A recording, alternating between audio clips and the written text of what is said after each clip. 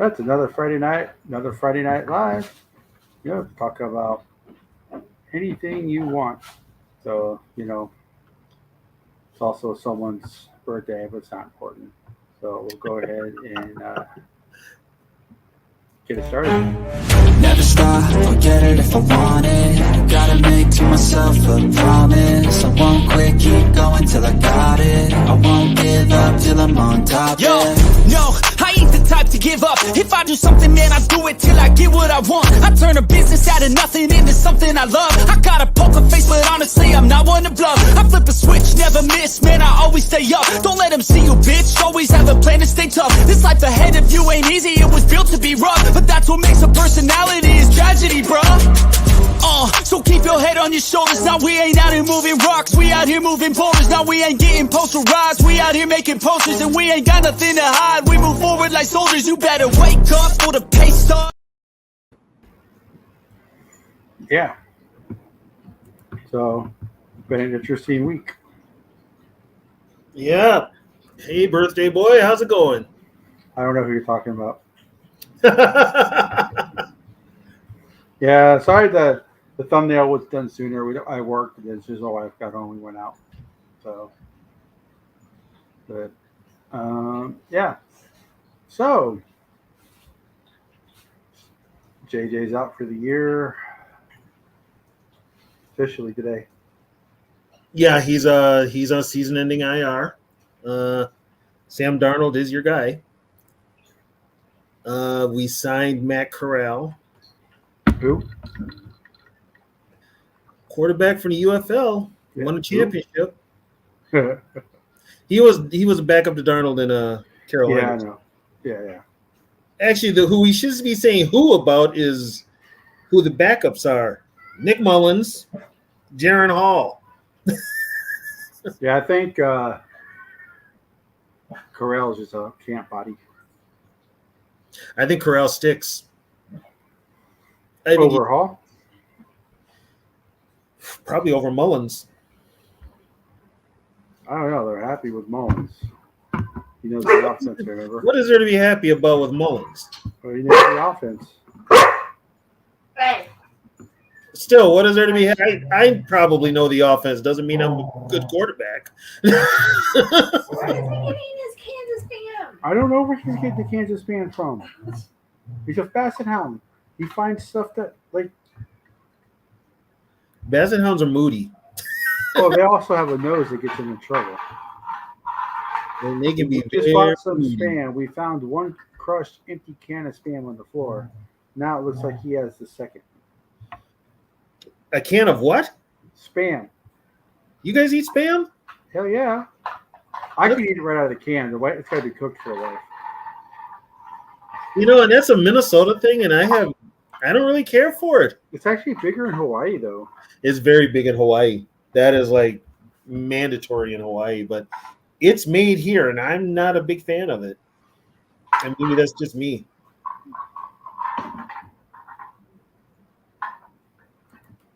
So yeah, we got 4. We'll see 3 of them tomorrow against Cleveland. Stop. Can I make a statement?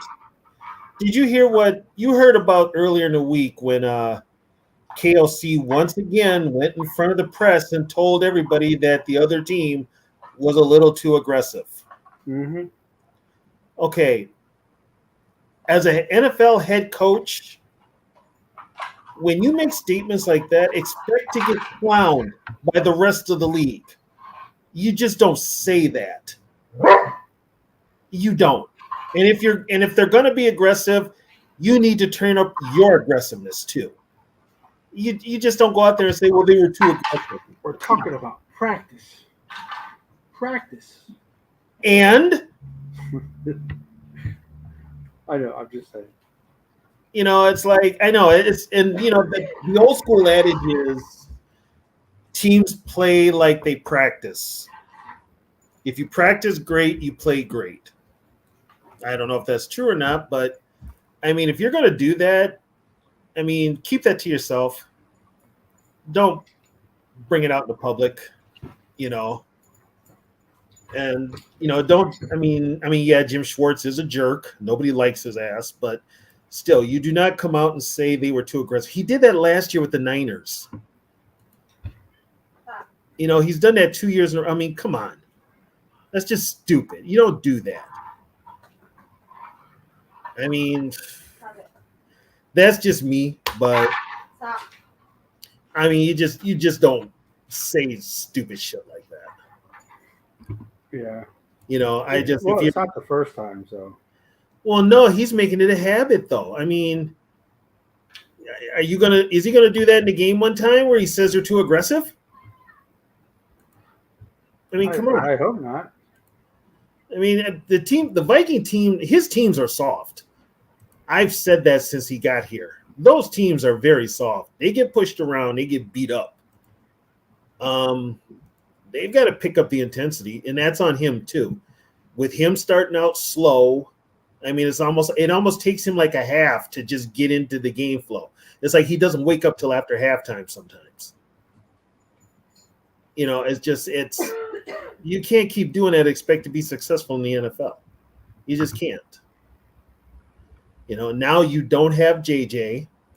You're gonna have to go to season with Sam Darnold. So he's gonna have to prove that he is an offensive coach, that he can get this team to start out strong and finish strong, and not have those lulls in between like they've had for since he's been here. This all falls on. This is a year that O'Connell can prove what kind of a coach he is. He doesn't have his number one draft choice. He's got a good defense. I think Flores will do some things with the defense, but it's up to that offense. He's got to do something with that offense. So we'll see what happens. I mean, it's the season already started, one game preseason, and already we're behind the 8 ball. Oh, Twins won. If it could have went bad, last week it would have it went bad. Yeah.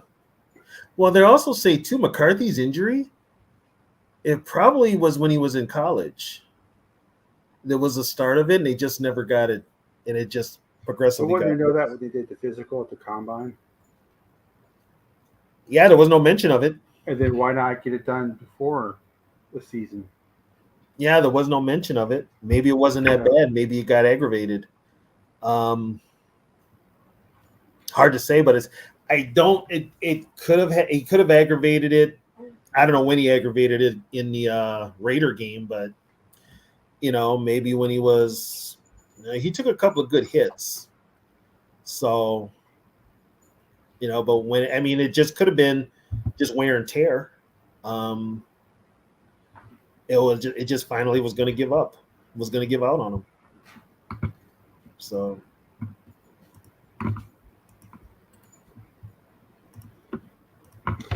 Yeah, I don't know.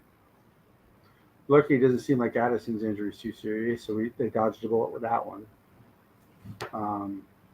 So he should be okay. Except for the suspension, which he's going to fight. So, see what happens. Yeah.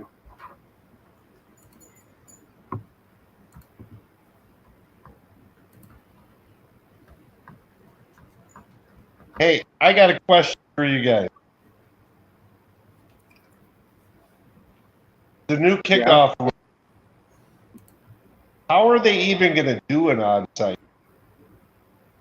They're not going to do an onside kick. If they're going to do an onside kick, they have to tell the referee that they're going to do it, and they can only do it in the fourth quarter and if they're trailing.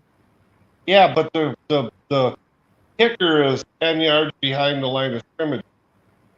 I don't even see how they're going to be able to onside kick the ball that's set up. You know what? They never explained that. They never explained that. I was thinking that yesterday. I'm like, it's impossible to onside kick the way the formation. Well, yeah, because You have to tell the team you're doing it. you have to tell the team you're doing it, first of all. Yeah, but the kicker's 10 yards behind the line of scrimmage. I don't know how they line it up, though. They never explained that, did they, Catch? No, They never explained it. They just said you have to tell the team, and you can only do it in the fourth quarter. It's got to be a different formation. It has. well, I don't. Instead of doing that, I mean, I don't like it, but it's better than telling them you're doing an onside kick. Why don't they just do the 4th and 15 thing? Well, I think maybe you have to announce it because it's got to be a different formation. It can't work the way they do kickoff stuff. It may be the original formation that they go back to if they're going to do an onside kick. That's Maybe the only thing that- I can think of. But Maybe yeah, that's why they have to announce it, because you got to line up. well, here's a good thing. This kickoff rule is only a 1-year deal. So they're going to change it. It'll be changed next year. So I don't know what they're going to do. I wouldn't be surprised if they do the UFL scenario and go back to the 25-yard line and kick off. That wouldn't shock me. I just, I like a kickoff return is one of the most exciting ball that change momentum. The thing with special teams is it's also a good way for guys to make a living. Some players make a living on special teams. So it's a very big part of the game that for some reason the NFL is trying to get rid of. I don't know know why, but it's Was that Cowboy Broncos Super Bowl when I think it was Upshaw was Upchurch? He run back a punt for You talking about Randy Upchurch? that really got them back. It was one of them. I think it might have been a kickoff, but you take away. Yeah, Upchurch went to University of Minnesota. He's a damn good kick returner. I think it was a kick return in that Super Bowl that got the Broncos back. Yeah, because the Broncos were getting their asses handed to them early. That was they needed something to kind of spark them, and that was Rick Upchurch. He was an All-Pro. He went to Pro Bowls for years just on kick returns. You're gonna have to explain what that is, Bob. And you guys got Mel Brooks' most underrated movie. Silent Movie was very underrated. I never saw Silent Movie. What up, Davey? I never saw Silent Movie. It's an actual silent movie, and you remember who Marcel was? Yeah. Famous mime. Yeah. He's the only guy who speaks it. He says no. Oh, jeez. That's the only word spoken. But there's a billion stars in that. Paul Newman. It's a fun movie. Was it shot in black and white? Yeah, it was black and white. I remember that. Yep. I don't think it was black and white. Yeah, he shot it black and white. No, I think what he's talking was in there. Young Frankenstein, black and white. Young Frankenstein was black and white. Yeah. I think so many. So how you doing, Davey? Long time no talk to you. Davey, what's going on? Not much, guys. You guys don't need to see me lying here in bed. I'm in pretty bad shape here. I just had multiple injections into my hip and my spine, so I'm just chilling out here. Yeah, you don't have to be on camera. It's not a requirement. Yeah, you don't have to be on cam. I'll be getting those next eventually. Sam's never on camera. Sarah's never on camera when she's on.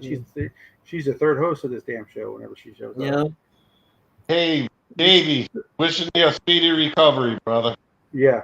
Thank you. Well, before I started, following and playing football, I was a hockey guy, and I started at a very young age, and I was playing hockey for almost 50 years before I had to stop. So this is probably the end result of playing 50 years of ice and roller hockey. Yes, yeah, especially hockey. Wow. Yeah.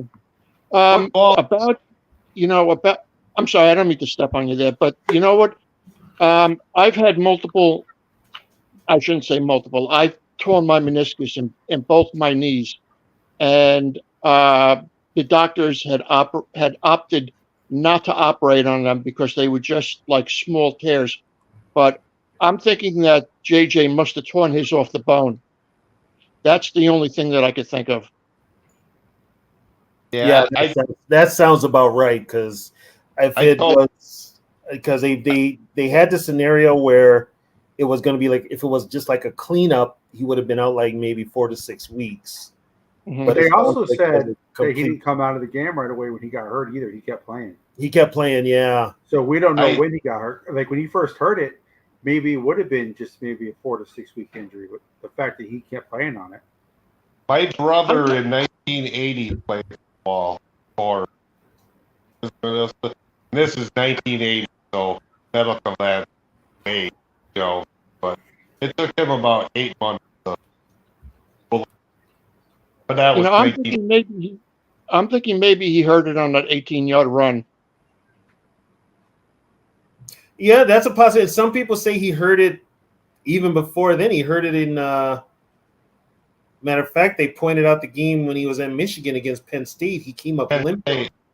I've heard those rumors too. Yeah, But like, so it could have been then, but then he played through it. It wasn't anything, it wasn't a problem. But then with this, they said with the swelling, when they said there was swelling, I at first was like, okay, maybe he needs to just relax it. Then it's a meniscus. Oh yeah, and changes everything. catch. I think you're right. I mean, but I don't know how in depth they go. Uh, the There are thing. injuries when it comes to ligaments and stuff like that. There are times where once like when it's in a certain point, it doesn't matter what you do, you're not going to harm it anymore. It's just like a pain thing until it heals. And then Yeah, there's some stuff that's like a partial tear, but if you keep playing on it, it'll completely tear. So, and then meniscus is like that. But So, I don't think at combines they take pictures of class. There's a big position down. yeah, I know my All right. wife slipped and fell on a tile floor. And when she fell, she's like, my knee hurts. Well, I went to the front of her leg to touch her knee, to see her knee wasn't there. Her knee was literally on the side of her leg. So she tore her ACL, her MCL, and her PCL and fractured her kneecap. Off the bed. Come on. So that was a long, laborious process. So she still has a scar to this day. She actually had, she's actually going to have to get an artificial knee here a little bit. So knee injuries are no joke. Luckily, he's 21, and it was only, if you're gonna do one, meniscus is the best one to do. right. Yeah, but my brother, of course, this is 1980, and he didn't have a top of the line surgery, but his father him today. That time, he's sick You're now. breaking up a lot, T-Bass, more than usual. But yeah. You know, it's supposed to be really good is a Durolane injection. I've had two of them in both my knees, and they seem to work pretty good. But I mean, how many people have $2,000 per shot? Exactly. I was fortunate enough that last year when I applied for Medicare and then my supplemental, they picked it up. So it only cost me like $250 per knee. But if I didn't have any insurance, I'd be suffering. There's no way I would be able to afford like $2,000 per knee. Yeah, it's Wow. pretty crazy. I had to get a corduroy. God, not a corduroy. Sorry, Cortisone? I had to get a cortisone Cortisone. shot in my shoulder, and the shot they had to go all the way down to the bone. So actually getting the shot hurt. But I will tell you, my shoulder felt fantastic for like 3 weeks. basically on my cortisone works shoulder. wonders. Basically on my shoulder, you have like how you had the ligaments on your shoulder, Mm-hmm. and there's like a Bulge on it. balloon, or something like that.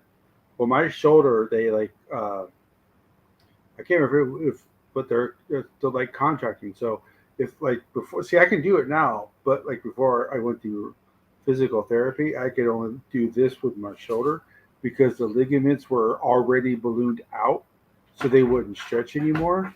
So they had to loosen everything. And like the first time I went to physical therapy, all you heard was this like all this cracking, and it hurt.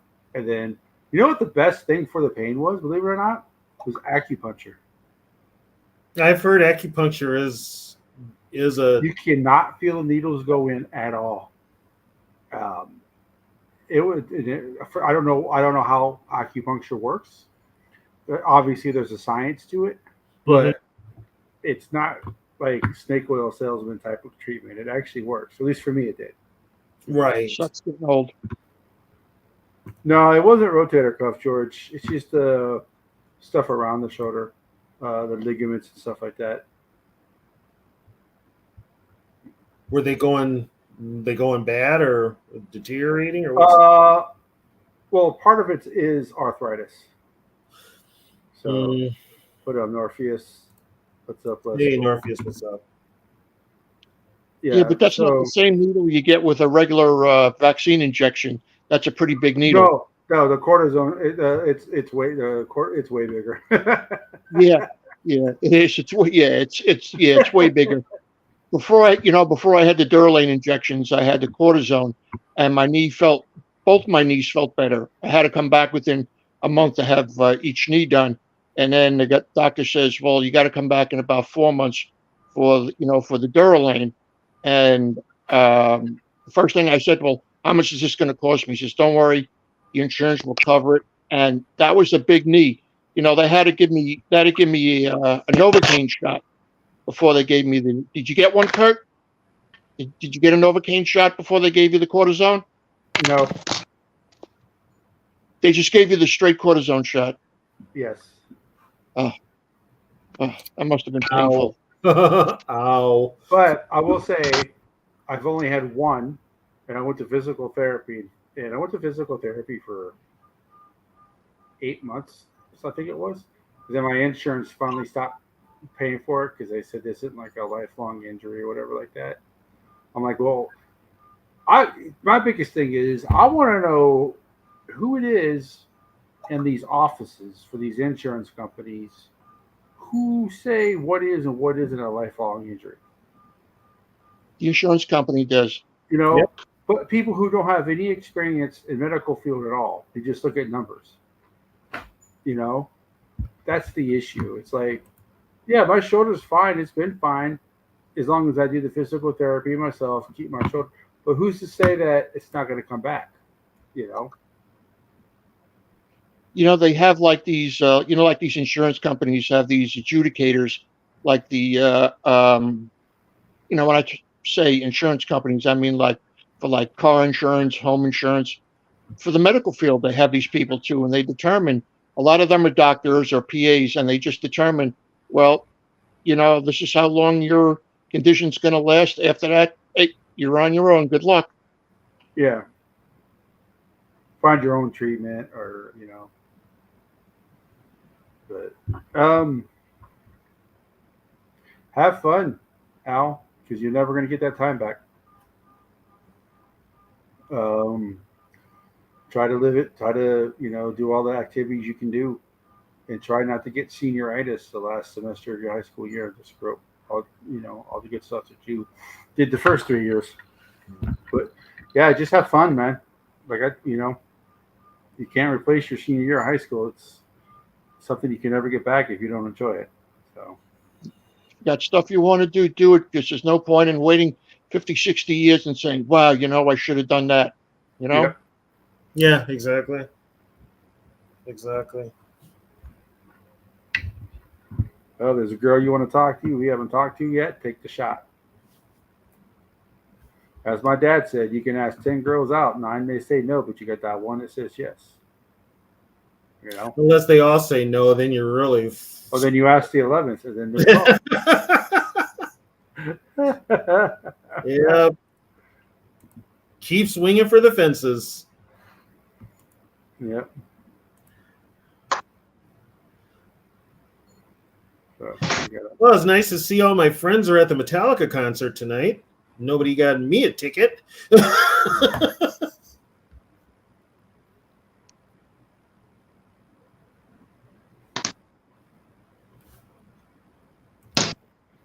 I did fight them. I sent it for like review, and they still said no.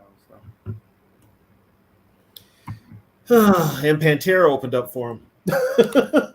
I saw Pantera. Well, Not in person, but I saw a video of the new. Like, I know Zach Wild is doing dimes. Zach is playing lead guitars, and Charlie Benanti from Anthrax is a drummer. Right. But Rex and Phil, two original Rex and Phil are members, with them, yeah. still there, but you can barely hear Phil. Like, the background music is so loud, you can barely hear Phil. Yeah. Yeah. Bob, why these guys are better. These guys are better than Metallica. Megadeth? Yep. Okay, let's just call Megadeth what it is, Dave Mustaine.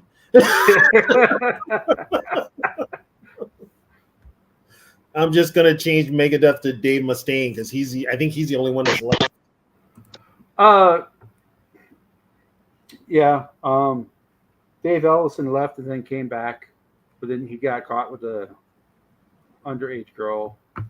He's from Minnesota. Yeah, Dave Ellison and Dave Mustaine, they were working relationship. They weren't really like close friends the whole time. No. Dave is very hard to get along with. Dave Mustaine is very hard to get along with, but you think it's his band, right? So why do you think he got kicked out of Metallica? Well, he got kicked out of Metallica because he was supposedly an angry drunk, and they're all lovey-dovey drunks. But no, I think he probably said something to Lars, and Lars didn't like it. Well, what's his name was just as bad. James was just as bad as Dave. Yeah, that's why Dave was so upset when he had that talk with Lars. You know, he's like, "You guys kicked me out for doing the same thing you were doing," and which is true. Yeah, Norpheus, that might be true. Phil's voice might be shot. Yeah, and it wasn't the best voice, but it was perfect for Pantera. Yeah, where is Sarah?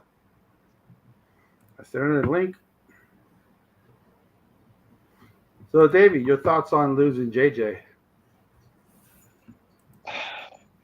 Well, I'm upset. I'll be quite frank. At the beginning of the draft, I wasn't sure who I wanted. It was either Drake May or JJ. But the more I saw JJ, the more I liked the guy, and I decided to lean towards him. I knew nothing about his injuries because I really don't watch college football a lot.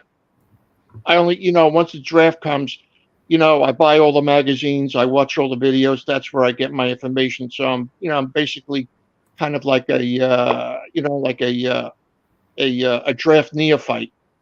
But it's this is just a long line. Shit never ends with this team. Yeah, if it ain't one thing, it's another. That's definitely. It's not a curse. Everybody was saying, well, it's the Ed Thorpe curse, and I was like, hey, that's 60 years ago. Enough of that. It's not a curse. It's it's either injuries. It's either injuries, bad decision making by management or coaches. We just bingo. Yeah. Hey, I'm a Cubs fan. There's no such thing as a curse. Yeah. I'm a Cubs fan also. There's no curse. It's just exactly what you said, Davey.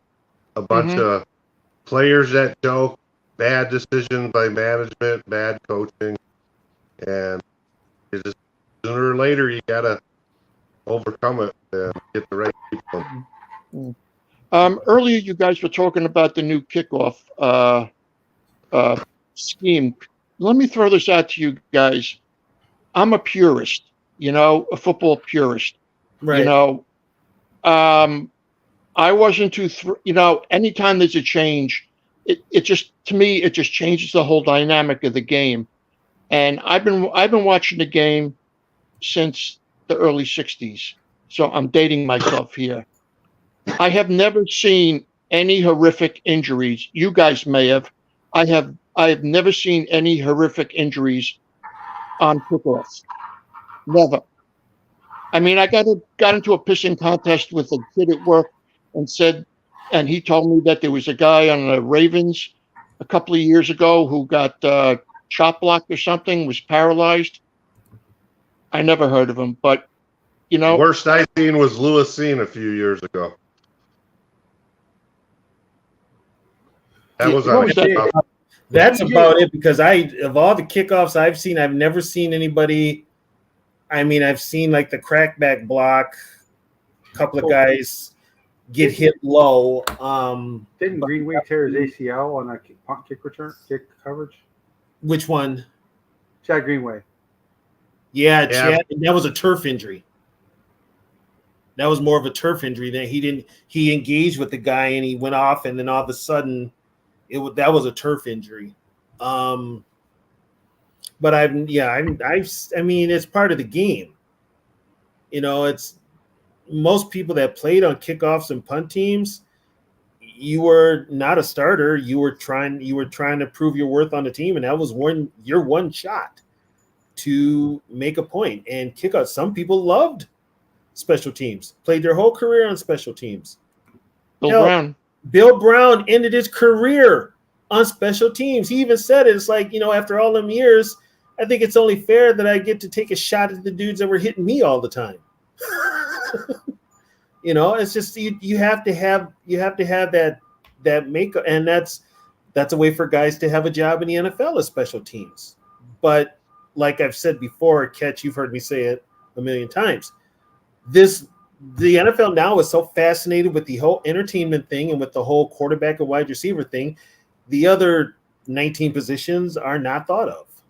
So, it unfortunately, when you get gambling involved in fantasy football and Hollywood and all this other crap, you lose the essence of what made your game special. I used to love returning kicks in football. So I used to love kickoff coverage. So, Celine, so what I've heard, this comes from Tony, and comes from Tony, who has an inside source with Minnesota. The reason Teddy's injury was so bad was that he got stepped on. I guess you could say it was the perfect storm for him to get stepped on, because I guess when he got stepped on, his foot was coming up as he got stepped on, so his foot got pushed back down to the ground with full force, and then as his leg was coming up, so his leg went up, his foot went down to the ground while the rest of his leg was going up. Yeah, so that's why his injury was. He almost lost his leg on the field. Yeah, he almost lost his leg, and I won't tell you who the player was that was responsible for that. Hey, I got a question for the three of you guys and whoever's listening. So that first joint practice, we know KOC complained about physicality. They said the next joint practice, the Vikings came out there, with the chip on their shoulder. I'm thinking maybe a couple of veterans in the locker room after that game one for first joint practice probably said something to the team in the locker room. But who do you guys think on the Vikings are those dudes that are gonna step up, call team meetings, I'm gonna tell you right now, the one that got in the KOC's ear was probably Brian Flores. But is there anybody on the team that's got that? JJ Jefferson is in that position. He's I don't know if that type of guy. Only one I think that could do it is probably Harrison. Yeah, but he's too quiet. He's not that type of guy either. And I don't think Jefferson's really that type of guy. I will tell you who is. And he's got the green dot this year. It's Pace. Okay, yeah. I mean he's earned it to say something. He's only in his second year though, so Yeah, but I think he's earned it. I mean, but there's not too many guys on that team. I don't think are gonna, Yeah, you okay. know, fall in the locker I'm room going to and say say, kind of something controversial, but Ivan Pace. He needs to wear a real number. I mean, He needs to wear a real he calls number. himself Agent Zero. He's not even the true Agent Zero Okay, first of all, if you're a zero, you're a nothing. because it's technically not a number. Zero is nothing. Wear a real number. Wear an intimidating number. If you're going to be a linebacker and you're intimidating, and Pace can be intimidating, you need to look the part. Zero is not part of it. so Pace had the green top before basically- they signed Cashman. so basically nobody's coming up with a definitive that guy, this guy. So Well, is no, that because something- we don't that- know. We don't have anybody on the team that's kind of that. You know, What you, about- What about is Cashman that guy? no. I mean, No. we don't have a Jim Marshall or nothing. No, and it wasn't Marshall. The one that used to get in everybody's ass was Carl Eller. Was it Eller? Okay. It was Eller. You don't have an Eller. You don't have a Millard. You don't have a. You don't have a Favre on offense. You don't have a Favre. It used to be John Randall. Jared Allen used to get in everybody's ass. You don't have that type of player. Everson Griffin. Maybe that's something we're lacking on the Vikings. They just don't have a guy that Well, you know. the problem is the team is really young too. There really isn't any too many long-term veterans on this team, except for Harrison Smith, obviously. But Harrison Smith leads by example. He Harrison leads on Phillips, the field. maybe. Harrison Smith leads on the field. He leads by example. He's not a talker. He's a watch what I do type of leader, not a. I think listen to type Jefferson's of like leader. that too. You know? Jefferson like that. Yeah, so I would say Jefferson's like that. Jefferson might be a little bit more vocal, but yeah, that's pretty much. They're all pretty much, they're quiet leaders. They do what they need to do on the field for people to follow them. Was Thielen that guy? Because Cousins wasn't a leader either. So this team hasn't really had someone you would look to as like Patrick Mahomes. The one that was a leader though was Everson Griffin. Yeah, Was Thielen that type of guy? I think so. Yeah, he was. Yeah, that's Look how he went after Cousins on the sideline. Yeah. Hey, Catch, go to Gil's comment. I had that energy last year with Davenport. I had it last year. First of all, if you're playing a defensive position and you're wearing zero, not a good look. Now I think that number's cursed. Double zero is different because double zero. Double zero should be allowed. It actually means 100. Yep. So, Double zero should be allowed. Why the NFL don't allow it, I don't know, but NFL's got some stupid rules that I still can't figure out. Oh, here's a guy. Do you think Aaron Jones could fit that role? Aaron's vocal. Aaron's vocal. Aaron will be the type of guy who'll talk to KOC, be like, "Hey, we're not running." He'll definitely be the one to put KLC on blast if he doesn't get enough carries. Yeah, but what about other players though? Is he the type of guy that like get your head out of your ass? Just to You have a different type of player nowadays. Yeah. These guys, the mentality of these players nowadays is so laid back. They know that this is not their life. So they're just going to take it for what it is. If they win, they win. If they don't, they don't. They're already thinking about life after football. They're not putting a lot into it. It's just something they do temporarily. So they don't have that old school mentality where it was, okay, this is my job. I've got to succeed at it or somebody will take my job. These guys don't care. They just do not care. It's a different type of attitude. When I say, and I'm not, I show my age with it, but a lot of motherfuckers are soft nowadays. And Yes, Wentz is better than Carroll. I agree with you, Tony. There wouldn't be a lot of dancing in the end zone and all that. And that, you know what? Here's the deal with the NFL. If I'm the NFL Players Association And the NFL comes at me and they're like, well, we want to see more of the end zone celebrations and all that shit. I'm like, okay, so you really want these guys to come out here and do a song and dance? If you want a song and dance, go get a TV show. These guys are football players. They're going to make a play. They're going to show some emotion. They're going to get off the field. They're not singing and dancing for your entertainment, so you can make a highlight reel to sell overpriced tickets to your watered-down product. Yeah. That's the way it's got to be. Somebody's got to say something. I don't know about Dallas Turner being quiet or not, but he's a rookie. It's hard for a rookie to come in and be. Yeah, if you're a rookie, if you're a rookie, you usually don't come in and you're all bluster. Yeah. If you're a rookie, you kind of. The only rookie I could see who would be JJ, just because of the position he plays. Yeah. But yeah. The quarterback isn't always necessarily the leader on the offensive side. And if you're new on the team, you got to have a good reputation back up. But that's why I said Pace, because Pace is not a rookie. He's in his second year, so I think people will listen to him more. Yeah, if you've been on this team for a minute, because all the veterans are gone now. So guess what? Yeah, somebody does have to step up and take that mantle. So I could see Pace doing it because he's been here. Metellus is the one that's probably going to do it. What about O'Neal or Darashaw? I think isn't Metellus the player rep for the union for the Vikings? Yeah. Metellus is kind of like the voice of the Vikings. Is our tackles pretty quiet? Is O'Neal and Darashaw pretty quiet guys?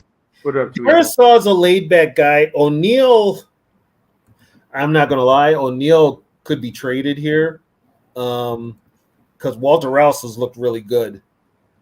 But O'Neal is a veteran. He's vocal to a point. But usually 9 times out of 10, your most vocal is a defensive guy. Give them Hall, give them Scene, give them a 6th-round pick. Boom, you got Wentz. Where's Wentz? Back up in Kansas City. Oh, Wentz is still playing? I didn't even know he was. Yeah. I didn't even know he was still playing. And I only know that he's a backup in Kansas City because I literally saw NFL Network tease. To be honest, I'm going to give Darnold a chance. I mean, everybody's freaked out now that McCarthy's gone. And what I call McCarthy maniac. They're going to have Darnold under a microscope. They were going to have him under a microscope anyway because they wanted McCarthy so bad. But I'm willing to give Sam Darnold a chance. We still don't even know if JJ was going to play at all this year. We still don't know that. Even though he got hurt. Here's my thing. You're putting everybody. Lord Duncan, the Lord has arrived. Everybody, all about to the Lord. To put, like they want to put the quarterbacks under a microscope. When the hell are we going to put KOC under the microscope?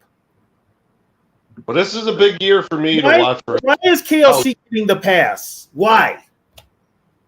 He was he was here. He was brought here as this offensive genius, this quarterback whisperer. He's got to prove that he's what he was advertised. Do I think he can do it? Not really. Well, this is an important season for me, and it's not about wins and losses. It's how he handles this. I'm not even I'm just sitting this year watching the games to see how they do. But, it's not a good start when he's playing and they're being me, I'm just glad. I'm glad we moved on from the chapter that was who. I was ready to get. I was done with that chapter years ago, and it lasted probably 3 years too long. Now that we moved on from that chapter, I'm fine with it. So I'm fine to just watch whatever happens. So, Sam didn't do too bad of a job. Carolina. Lord, I'm not mad at KOC. I'm not mad at KOC. I'm just saying, if you really want to put somebody under a microscope, put him under a microscope. And every team has injuries. Injuries are not immune to just the Vikings. Every team has injuries. Some teams are still successful with those injuries. Some teams are not. But you, as a head coach, whatever you're dealt with as players, you've got to have that team ready. And Heck, I'm no. sick. I'm sick of the excuses that KOC is getting.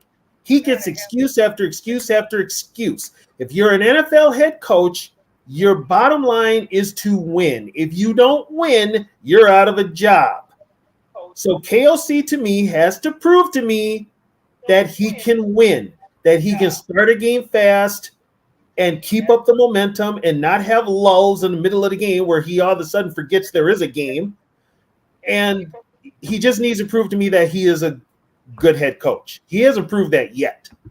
He just proved to me that, well, guess what? We couldn't get Harbaugh, so we settled for this guy.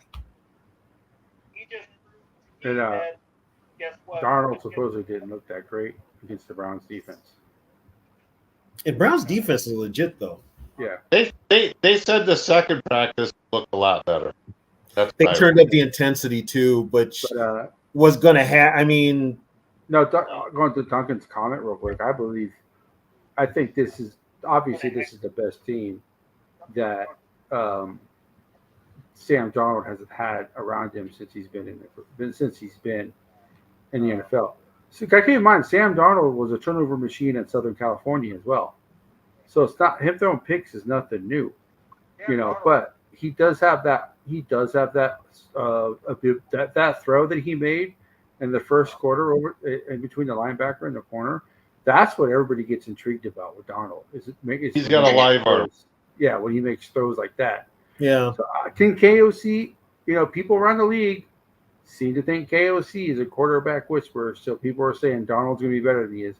We'll just have to wait and find out. Exactly. I don't know about if JJ. I mean, yeah, it sucks JJ got hurt because we're not going to see him this year. But the one thing it does do, I think it actually brings less of a distraction because the first time Sam Darnold throws 3 picks in a game, what's everybody going to say? Put JJ in. That's not there this year. People aren't going to go, oh, damn, Sam Darnold threw 3 picks in a game. Let's put Mullins in. People ain't going to say that. Yeah, because Mullins will throw 3 more. Right, exactly. People aren't going to say that. The guy they just signed, Corral, they're not going to say that. They may say Jaron Hall because we saw Jaron Hall very, very, very briefly. Jaron Hall scares me, but he does. He did not look good. He did not look good. Needs more reps, but he does scare. He was throwing almost every ball high in that preseason game, getting his wide receivers killed. Well, he was throwing them low, and they were knocking him down at the line of scrimmage. Yeah. So Jaron Hall needs a lot of work. So yeah. Darnold's the best we got. If Darnold goes down, but I don't know what this team's going to do. Here's what works, though, and KOC's got to stick with it. Run the damn ball. Yeah, got to run the ball. Yeah. Run the ball. Because if you don't run the ball, why the hell did you sign Jones? He doesn't run the ball. I mean, it's like either last year was an aberration with him not running the ball, but he's definitely got to run the ball now. What worries me is he tries to run the ball, it doesn't work. He will abandon it. Totally abandon. Yeah, he will abandon it. If the running game's not working, he will not stick with it and hope that something pops. He will abandon it and start throwing the ball. Well, running back. Hold on. We all rise and bow our heads. The much requested, the most valued, the Queen has arrived. About damn time. They've been asking for you, Sarah. Hey, Sarah. What's up, you guys? I was worried about you. And I waited for your camera to turn off before I put you in the show, though,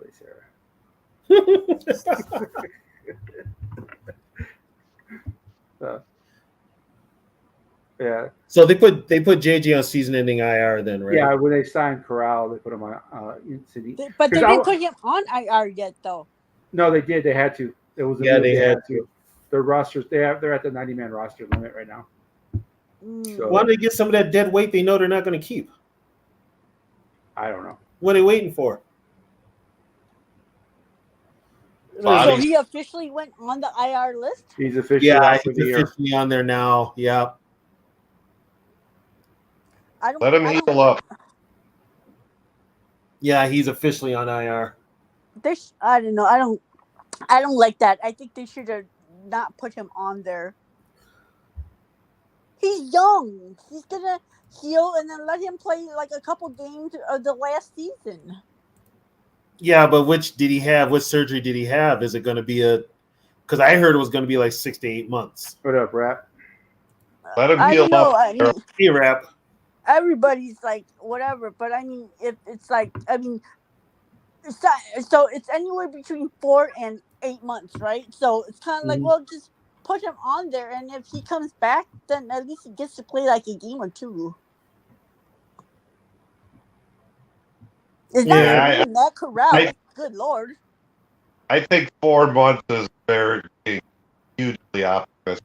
I think the best route for him is to heal up this and come back. Well, and they're going to be checking a waiver wire too because there's a bunch of players are going to get released. I think they can't trade anybody because they don't really have trading. I think this is what happens. If Sam Darnold does not get hurt, he's the quarterback all year. You know, obviously, you know, even with JJ being hurt, I don't think if he misses a quarter or something like that, yeah, Mullins will come in or whatever. I think if Darnold gets hurt for more than 4 or 5 weeks, do you guys think they sign Tannehill? Or Flacco? Tannehill might have a gig before then. Well, Flacco has a job right now. Flacco's the backup in. Oh, I heard. Yeah, he's the backup somewhere. I forget. No. I'd rather sign a 50-year-old Brady. God dang. Tannehill? Yeah. Hey, Sarah, 50 is pretty young. You really want to put Brady behind Bradbury at center? He gets the ball out fast. I mean, Jesus. Poor guy. Yeah, Flacco's with the Colts. Oh, he's with the Colts? Yeah, I knew he was a backup somewhere. I just couldn't. Yeah. I think Brady's finally done. Got it out of. Well, does he have like part ownership in the Raiders too? Yeah, you can't be a player and an owner at the same time. So. Yeah, you can't do that. He's trying to skirt that rule. That's how great he is. I remember when Gretzky retired, went about 10 years. Rumors. Here's the thing: there's really nothing Brady can do anymore in the NFL. Just enjoy retirement, dude. Except get hurt bad. Yeah. So, I got a question for you. I put it out there. I think Sam Darnold is one and done with the Vikings, no matter how he plays. Yep. If he plays, I can agree with that. If he plays bad, obviously he's going to be gone. But let's say he leads the Vikings to 11-5 or 11-6 record or 10-7 record, and they make the playoffs. Nope, still gone. I still think he's gone because they have JJ. So Well, I heard some people that say that if Darnold plays well, they're going to sign him to like a 2-year contract and have JJ sit a couple more years. Yeah, they also There's said no that reason. Because JJ already understands the offense. He's already got the offense down. He understands how to run it. His issue is footwork and when to throw the ball hard and when to put touch on it. That's JJ's issue right now. It's not KOC says that he's picked up the offense faster than any person has ever picked up his offense, which is saying something because we had a guy who just left. He was here for a couple years. So they did not draft a guy with a 10th pick to sit 3-4 years. Right. No, I think he's gone anyway because guess what? If he has a good year, some quarterback starved team is going to overpay, and he's going to go with the money. It could be Atlanta. Could be Denver. No, I was kidding. There's a great who would overpay for Darnold would be the Raiders. It would be the Raiders. There's a great video out there for the first preseason game where Kurt Warner breaks down every pass that JJ did. Really insightful. And one of the things that we don't get is like when he does a rollout real quick. Kurt's like got to slow down a little, doing that fast because not that when he rolls out real quick, can't set up for. It's really really insightful. I mean, he had a lot of good things to say about it. So, but wasn't it just, refreshing? Wasn't it refreshing to have a quarterback who everybody was covered? He saw that he could run for 10 yards, so he ran. Yes. That's a dynamic of the offense that this team hasn't had in what? He also didn't look. He 7 didn't to look 8 flustered. years. He also didn't look flustered. He was a rookie, and he looked He like threw that pick. He's like, oh well. Yeah, he looked like in one game he had more confidence than the 6 years that who was here. Thou should That not be was named. Kirk's problem. He never There we played with go. confidence. I'm trying not to say his name, Sarah. No, I'm just saying like that's always been Kirk's problem is that he never played with confidence. Sarah, And we're not calling him Kirk. We're calling him that guy. Kirk. That's Kirk's problem. He never played with confidence.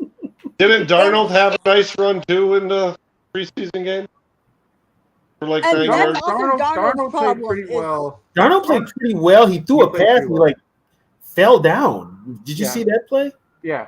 But Yeah. the He pass, doesn't play with confidence either. That's why I'm kind of worried. the pass that he threw, where I said earlier, where he threw it over the linebacker I think it was the Addison pass, where he threw it over the linebacker and before the cornerback. That was a good pass, So I think that's why I'm thinking. Let's be real. Darnold is going to have some stinkers this year, but will the good games outweigh the bad? That's because who had bad games like the first week of the season last year. It happens. Even great quarterback, even Mahomes has bad games, but it's how you come back from those bad games. Do you keep? Oh God, I hope I don't do what I did last week, and you tense up and you stink up the joint. You just keep playing bad. You keep playing bad. Hopefully, KOC will tell Darnold, "Hey, listen, we know you're going to mess up. Don't let it bother you." No, we won't have to hear pressers like, "Yeah, I don't know what happened on third down. I have to watch the tape." Yeah. I'm hoping that because JJ is such a leader that even though he's like injured, he's still going to be out on the field with them and all that, and hopefully he will be able to coach up Sam Darnold because God, that dude does not play with any kind of swagger or confidence. That's why I don't have confidence in him. It's like if he can't even believe in himself, how the hell am I supposed to believe in him? Well, he's never had weapons either. I mean, I know he's broken because of the shitty. Hell, if you played for the Jets, you'd be but you have to admit that it's like shit like that breaks somebody too. Yeah, well, New York has a tendency to do that to you. Yeah. Well, yeah. I mean, If you come back from it, Sarah, there's been guys. Davey was going to say something. What were you going to say, Davey? Well, you were talking about Donald having a couple of stinkers. Well, are those stinkers going to be all Sam Darnold, or those stinkers are going to be because of spotty offensive line play? Because to me, I still think the only weakness on the offense is the interior.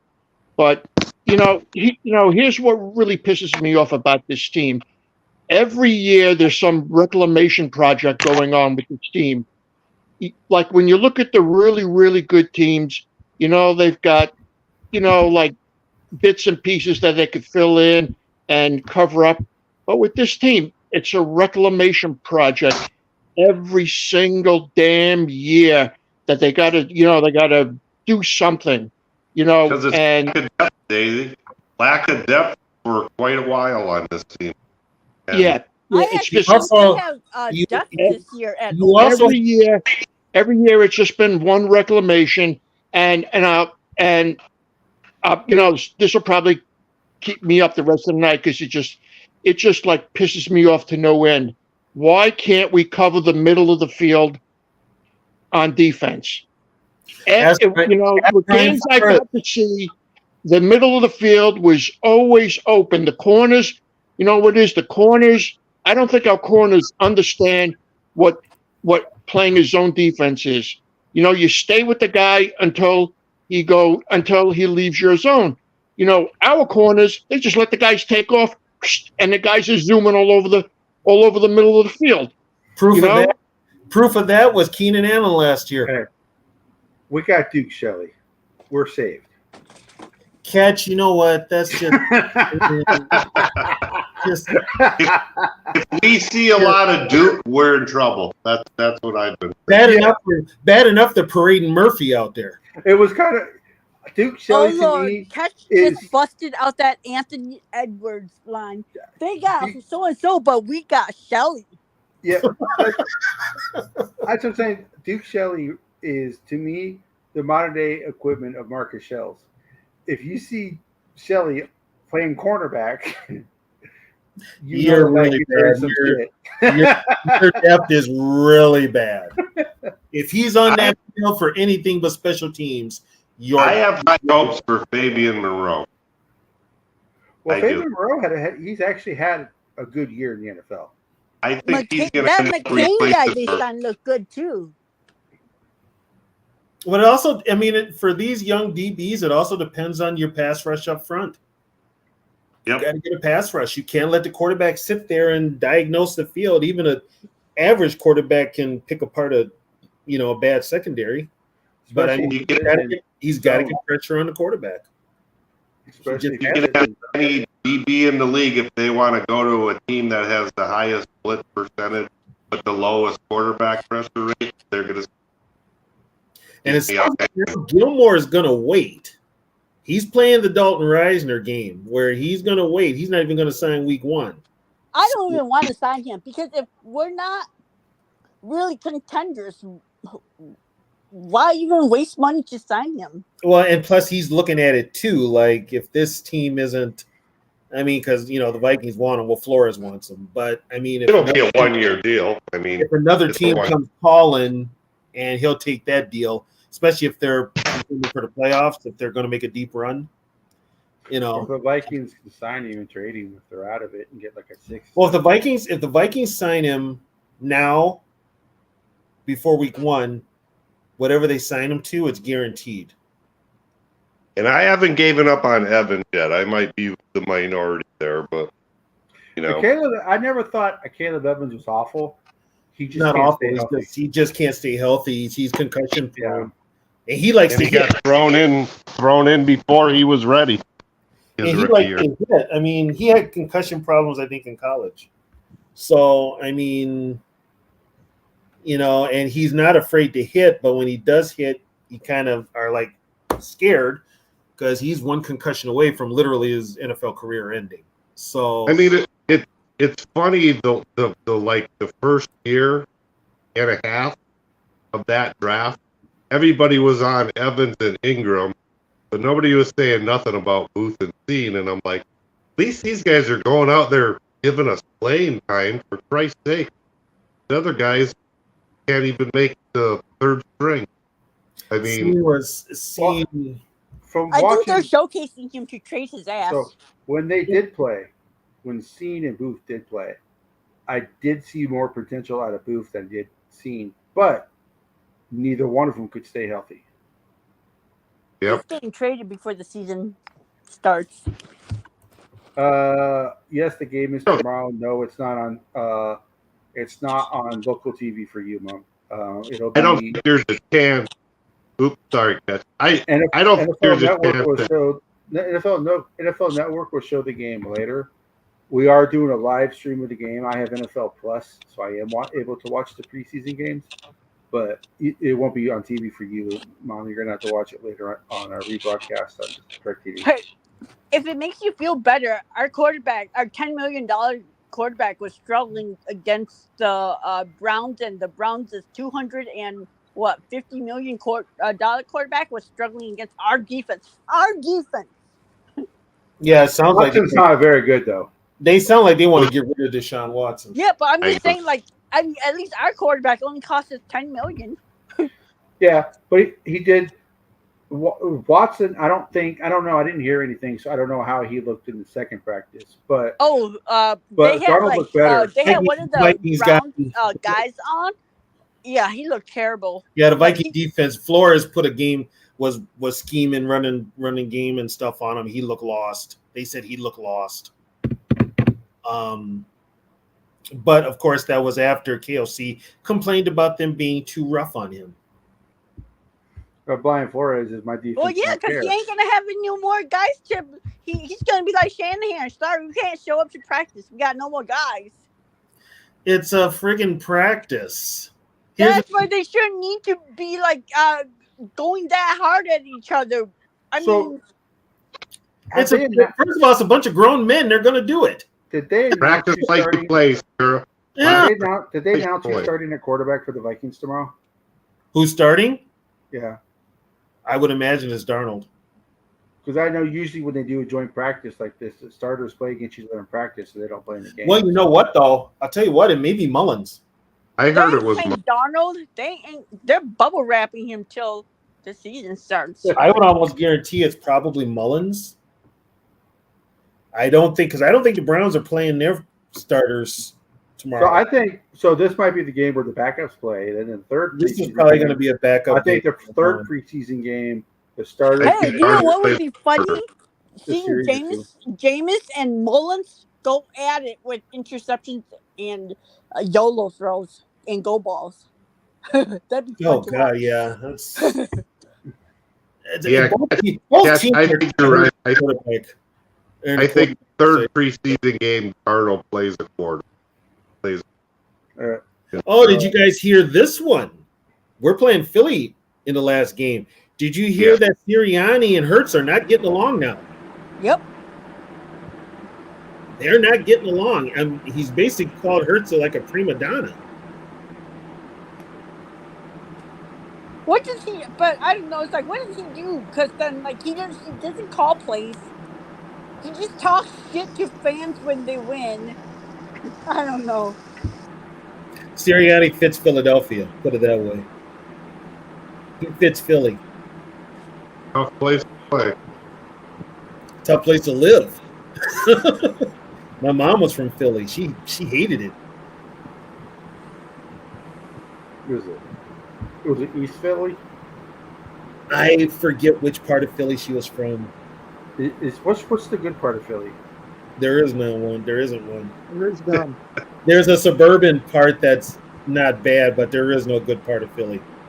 The best part of Philly. I am so sick and tired of this goddamn almost not trade. So the best part of Philly is the city you drive past to get into it, and the city you drive into to get out of it. What? Yeah, the Ben Franklin Expressway. Yeah, the best part of Philly is not being in it. Yeah. Don't they have like that? Don't they have like a great building there though? Historical building.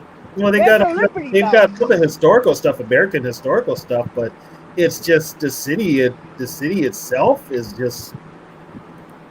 All right, Because the Liberty Bell here. Yeah, people just go there for cheesesteaks. That's all. You want to go there? You want to go there to see a Liberty Bell and a statue of Rocky? That's about it. Rocky's not even real. Question for Davey. Davey, I don't get to talk to you much, brother. What's your most memorable Viking game that you've been watching them? My most memorable Viking experience? Let's see. I can't remember the guy's name, but he only played for the Vikings for 1 year. I was playing on this golf course out on Long Island, where I'm originally from. And I bumped into this guy, and I was wearing a Viking hat. And he goes, "You're a Viking fan?" And I said, "Yeah." And he goes, "Well, I played for the Vikings." And I said, "Well, how was Norm Van Brocklin?" And he goes, "You don't want to know about him." But I can't remember the guy's name. That was probably my greatest Viking experience, was actually playing golf with one of the old timers. I can't remember the How, guy's name. What was his name? He went to Hofstra University. how about your most memorable game? Oh, a game. I'm sorry. I'm sorry. You're breaking up. But no, that was a good story. My most That was memorable still game. that was still an awesome story, Davey. What was the guy's name? He played on the '63 Vikings. Jesus, I can't. And you said he went to As far as Hofstra? game, I would probably say the Thanksgiving game, 1969. Oh, the Detroit game. Shout out Yeah, the Detroit. Detroit game. Why is that? It was typical Viking game, played in the rain, the mud, the snow, and of course you had that big play with Marshall and Page, that lateral. And it was probably one of the few games I got to watch on TV. The only other games I got to watch was the opening season loss against the Giants because it was a local game, and then Okay. the week 11 game, the week 11 game at the Coliseum against the Rams, the 11-0 Rams, the 11-0 Rams against the 10-1 Vikings. That was a late game. So those were the only three games I got to watch during the regular season. That was a big I had a deal. hockey game. Pardon me? That was a big deal when you got to watch your team and you were out. Yeah, I couldn't watch the two playoff games because I actually had hockey games those those 2 days. So yeah, that Thanksgiving game, it was a pretty. Well, you know what's funny Terry about that game? Cousins, that was the guy's name. Terry Cousins. Kurt, if you got the football encyclopedia in front of you, his name is Terry Cousins, Yeah, and I yeah. think Safety. I know played who on he the is. '63. Free safety. Yeah, I know who Yeah. he is. Yeah, You that know was the the guy. funny thing He was a is, first round pick by the Boston Patriots. you know, the funny thing is about those early Viking games. Here in the Twin Cities, they didn't show the home games. The only time you could watch the games was road games. So when the playoffs rolled around, they were not televised on TV. The playoffs were? So Why are the Cleveland whatever called Guardians now? I just noticed the name change. There's a famous bridge in Cleveland that has two gargoyles on. They have two gargoyles on each end of the bridge, and they're called the Guardians of the Bridge. yeah, they call them the Guardians. So I that's was like, why. who the fuck are the Guardians? Yeah, it's a landmark on their bridge. Yeah. It's a landmark on the bridge. All right, guys, getting late. I got to get going. See you. All right, so that's Thank Later, T-Bass. better. What up, Steve?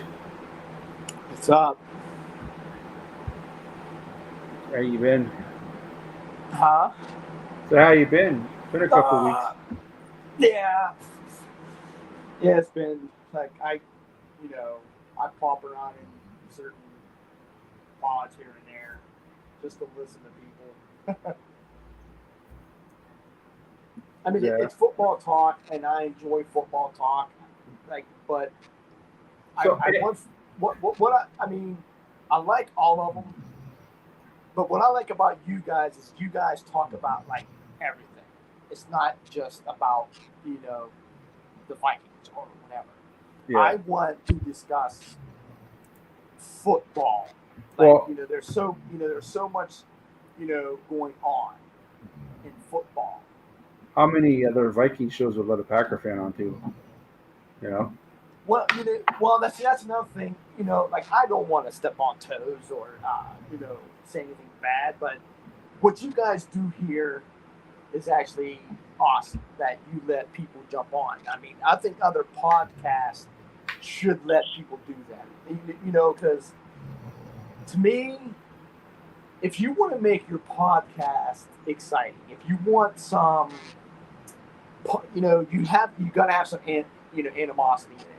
Like anymore, like in the morning on Russell's show and all that, whatever.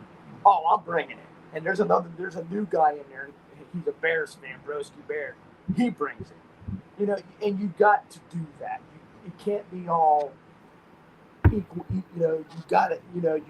There's got to be some. hostility, but respectful in a way. And so for like they'll sit there and go on whatever about division champs, and I'll keep typing, we still own this division.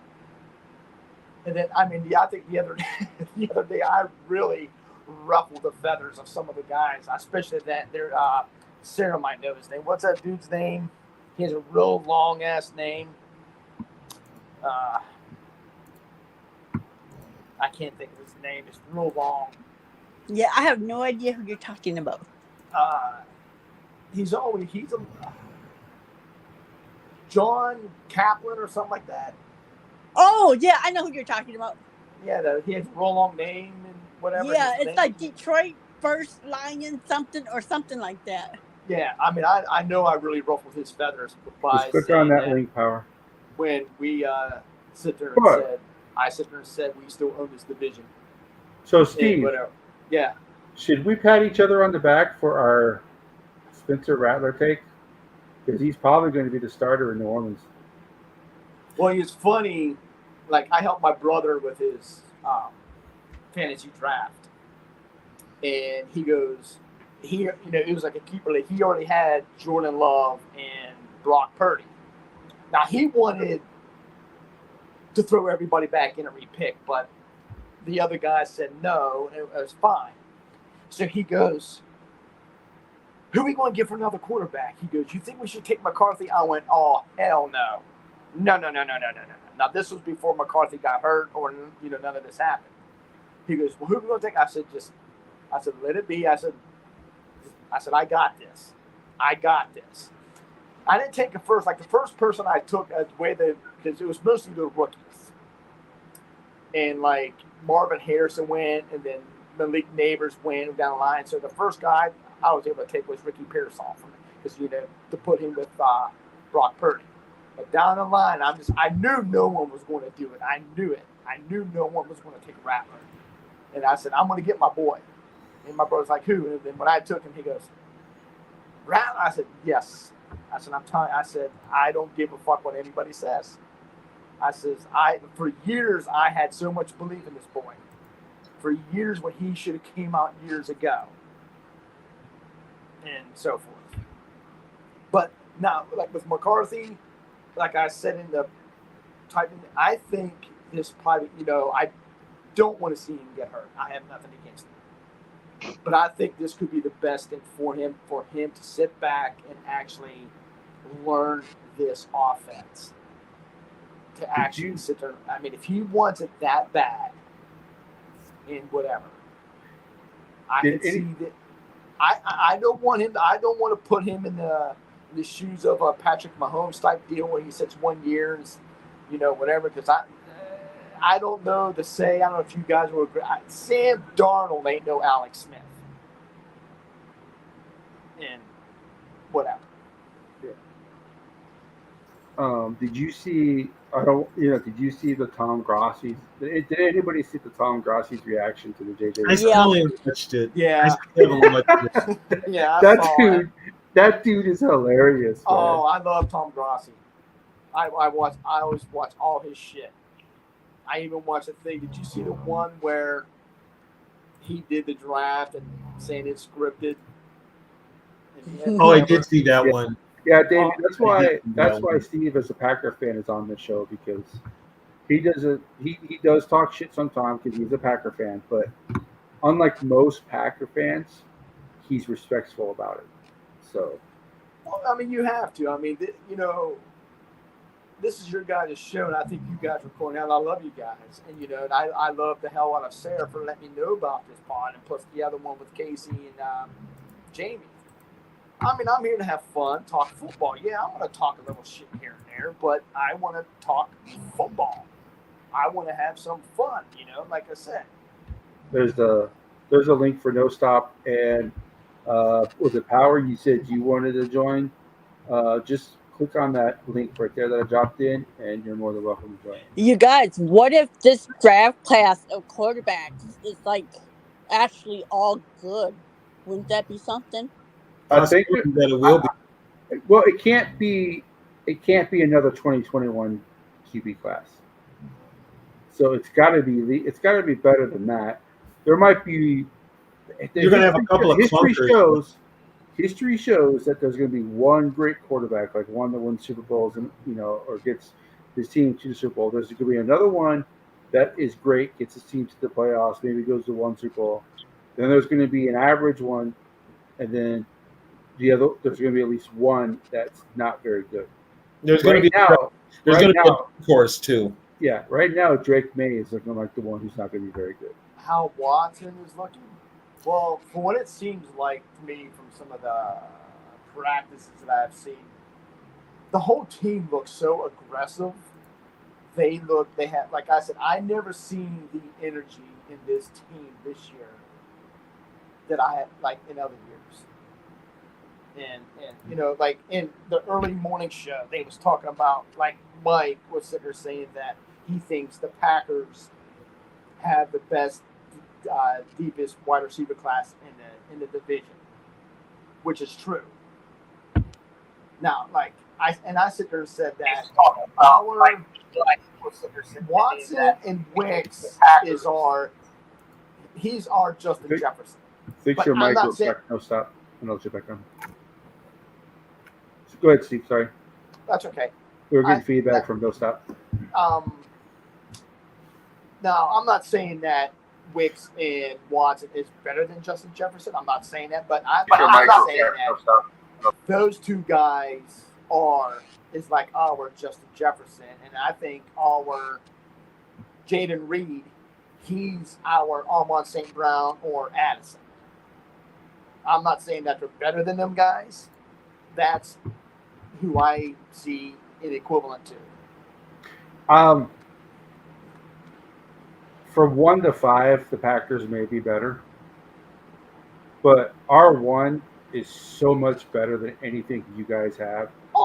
And our two could be considered a number 1 on most teams. So our top 2 are probably better than most teams. But 1 through 5, you're probably right, because I do like even though he's a Packer, and I don't like cheering for Packer players, but I do like God. I'm having a brain collapse. You just mentioned him. Wicks? Yes. Dontavian Wicks? Yeah, I would love to have him on the Vikings. I mean, yeah. Wicks, well, he was another one in my brother's draft that I said, I'm going after Wicks. I'm definitely, whatever. Good night, Davey. But good night, Davey. But the thing is, good night, Davey. I'm waiting to see cuts, the surprising cuts that's going to happen, because there's going to be a look. I can see Watson, Wicks, Reed, Dubs as the main guys. Now between Samora Torre, I think is going to get cut. Well, there was a dumb rumor about how you guys were trading Watson in a second round to Cowgirls for CeeDee Lamb. That will never happen. That would never happen. That would just never happen. But the fact that I know Torre's gone. He's more like a cut. I know Grant DeBose is really stepping it up. He's really stepping up his game.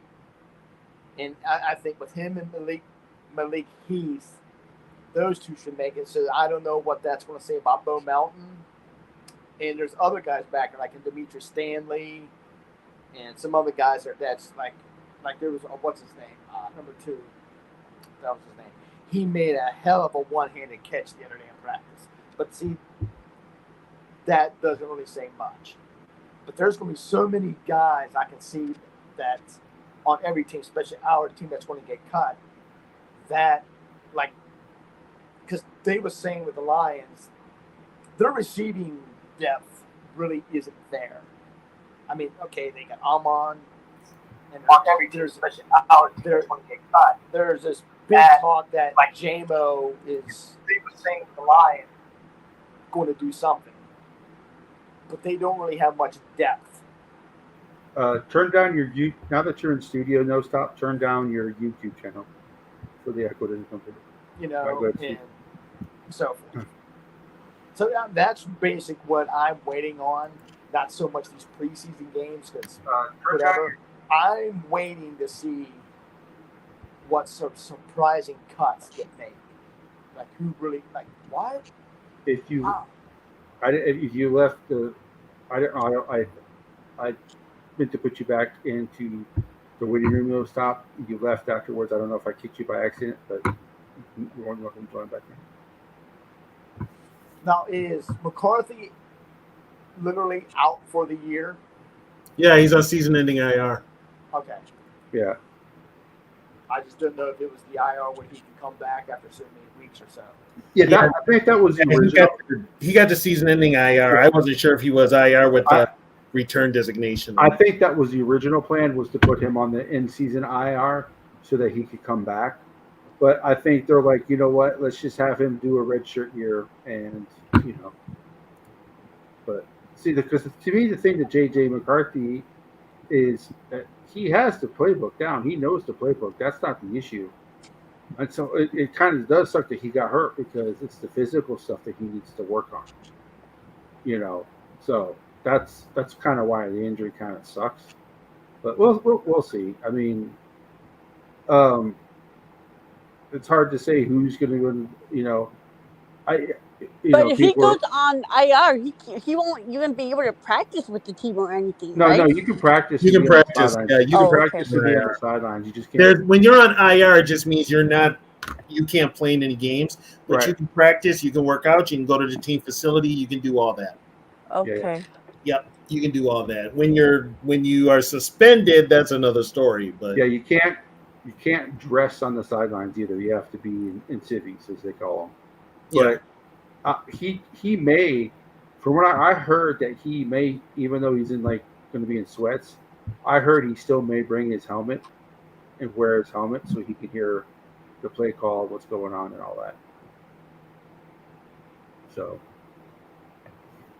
which will be good, you know. But it just sucks. Yeah, I can see him doing that. Yeah, it just sucks that we were just so excited for to see him, and this crap happens. Well, now that we've seen what he can do, I feel confident. I'm pretty good with it. My whole thing is now this year, is this like a pass year for KLC? I think it's got to be. So then he's got 1 year left on his contract to do something. Yeah. And then, so if he does it, then he gets an extension. But if he doesn't do it, we're back to square one looking for another head coach. I think unless he has 2 straight seasons of 3 wins, he's safe. Like if they go 4-12 this year. I mean, they just drafted McCarthy. It would. Yeah. I mean, I think he's safe. I think McCarthy could play with any coach. No, but I'm just saying, yeah, but you know when a new coach comes in, that coach is gonna want his guy. Actually, Mike, the thing that's going to save Atlanta is that defense. Yeah. Didn't they just get somebody? They traded for someone or something? Yeah, they got Matt Judon. Yeah, from the Patriots. Okay. Yeah, they got they signed Simmons. Simmons. Yeah, they got Simmons and Judon. Yeah, Simmons. That's it. The safety. They could have just drafted Dallas Turner, but Simmons. Yeah, they got Simmons and Judon. you guys are all echoing. What? No, it's no stop. Hey, no stop. No stop. Turn down your YouTube now because you're in studio. Turn down your YouTube channel that you're watching us on. And okay,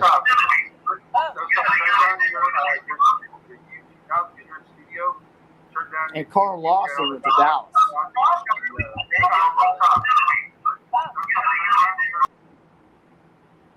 Gilmore's not going to sign until after training camp. If he signs with us, he may not sign with us. Who? Stephon Gilmore. Oh. I don't want him anyways. He's no longer in Minnesota, so who knows? As someone with the South Carolina, I would like to have Gilmore on the team. He is no longer a number one, but his experience would count for something in that secondary. Yeah, especially in the secondary that has nothing. Yeah. I mean, he could teach the young guys. Bob, I'm not going to eat crow at all if he wins the Super Bowl. My girl will be happy, but I'm not going to eat crow at all. I still don't like it whether he wins the Super Bowl or not. Well, He ain't. when I saw Atlanta pick up Judon and whatever, I thought of you, TB, and I was like, well, his girlfriend should be like. He ain't winning the Super Bowl. We had the number one defense, and he didn't do shit. No stop. Whenever you join a StreamYard cast, like when I invite you into the room, that becomes the main audio. So the channel that you were watching us on, if you mute that, the sound will go away. You have two YouTube channels going at one time with the audio. That's why there's echo. But hey, we appreciate you trying to come on. You can try to come on anytime. I saw your request, so if you can make it on, we will talk about the Doors like you wanted to.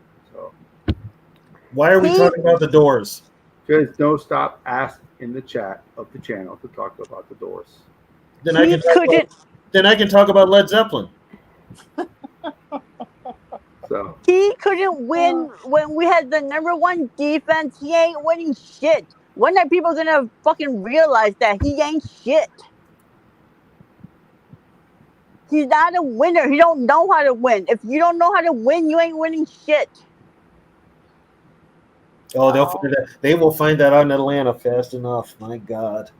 All I gotta say, guys, is pray for me, because if it goes south in Atlanta, I'm giving her all your numbers so she can call you guys and complain about Kirk. I'm not trying to be mean, but why do winners win? Because they know how to fucking win. He doesn't know how to win. That's why he has one damn career playoff win.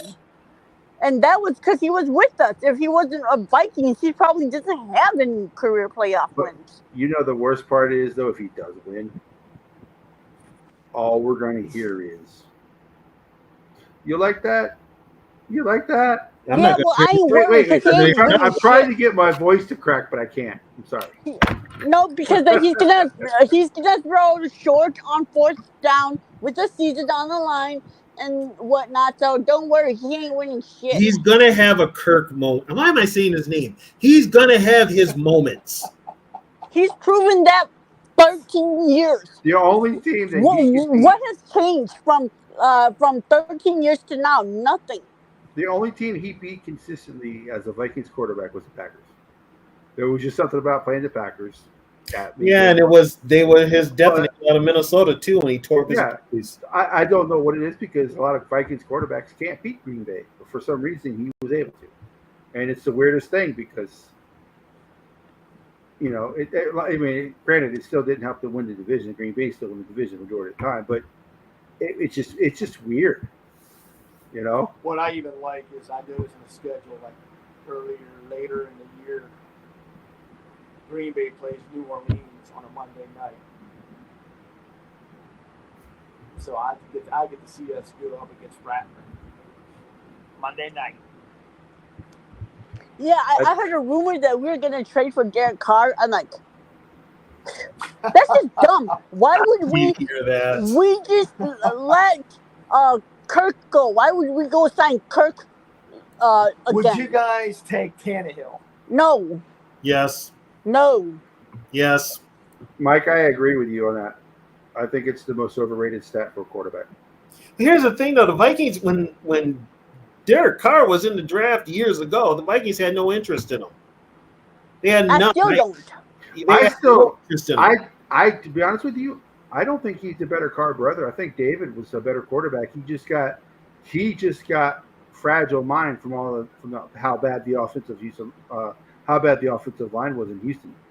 But I think David was still the better of the two quarterbacks. And it looks like if Goff goes down, they're fucked. Yeah, because Hooker. That's why I said every team is a quarterback season-ending injury away from having their season derailed. So it's like all this shit about, we're going to the Super Bowl. You just never fucking know. I don't see us keeping Clifford. Who's Jordan Love's backup? Clifford. Sean Clifford. Yeah, I don't see. I would be surprised if he remain. If he doesn't get cut. I mean, the only team that will probably have a good backup is Atlanta. I'm telling you, Penix is going to be starting. He's going to be starting before the season's over. He's going to be starting. So, Mike, are you a Vikings fan or are you a Falcons fan? I'm just curious.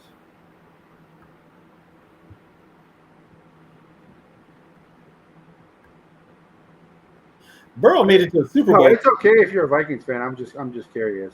It's okay if you're a Falcons fan. See, I was just curious. Burrow got to a Super Bowl.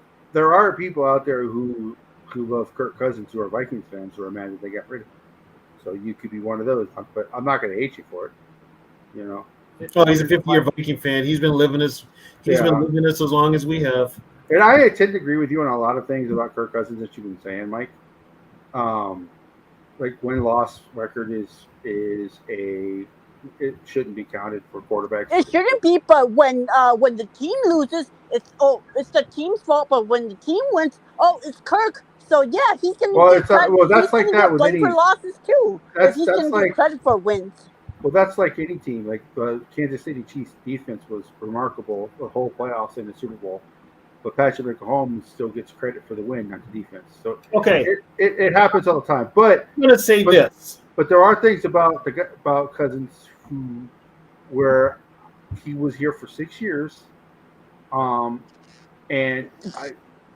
he just didn't get the job done. I don't know if that was a whole team thing, but he did win a playoff game. But then they got beat the next week against 49ers. I do not blame him for the Giants' loss. I blame the defense for that. But the one thing I will criticize Cousins for is I'm not blaming him for that Giants loss, but he said that he was under pressure on that play. But and I know he said that he saw purple to his right, and that's where he threw it because that's where Hawkinson was. He didn't know how. But you have JJ. It's 4th and 8. So if you get it, you win. If you don't, you lose. You throw a pick, it's no loss. So I know JJ was probably a triple team. You have to go to your best player in that position. That's the only that's my main criticism of Cousins. I don't hate Cousins. I never have. More people dislike Cousins more than I do. But I am not going to sit here and say that everything that went wrong was everything but Cousins. So then there are people out there who are like that, who sit there and say Cousins never did anything wrong. Cousins is probably a top 5 all-time Viking quarterback. That's just not even close. You can't put not even close. Yards wise, yes. What did all those fucking yards get us? Shit. Okay, so I'm tired of listening to this bullshit about his stats. His stats, what we got from him was very nice stats that didn't benefit anybody but fucking him. So I don't want to hear about his fucking stats.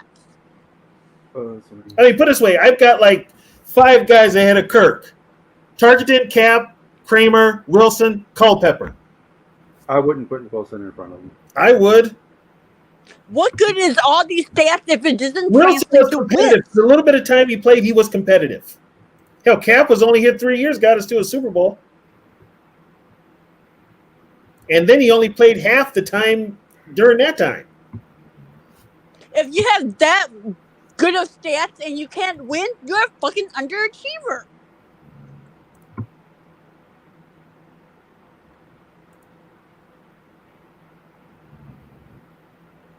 I can remember when I was a little kid, my first Packer game that I watched with my dad was against the Minnesota Vikings. That was a Viking Packer games were always like a holiday thing. I mean, everything stopped when the Vikings played. I mean, Mike, if you're going to leave because you disagree that Cousins shouldn't have thrown the ball deeper, even though JJ was double teamed, it's 4th and 8. I don't care if he's double or triple team. It's like he threw the ball on 4th down to JJ in Buffalo. So why not do the same thing in the playoff game? Because the Buffalo game, at least if you lost, you had another week. that was, and like I said, I don't criticize Cousins as much as everybody else does, but that play to me, and I also blame KOC for that play as well for giving Kirk Cousins the option of throwing 3 yards to Hawkinson. Hawkinson should have been at least 5 yards down the field to where, hey, if he doesn't break the tackle, he's tall enough to where he can stretch and maybe land across the first down marker. But see, So that's what I mean. It's like yeah, he's a fucking 12-year veteran. so Like, what the that's all hell? I'm saying about that play. See, I know I'm the one guy that I have nothing against the dude, but I can't sit here and call Mahomes the GOAT. I just can't do it. Because I've seen many of his games where he's gotten away with a lot of shit to where others wouldn't have. Well, that goes back to the You also have to. You kind of have to separate the generations too, because a lot of these quarterbacks, the rules favor them. Right. I mean, the quarterbacks back in the day, they actually literally had to be good. Now, I mean, you can't even play defense now. These quarterbacks are putting up. I mean, you've got average quarterbacks putting up 4,000 yards. Come on. You got average quarterbacks making freaking $45 million. Aussie, send me like a connect, like a Twitter on X. Send me a private message on X.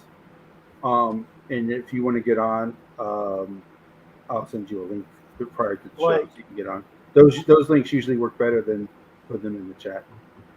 Could these guys today, that's playing today, would have lasted in the 80s or 90s? No.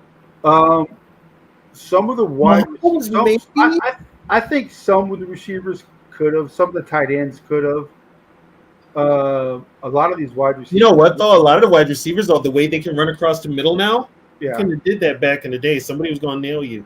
Yeah. That would have been their death. The first time you would have got hit like that, they'd have been done. I think JJ could play in any era. DJ Moore could probably play in any era. Guys because DJ Moore is big. That's the only reason I'm saying that. How big is DJ Moore? He's like 6'4", like two something. Let me see. So you think him running across the middle on, say, Ray Lewis? I'm saying he could. I'm not saying he would like it. I'm just saying. I want to see if you guys agree with me. I mean, I'm going way off on a limb to say this, but I'm just being honest. You know who JJ kind of reminds me of? We have two JJs now. Which JJ are you talking about? Since the other JJ's hurt, it's now the other JJ is back to Justin. Receiver. Who does it remind you of? Jerry Rice. He's 6 feet. So he's not too fast.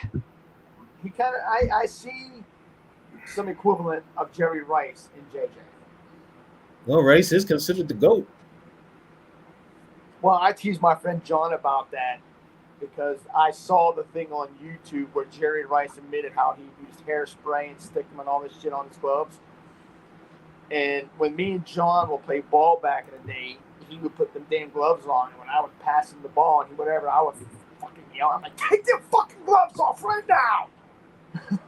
I would yell at him. Well, they used how many yards does Rice have?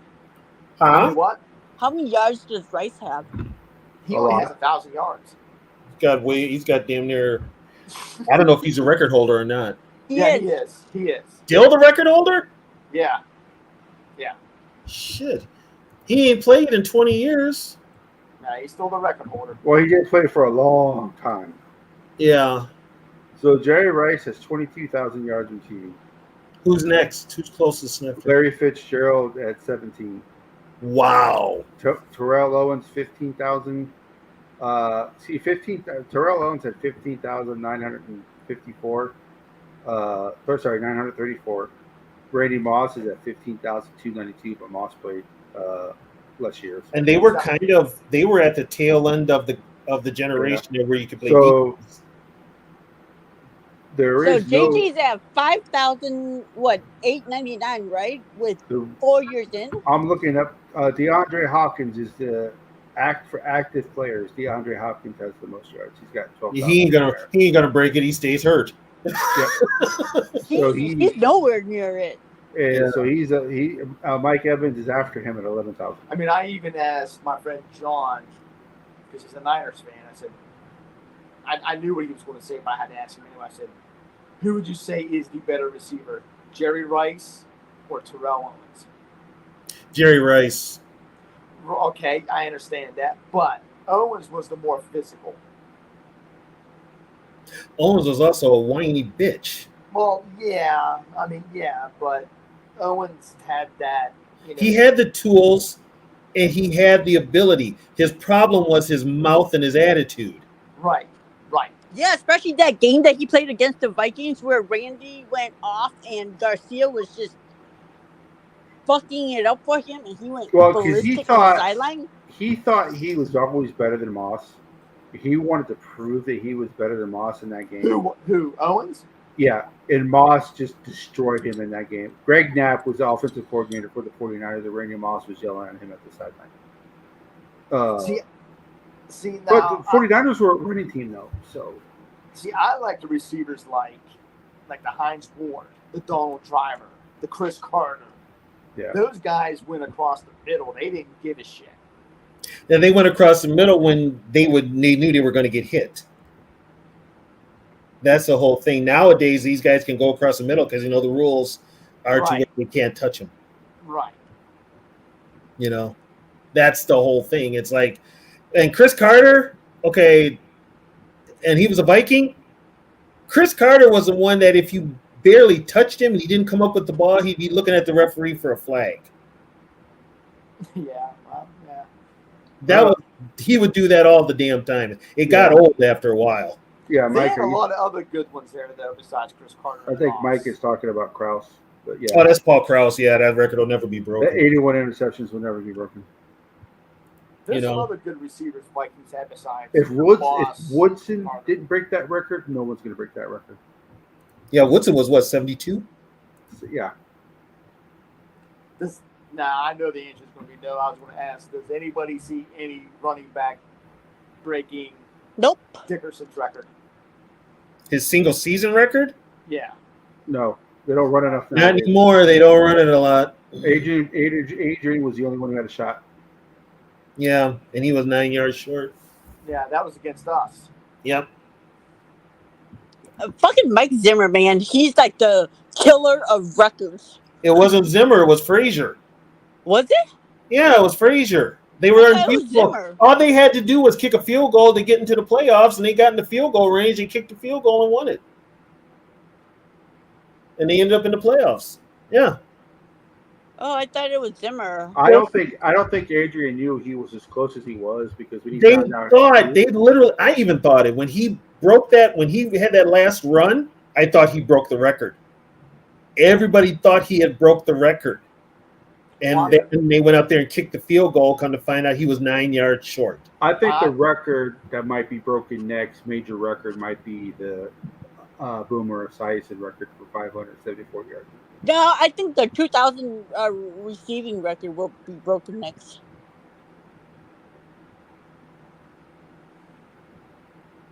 Who's got that record? The 2,000 yarder. I don't know. There's never been a receiver that had 2,000 yards receiving. Calvin Johnson Calvin Johnson had the most. I think it was like 1960 something. Yeah. Yeah. That's not Lionel Taylor, is it? No, Johnson. Megatron. Oh God, that was 1964. Was that 02, 03? Was it 1,964 yards? I think it was. Let me see. Yeah, Mike, we brought that up. That could be it because we were supposed to be in the AFL. Minneapolis was, not the state of Minnesota. That was with Stafford, right? Yeah, that was no, that was with who was his quarterback? Who? I mean with Megatron. Stafford. Oh, it was Stafford. I forget how long he's been in the league. Yeah. He was stuck in purgatory for a long ass time. Oh, good. Well, he was He in did his Detroit. penance, and then he went and won the Super Bowl. What makes that even more impressive? What Calvin Johnson did was he was truly the only weapon on that team, He was. and he He still had was. that many. He still had that many yards receiving. Yeah, So, he was. That's all Detroit had. Yeah, so he had 1,964 yards. That's what I thought. He had What, 100. He had 122 receptions and 1,964 yards. How many what year? touchdowns? He only had 5 touchdowns. 5. Wait a minute. He caught that many yards and that many passes, only had 5 touchdowns? Yeah, it was 2012, and then 2011, he had 96 receptions, 1,600 yards, and 16 touchdowns. Was he on the team at the same time with Barry? No. No. No. Barry was long retired. Okay. Oh, Barry was something else to watch.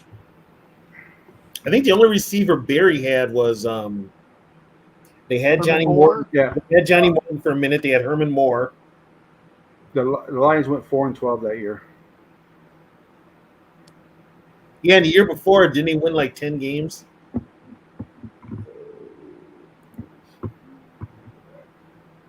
Was 2011 the year they lost to the Cowboys in the playoffs? And what was their record? I'm checking right now. They were 10-6. Yeah, they were 10-6. Yep. And then the next year they dropped to 4-12. Oh, wait a minute! Wasn't their coach Schwartz? No, they beat the Saints in the playoffs on the wild card weekend. Oh wait, no, they lost to the Saints 45-28. Schwartz was their coach, right? Or Cadwell? Let me see. I gotta click on the team specific. Because they had Cadwell too, right? Caldwell. Caldwell. Jim Caldwell. Schwartz was their coach. Schwartz was their coach. Yep. Yep. Scott Linehan was the offensive coordinator. Former Viking coach.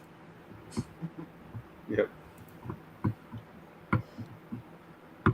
Yeah, our coach was Leslie Frazier and Bill Musgrave with the index card play calling sheet.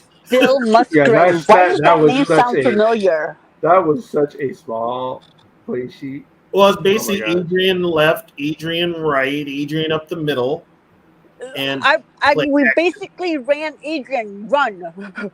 That was our game plan. yeah, I know I put all my McCarthy rookie cards away. yeah. And then Jim Schwartz was the head coach again the next year. Gunther Cunningham was the defensive coordinator. Remember, Schwartz had good teams, but they were really undisciplined. He had He had good teams.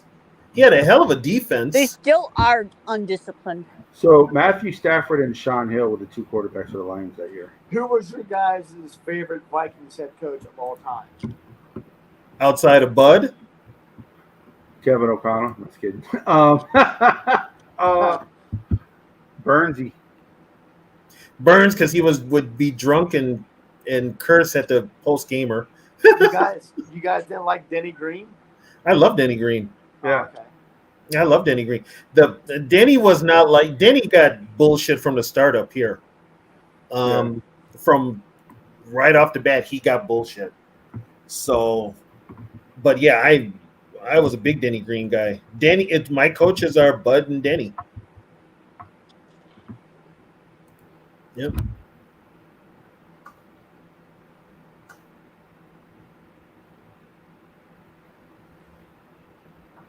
Are you guys buying the hype on Chicago? You know what? I'm just not. I'm sorry, but every preseason they never show up with receipts, so I'm not going to buy this hype. I watched the Buffalo game. I love her. Show with receipts. I watched the Buffalo game. They didn't really impress me. I'll have to see them. I got to see them in regular season. I got to see Caleb Williams in regular season. I'm still not sold. Well, we was talking about that earlier today about CW. And we was saying, like, if you guys will remember this in college, he got flustered against defenses. When he Yeah. went up against good defenses in college, he got flustered, especially the Notre Dame game. I remember that game precisely. Yeah, he gets frustrated when shit don't Yes, go his way. yeah, against top defenses.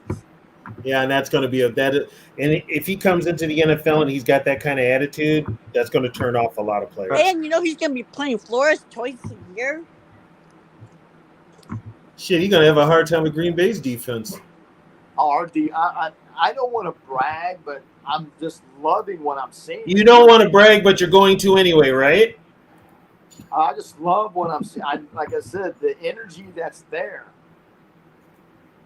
I mean, from what I'm hearing, Van Ness is just wreaking havoc. Him and Gary on the edges. Now, Well, gotta have if he for keeps it. those of you who have not heard this, keep in mind the Vikings won this game. What game?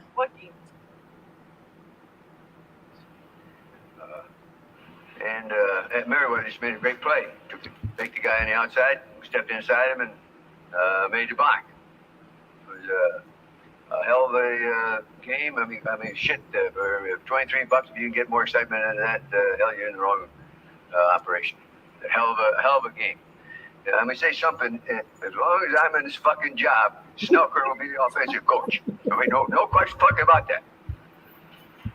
No fucking question about that.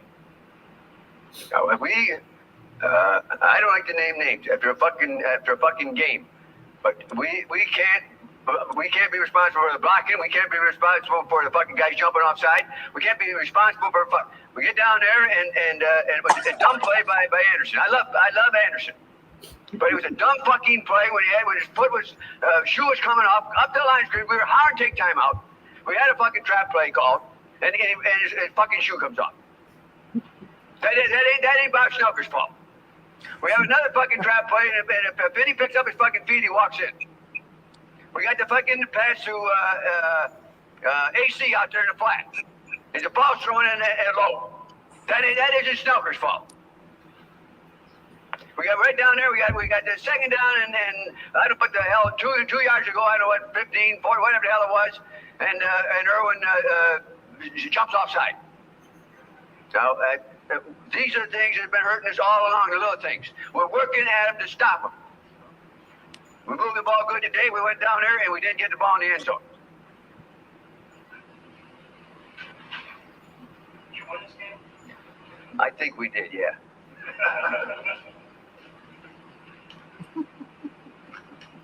Anything else? Well, just before you do go, Carlos, you had a kicking problem in the past. No, we'll stir one up. We'll stir one up here before it's done. No, he did a sensational fucking job. Kicked seven goddamn field goals. He can win a game many ways. DJ, I was happy when they kicked the goddamn ball to him. Yeah, last week on the Giants, he ran 65 yards. This time he fumbles the ball. What the hell can you do? But you can't.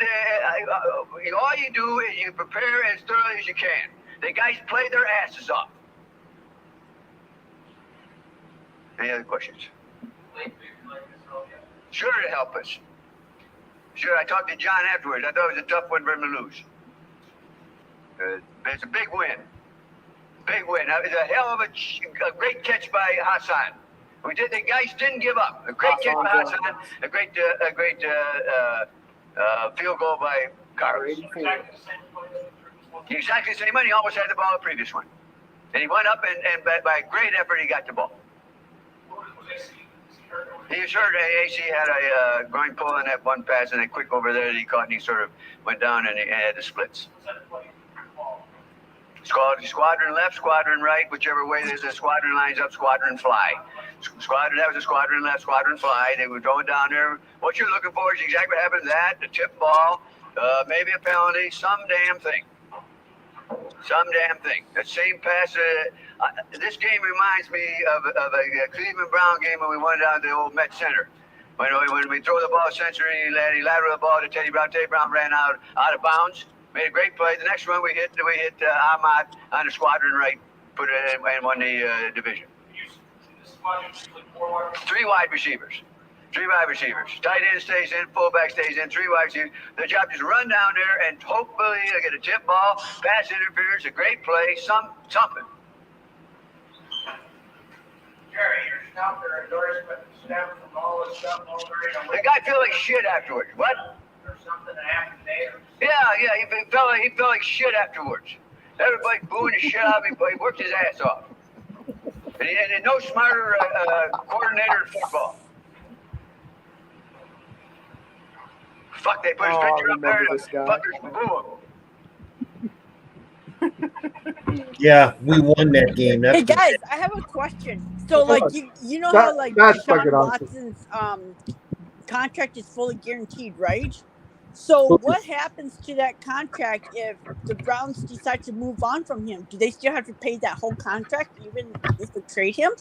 Deshaun Watson. Yeah. They could have a buyout and send him on his way, or if they cut him, they're still on the hook. If they trade him, they're still on the hook. Nobody's going to take that contract. Nobody's going to take him with that contract. Here's a So question. What did Lesnar play when he was a Viking? Offense or defense? who? Brock Lesnar. He was playing defensive tackle. Defensive tackle. Okay. As a matter of fact, he was playing nose tackle. He didn't make it through training camp though. No, he got cut right after the second. He was one of the first training camp cuts. Yeah. Yep, he was the first. Roman Reigns was a defensive tackle too. Yeah, So who George. do you guys think is going to be the quarterback in Pittsburgh? You'd never hear a coach talk like that today. It's going to be unfortunately. Fields. It's going to be Fields, but I like that Kyle Allen. There's an issue. Wilson looks better, but there's an issue with because, like I said, I listened to NFL. I listened to the NFL Sirius channel when I'm at work. They had a Pittsburgh insider on, and he was saying that while Russell Wilson has looked better than Fields, the team, like the players, like Fields better. Yeah, because Russell's just freaking weird. So If you were married to Sierra, you'd be weird too. So they're saying that Wilson might still be the starter because he's just better right now, but the team may rebel and ask for Fields to be the starter. His play has dropped off though. Yeah, Wilson's play has dropped off, and it's dropped off for a long time. I think Fields will start. Fields still looks like Fields. Surprise, surprise. But I won't be afraid to bet somewhere down the line that Kyle Allen somehow is going to show up. Well, they've only got Justin Fields for what, a year? No, they have Yeah, they've only got him for a Wilson year. was there. Unless I think they have them. Excuse me. I think they have them both for a year. Did you guys see how May did last night? What's that? Did you guys watch how did Drake May do last night? I'm still not impressed with him. Still, he has shown me nothing. He literally has shown me. There was a big talk on him on Good Morning Football about the way he did something, and it was like, because he's young, and it was like, let him have his moment. And all because it's preseason, I guess the way he celebrated or something. They're making a big issue out of it, but they're like, you know what? Let the kid have his moment.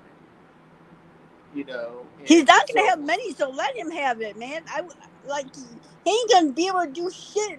Did you see how many drop balls his receivers had yesterday? Good lord.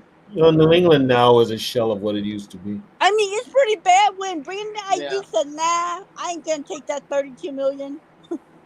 New England right now is back to the days before even Pete Carroll.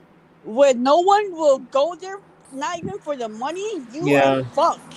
They're back to their McPherson days where they were basically. Yeah, they're back to the I would say the 6 or 7 years before they went to the '85 Super Bowl, and like Yeah. Yeah, they and like the better get 15 years 20 years after of that. hell. Yeah, it's pretty bad. If they're hitting rock bottom, they're pretty close to hitting rock bottom. Not, I think they're rock bottom, man. I wouldn't even go for 32 million, and he wanted money, and he won't even go. Nobody's going to New England with Brady not there. Shit, and I know, Belichick. but that's what I'm saying. Like, what he wants out of San Francisco because he wants to get paid. Well, they gave him an offer of 32. He said no. So I mean, Oh, who Ayuk? yeah, He's a damn fool.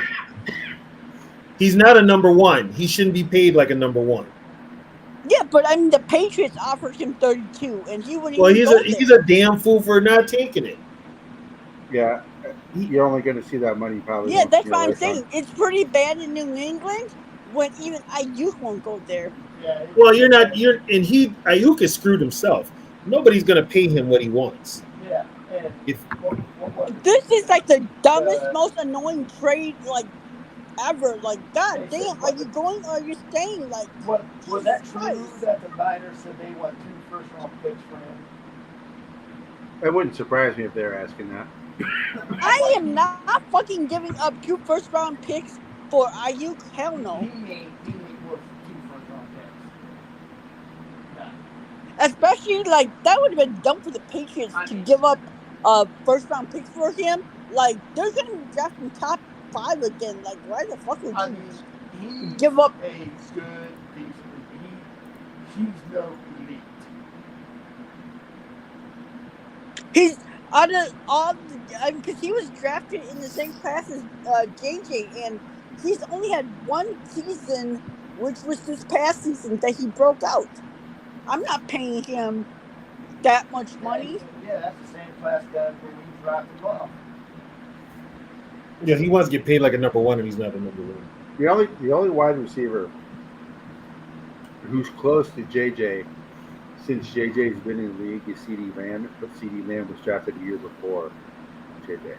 No, CeeDee Lamb was in the same class as JJ. I think he was. Because Lamb was drafted 19 or 18 or 17. Because it was Henry Ruggs, and then Judy, and then Lamb, and then Rager, and then JJ.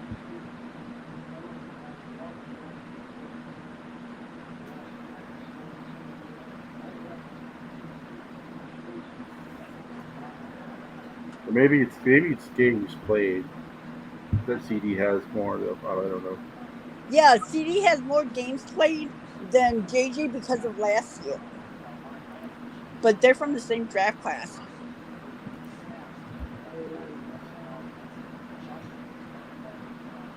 But I mean, if you're the Cowboys, what do? Do you pay the quarterback?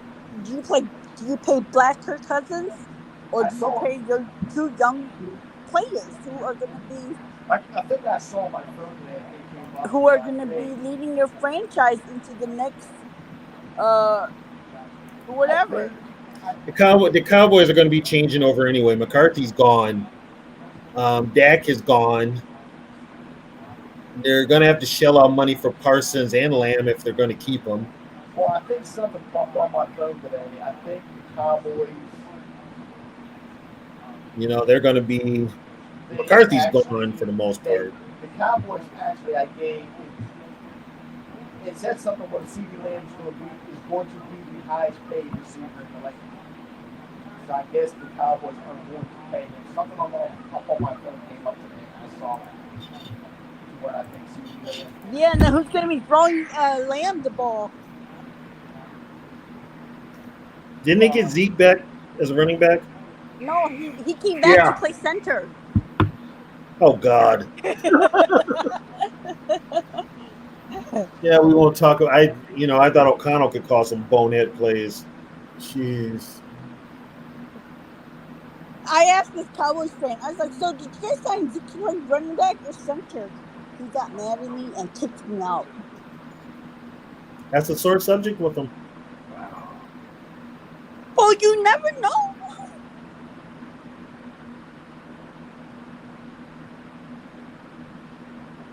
So yeah, You know who CeeDee looked Lamb. good though? Walter Rouse. That second team offensive line looked pretty decent out there last week. I mean, they Rouse had and a couple. So Rouse these were and the Robinson both. so the Vikings. So 2020 was right, but so the picks that year, Joe Burrow was one, Chase Young was second, Jeff Okuda was third. Uh, so so far, the second pick, the third pick, and the fourth pick were all busts because Andrew Thomas, tackle out of Georgia, was the fourth pick. Tua was fifth. Justin Herbert was sixth. Derek Brown was seventh. Isaiah Simmons, I don't. Is he still play? Hell He was no! eighth The pick. Cardinals traded his ass to Right. Giants. C.J. Henderson, another bust. Jedrick Willis, another bust. Makai Becton Wills is starting in Cleveland. What are you talking about? he's still a bust. I mean, He's in Cleveland. He's their number one tackle. I mean, Okay, show some linemen some goddamn respect. Makai Becton was after him. Then Henry Ruggs, you know what happened with him. Becton is in. He's not with the Jets anymore. Who? Becton. Makai Becton. No, Becton is. I forget where Becton is. And then Tristan Wirfs, Javal Kinlaw, which he's still. I think Wirfs is getting paid now too. Yeah, I think Kinlaw's still in San Fran. Yes. Jerry Jeudy, a bust. AJ Terrell. I think does he start for the Falcons? Yep. Yes. Okay. So CeeDee Lamb was taken after Terrell. Then Austin Jackson. Who? Austin Jackson, tackle from Southern Cal. Raiders? No, Dolphins. The Raiders took Damon Arnett, who was a bust. Yes. Kayvon. God dang, they had two busts in the first Yep. round. Woo! Yep. Ooh, Kayvon Chassian. I think he doesn't. I'm not sure about him. And then the best pick of all time, the Philadelphia Eagles took Jalen Rager at 21. Raiders in New England. He's probably going to be a number one. And then Justin Jefferson was taken after that. And then Murray, Kenneth Murray, then Cesar Ruiz. And then Brandon Ayuk was taken after that. And then some guy named, some bust of a quarterback named Jordan Love was taken after Ayuk. That bum? Everybody else after that, except for Patrick Queen, has been a bust. Fortunately, one of the players on here who was drafted is no longer with us. So. Which one is that? Gladney. Gladney, that's right.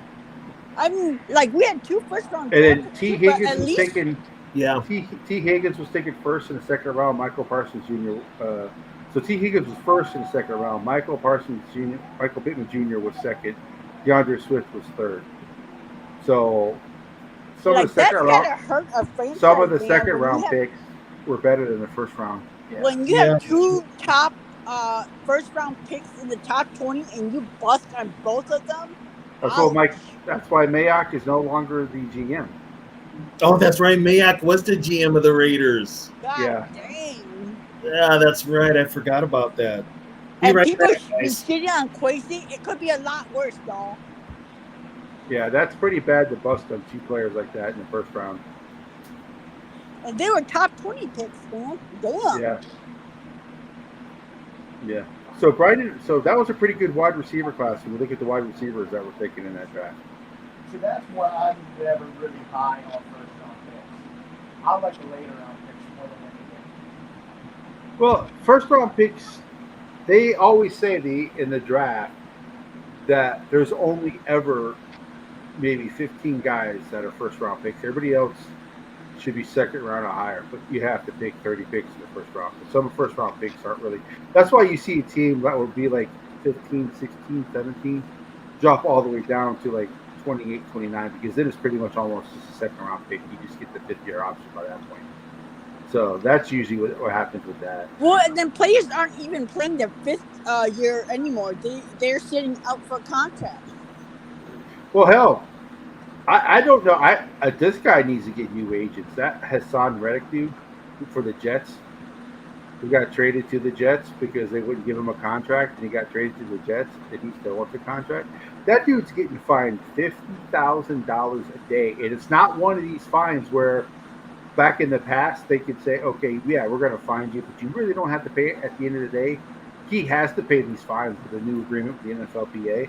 So $50,000 a day is what he is getting fined by not showing up to Jets I practice. mean, like people are like, they get on Quase's ass so much, but I mean, can we at least say, God dang, at least he ain't doing Jets shit like trading for a player and not giving them a contract, and now they want their Well, the Jets Quest told him. trade.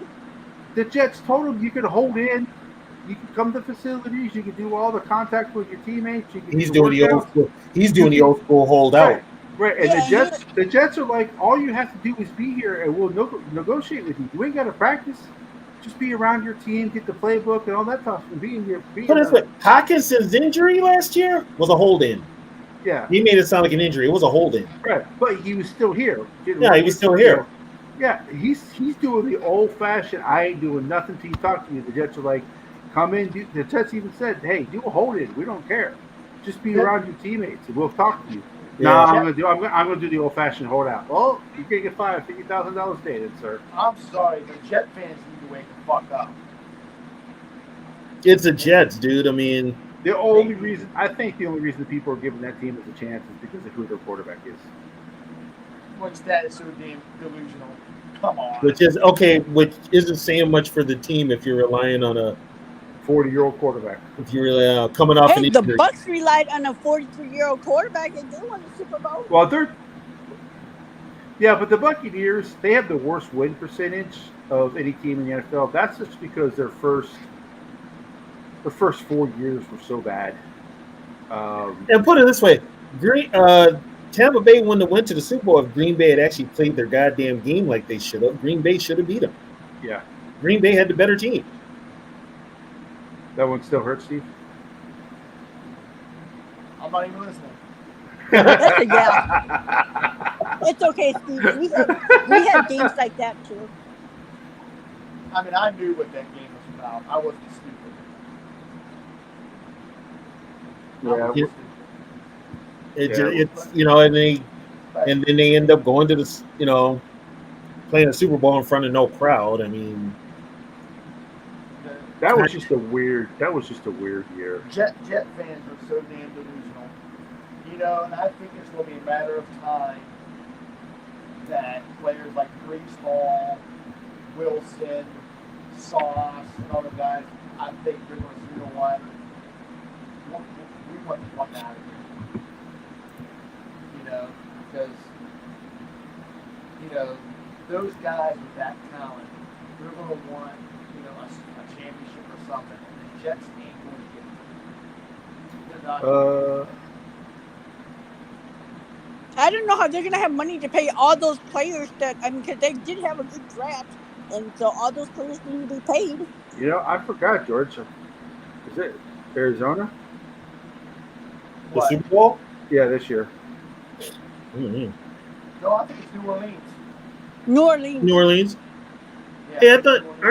Didn't the Saints want a new stadium? They don't want to play in the Superdome anymore.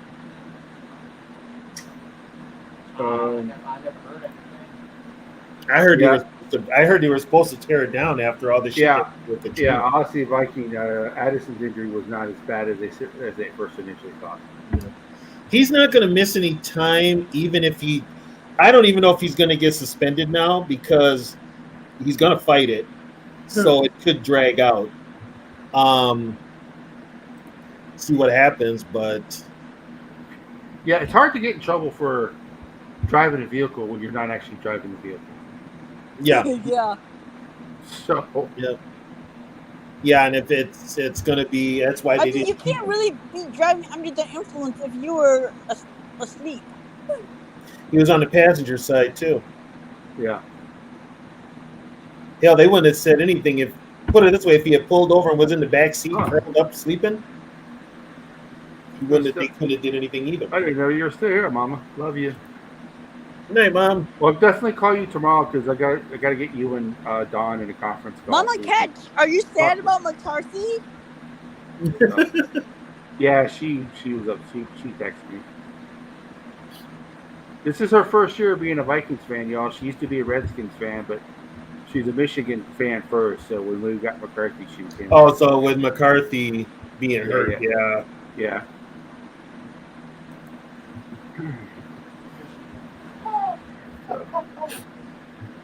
Yeah, that's why her and Zoe get along so well.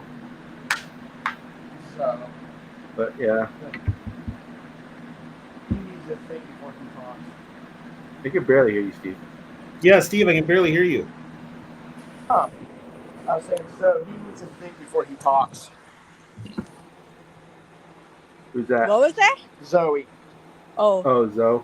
Yeah, he needs Those to think aren't? before he talks. That's why we like Zoe.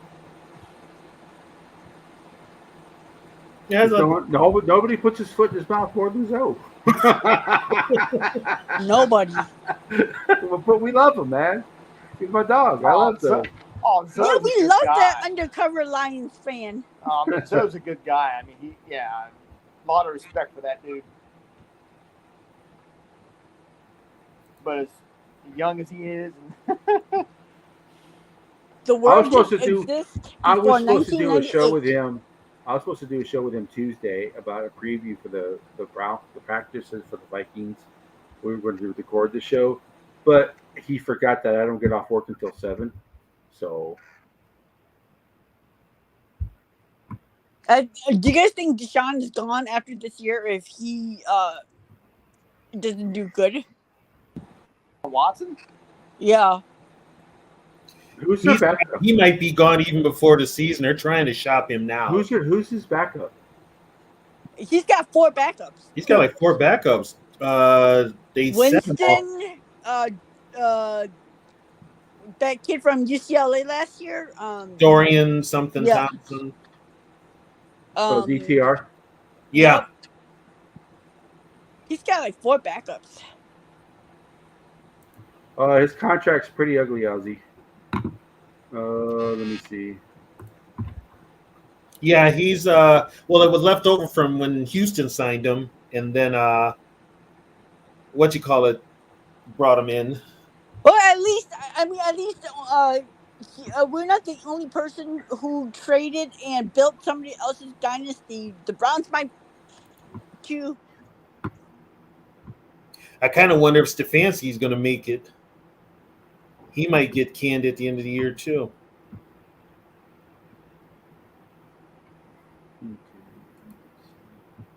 By the way, what happened to that lawsuit that was going on with him? Stefanski? No, Deshaun. Who knows? So it all I thought there's a new one, right? Because didn't they all the other ones settled? Wow. There was like 22. Yeah. So Deshaun Watson's base salary, and this is the year that it kicks in, is $46 million. Dang, and we thought Kirk robbed us. Woo! His cap number for the next 2 years for the Cleveland Browns is $63 million. So this year is basically boom or bust. So they ain't getting rid of Deshaun Watson. No, they're gonna have to keep because him. nobody else want that contract. They are gonna have to keep him. Yeah, and they ain't gonna be able to pay guys either. So this year is all in. 2027 is the last year of his contract. They can void it with no penalty. Wow. So he is 24%. He's 22% of the salary cap this year. Next year, God damn, 22%. Holy shit! Yeah, and then next year, 2025, he is 24.6% of the Browns cap. In 2026, he's 22.5% of their cap. Whew. At least we ain't the Browns, y'all. So he's not going anywhere. No. So there you go, Ozzy. They are going to have him for a few. Yeah.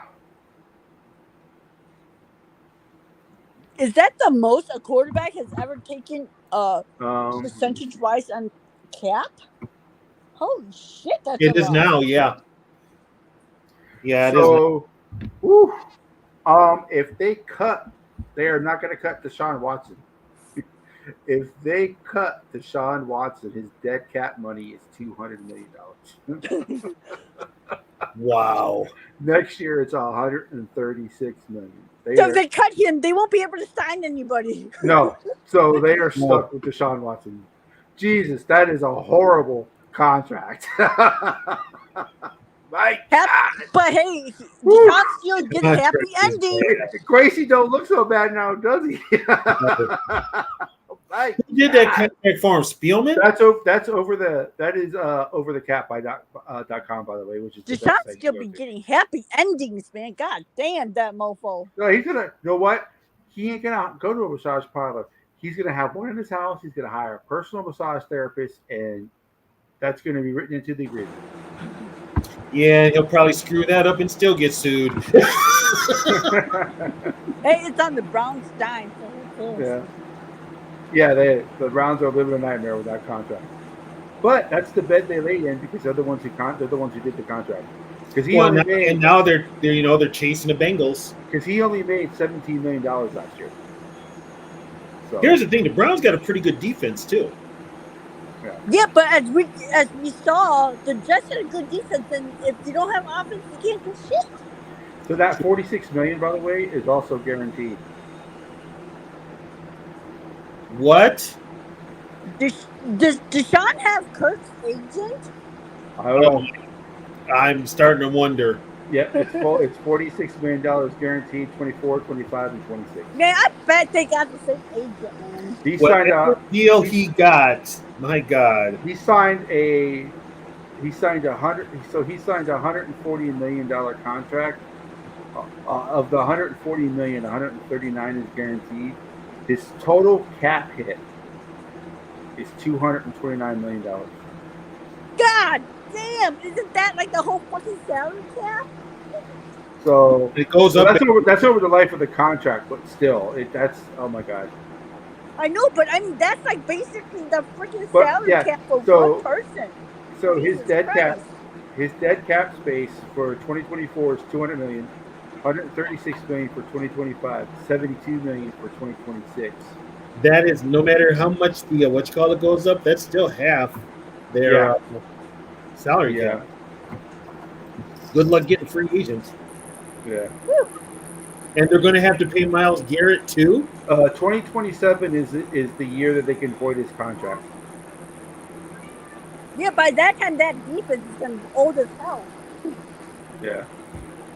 The contract was 2020. So 2022. Let me see. When did he sign the contract? So free agency 2027 is when he's a free agency that voids the contract. The current contract that he signed, so 2022 he signed the contract. So 22 to 2020, so it's basically a 4-year contract. Because 27 they can void it. But even if they cut him, they still have to pay him $8.9 million signing bonus and $8.9 million that goes against the cap as well. Yeah, and I heard he's been looking like shit. So it's basically a 4-year contract, a 5-year contract, but the last 3 years is when all the money hits.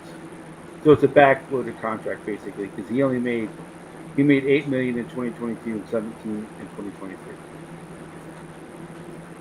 So that's his prorated signing bonus. Sorry, that's his prorated signing bonus was 8.9, 17. He goes back down to 8.9. His guaranteed salary. So for 2022, his salary was only $402,000 because he was also. I think he still had the Houston contract. I think he holy shit, you guys! I think we found somebody who is even a better fleecer than Kurt. So he went from $402,000 in 22 to $1.8 million in 2023, and then he got a hell of a pay raise. He went from $1 million to $46. Well, when he came into the league, he looked like he was going to be something. Yeah, he did. He looked like he was going to be a good quarterback. There you go, Ozzy. There's a breakdown of Watson's contract. I don't know if he's any convictions there, Aussie, because I've heard nothing about any of the lawsuits. No, they all settled, but I think they all settled. They all settled? Yeah, but there's all 22? Yep. But then there were like 2 new ones that just popped up like last year. I don't know why he still keeps getting massages, man. Like they need to write that in his Hey, their contract. massages feel good. Here's my question: in this day and age, okay, Even without the happy ending, massages feel in good. this day and age, even with the like, you get 2 SA charges. That's Yeah. enough to end you right there. 22. That means there was like one right. They were like lined Yeah, up at the but door, and every time one, they're just allegations since there was no charges brought against him. but they settled. Like I say, Yeah, but no, in civil court they settled in civil court, but the criminal court they dropped the charges.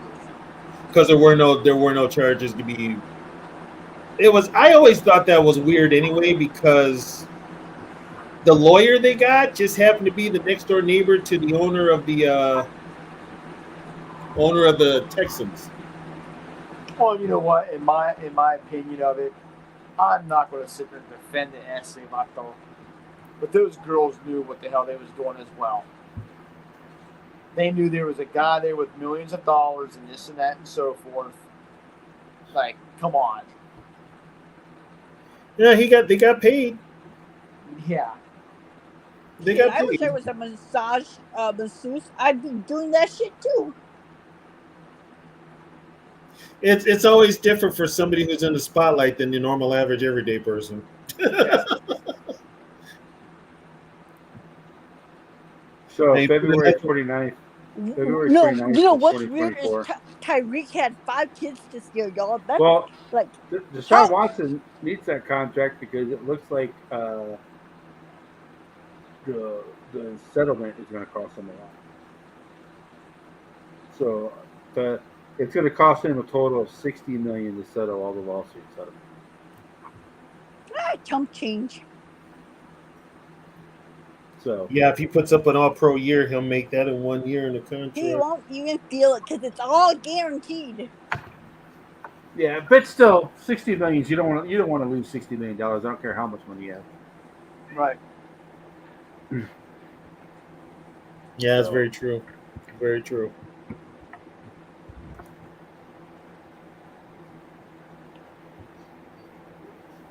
Yeah. Now, like, I mean, goddamn, when you really break it down, like, so what do you think was worse, Deshaun's or Wilson's contract? Russell Wilson? I think Uh-huh. Wilson's contract because Wilson, I think, is washed up. Deshaun Watson's still. Deshaun Watson is still salvageable, but Yeah. Russell's done. Russell ain't been the same since he started getting it on a regular basis from Sierra. So Since he's got to hit Yeah. it. Well, daily. to me, the thing I have with Russell Wilson, the reason I don't like him, and I'm not sure if it's the same reason why other people don't like him, but hey, when he- Trisha, baby. I remember it was like 3 o'clock in the morning my time, Central Time. This is, I think everybody else is in there except for Steve. I think it might be Eastern. So it would have been like 1 a.m. 1:30, right? yeah, no, 1:30 in the morning, Seattle time. You mean when he announced he signed that When contract? he and Sierra went on Instagram and said, "Hey, Seattle, it's us. You guys can sleep comfortably now. You have no more worries in your life. I have re-signed with the Seattle Seahawks." The arrogance on somebody to say that people aren't sleeping because their quarterback hasn't signed with their team is just astronomical in my mind. How you think that you are that important to do we worry? Hey, the contract is not like people. I'm sure people were stressing over JJ, but it's not going to affect their everyday life. They're not going to lose sleep if JJ doesn't sign. The fact that you would come out and say that and actually think that people are losing sleep over you not re-signing, that to me is the most asinine, egotistical. What's the other word I'm looking for? Narcissistic. Narcissistic thing to say. Yes. You know what though? I don't think he would have did it. I think it was his wife that put him up to it. Well, because she's the one who said, "Hey, hey, Seattle." She needs it. She needs that spotlight more than him. She does. She needs it more than him. Yeah, like I mean, I haven't heard any of her songs since that 1, 2, 3 song. And that's been how many years? You I know, mean, that's all. I didn't, but then maybe I don't know. Maybe I don't listen to her music, so I don't know. But I mean, that's the only song I know of her. Is she that hasn't one, put two, three anything song? out there. The only she had the drama with, you know, uh, Russell had the problem with Baby Daddy, whoever that is, um, and all that other stuff. But then they made they made noise because she was going to be celibate until they got married. They weren't going to do anything. It's like whatever. Nobody cares. Like what? Are you gonna pretend you're a virgin now? That's what I. That's what everybody was saying. It's like you passed that virgin stage, girl. That that door can't be unopened anymore. No, exactly. But she Well, was. They put that in there, and so and his time had run out in Seattle anyway. that's like with me. I always said that if I would ever become a millionaire or something like that, would I get married? Nope, No, nope. And the one thing I would go do, I would go have myself fixed as well. oh yeah, because you can always reverse it later if you decide to have kids. Well, yeah, but if a female out there, like I've been saying this for years now, and I always said if a female will know, well, okay, if he ain't going to marry me, all right, but if I get pregnant, then I can be entitled to some of that money. Well, no, I'm smarter than that. Now, if me and a female was on good terms, I wouldn't have a problem, sharing it, whatever. But there ain't going to be no bit where she's going to have some sort of plan in her fucking head to where I got to find a way to screw him over and get this money. No. Right. Just to let you guys know, if I ever if I ever become a millionaire, I'll still show up on Fridays to do this podcast with you guys. And I mean, would I like to help out some of my friends? Yes, I would. I would do what I could if I can trust them and if they would show me. But there would be a contract written because I'm not going to give them some money and they're going to go do stupid dick squat shit with it. And they can't. Can I have some more money? I screwed up. No, that's not going to happen. Exactly. I mean, I would love to help out my friends. I would.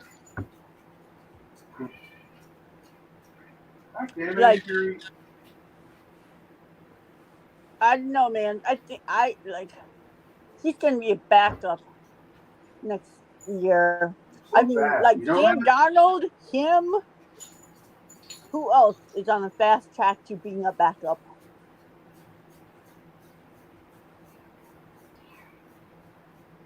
I'm just really wondering where Dak's going to end up at. Where who? Dak. Black Kirk Cousins. Oh God. Giants? Well, if Dabble's gone, Dabble might get fired too. You know who else? Oh, Raiders? He could end up in New York with the Jets. Dak? Yeah. Because Rodgers' contract ends this year, right? Could you see him in Seattle? I would if Pete Carroll was there, but I don't even. Who's the coach in Seattle? McDonald. Yeah. The Baltimore's defensive coordinator from last Mike year. McDonald. No, I don't see him in. Hell, I could see him with the Raiders. Yeah. Raiders still got a quarterback. What about the Lions?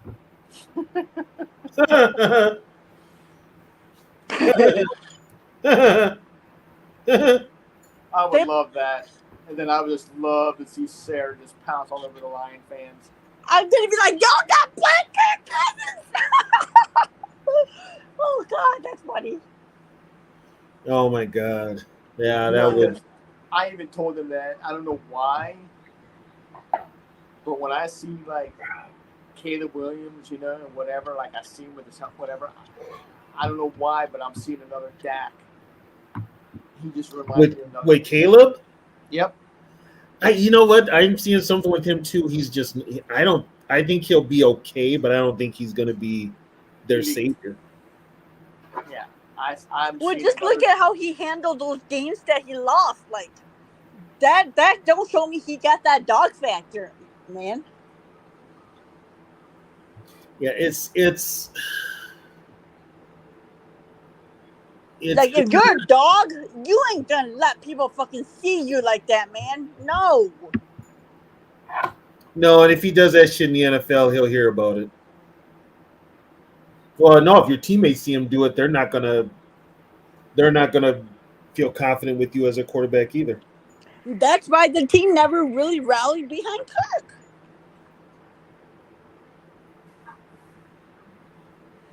Well, here's the thing, though. Here's what the Vikings did management-wise. All the players that were here when Kirk got here basically were gone. Except for the young ones and Hitman. Except for the ones that, still had a year left or whatever, or re-upped or whatever. So you had a new crew coming in that naturally Kirk is a veteran. They're going to look up to him. But when Kirk got here, all those guys that he got here with, they knew he was ass. Wasn't Everett Griffin even said Kirk Cousins was ass. He said it in print. He said it all over the place. Kirk Cousins is ass. Anybody that has played in the NFL knows that Hey, he about was Kirk just Cousins. keeping it real, man. Yeah. Anybody that's played in the NFL knows that about Kirk Cousins. The only ones that tried to make Kirk Cousins out to be this almighty great quarterback was the Vikings PR.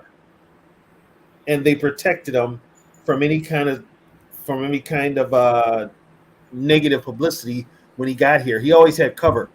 Even his bad games, they gave him cover. That cover is gone in Atlanta. He's not going to get it here. We coddled him. Atlanta's not. Oh no, they don't. They just saw him as a mercenary. They didn't give a shit about him. They drafted a quarterback. Yeah, and neither does the head coach Raheem Morris. Raheem Morris is like ready to put Penix in.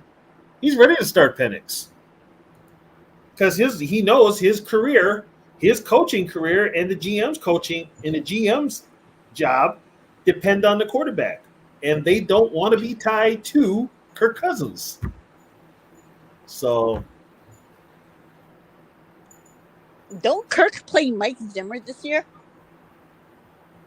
Yeah.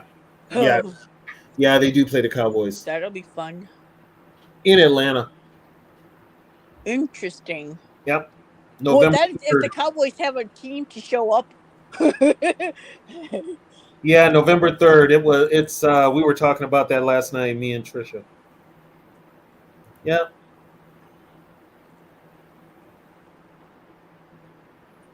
I don't know, man. I don't think Penix is going to see the field at all. Huh? I don't think Penix is going to see the field at all. No, he's going to see the field. I don't think so. He's going to see the field. Because Atlanta's got a intervening owner too. What's that? I said Atlanta has an intervening owner too. Oh, he wants to get to the Super Bowl before he dies. He's 82, so he's kind of in a. That's why Kirk is there. Yeah, so he's not gonna let Penix in. He ain't got. Does he want to win? If he wants to get to the Super Bowl before he dies, and Penix gives you the best option to get there, you put Penix on the goddamn field. I mean, if you're still going to run, if Kirk goes into Atlanta and he looks like shit, and you're still going to keep him, that's on you. That's so funny. They could have gotten Dallas Turner instead. They trade for a 32-year-old. Yeah, they could. And he still had to make a choice for. They still had to make a trade for a linebacker. They made the trade for Judon. What did they give up for Judon? 3rd round. That's all they gave up. I think that's pretty high. Hell yeah, that's high. He's 32-year-old, and he was coming off of a season-ending injury last year too. Yeah, but he can still play linebacker. He's a linebacker. He can still play. So Yeah, he probably thinks that Georgia, a Atlanta lot of big name players ended up being ass. yeah. A lot of them. Terrell did because his attitude. That's why. I don't know if Randy Moss is really an asshole. Randy Moss is He is so country. he can be an asshole, but he's really nice too. He's really nice as well. Yeah, didn't Warren Sapp get a? He had some kind of thing on him, didn't he? Warren Sapp. Yeah. Yeah. On Randy Moss? No. He had all those guys at the NFL Network who got removed. All had essays. Oh, okay. You heard what happened to Lawrence Taylor, right? So Marshall Falk, Warren Sapp, all those guys. Yeah. No, Lawrence Taylor moved and he didn't register as a what you call it, SA. Oh, really? Yeah. He has to register as an SA wherever he goes. I didn't know that. Yep. Yeah, because also Michael Irvin almost got in trouble. There's a shocker there. Why does that not surprise me with Michael Irvin? My God. All those you guys, man. All the guys. Why does that not surprise me? Hey, it was called Catholics versus Convicts for a reason. Well, the only reason he didn't go to jail was because Jerry Jones covered it up when he stabbed his teammate. Yeah. Who, Irvin?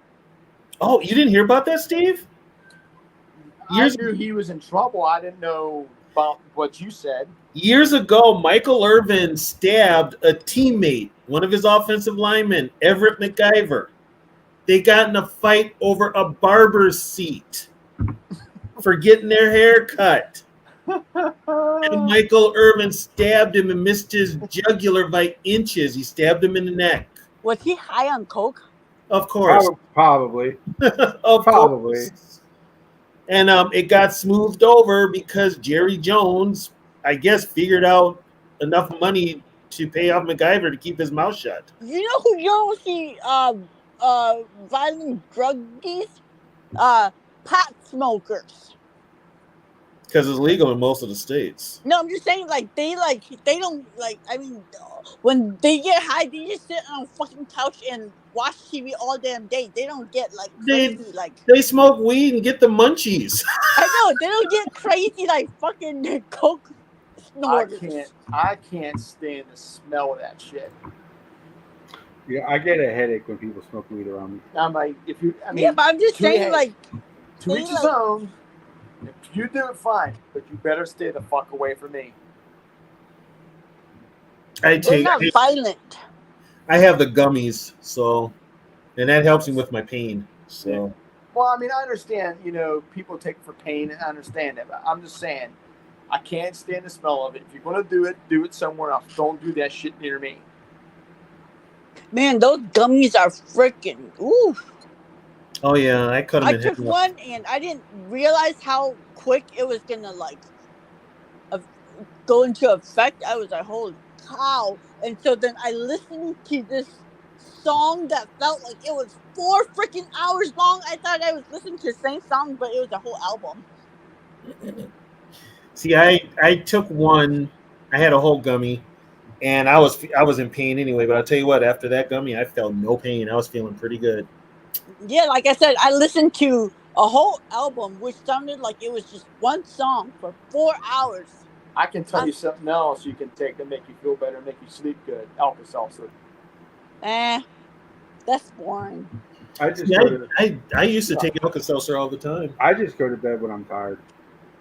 I like morphine too, though, man. When the doctor gave me a shot of morphine, I was like, God damn, can I have another one? That stuff is addictive as hell. Morphine, oh my God. Yeah, I didn't feel a thing. I was just like, see, that's the thing. I don't want nothing that's addictive. And morphine, they were giving me morphine when I had my back surgery, and they were giving me like a shot every 2 hours. Well, I was keeping track. Trust me. At times, I'll drink an Alka-Seltzer down, and it I'll sleep like a baby. I'm out. Yeah, I was Bodies. feeling good that night when I was at the hospital. I had anesthesia and morphine. I said, "Woo!" Yeah, when I went last time I was in the hospital, uh, they thought I was septic, but I wasn't. But Oh, really? they gave me fucking some morphine because I was there. I was, I was in pain. It was a weird feeling. It wasn't like I was in severe pain. It was kind of like a weird feeling. Man, they gave me that morphine because I take ibuprofen for pain. That is it. I don't take anything harder than that. I don't remember a goddamn thing. Yeah. Yep.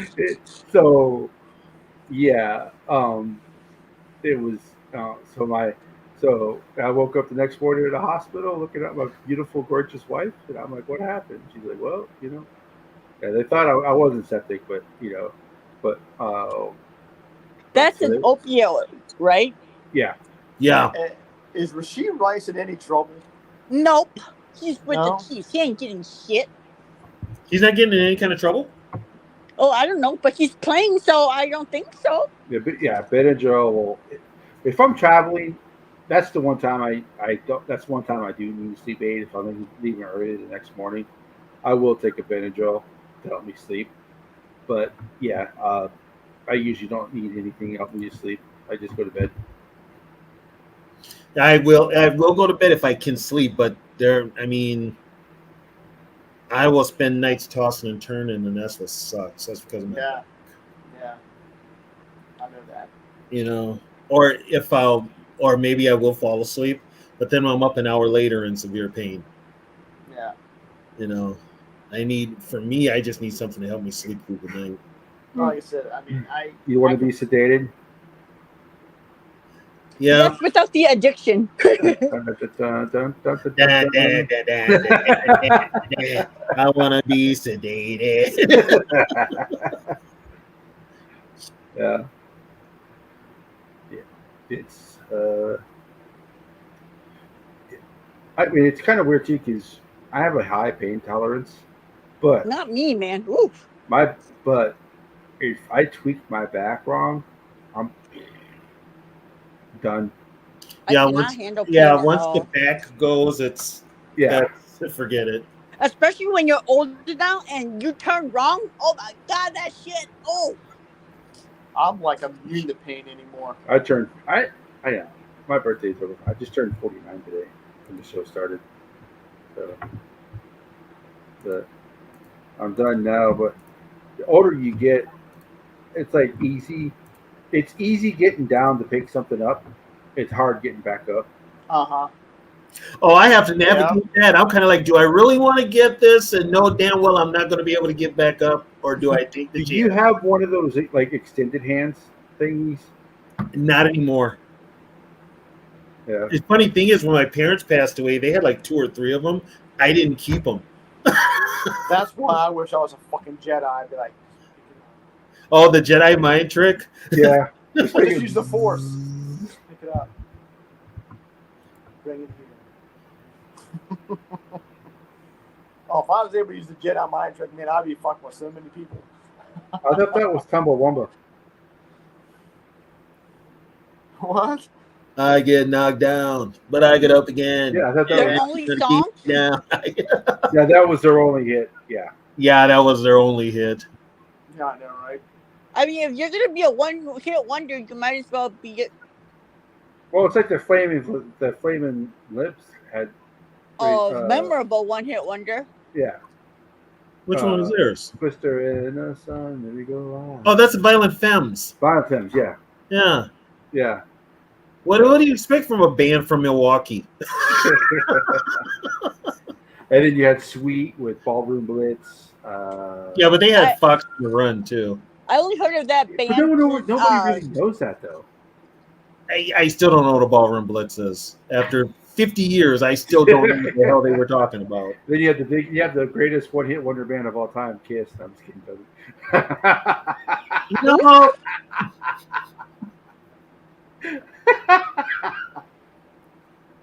Hey, if you're gonna do a one-hit wonder, make it an anthem. That's all there is to it. Yeah. And And make it Andrew, make Andrew it a CK, good one so you can at least get royalties. Andrew WK has a one-hit wonder that's a royalty pretty song. yeah, but have you seen his wife? Who cares? He married Kat Dennings. Who's that? Remember Two Broke Girls? Oh, the big really? boobs. The big Yeah. boobs. Oh, The not the blonde, the one that yeah, the one, yeah, the Yeah, other one. he married. the one I'm surprised doesn't tip over when she walks.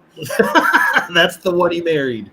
Yep, the big boobs. By the Yeah. way, She's gonna have backaches. By the way, she's also doing a new show with Tim Allen. Somebody's actually going to work with Tim Allen. Yeah, they're doing a new show. It's typical Tim Allen. He's a mechanic in this one. He's not like a tool guy. He's a mechanic in this one. You know what? His daughter is moving in with grandkids, so it's the same. I want to see the Tim same Allen. concept of all the Tim Allen. I want to see Tim Allen do a part that hits close to home for him. You want to do like a drug A addiction? Dad? convicted drug dealer out on prison trying to make it in life. Yeah. For those of you guys who don't know, Tim Allen has been in Heck, prison for I drug was trafficking. shocked to He see. spent 2 years in Minnesota prison Yeah, for drug trafficking. for those drug of you who don't know. trafficking. After Home Improvement? No, before. Oh, before Home Improvement. Yeah, I he was- was 2 years. I forget which prison it was, but he was here 2 years. I was shocked to see Chanel West Coast had a kid. Who does? Chanel West Coast. Who's that? She was always on the MTV show Ridiculousness. That's definitely true. She's got a kid? Yeah. I saw I don't know who that is. Huh? I don't know who that is. Who, Chanel West Coast? Yeah, I don't know who that is. She was on the what's his name? that- Rob Deerdeck. Ridiculousness on Nope. MTV. No clue. Oh, yeah. Whenever I saw that on, I turned the channel. No I've clue. never for a TV station that calls itself MTV. They don't have any fucking music videos. Like, god Well, dang. They did back in the day. Yeah, they were back in the day. They were like they had all the videos. Not anymore. Uh-huh. Oh yeah.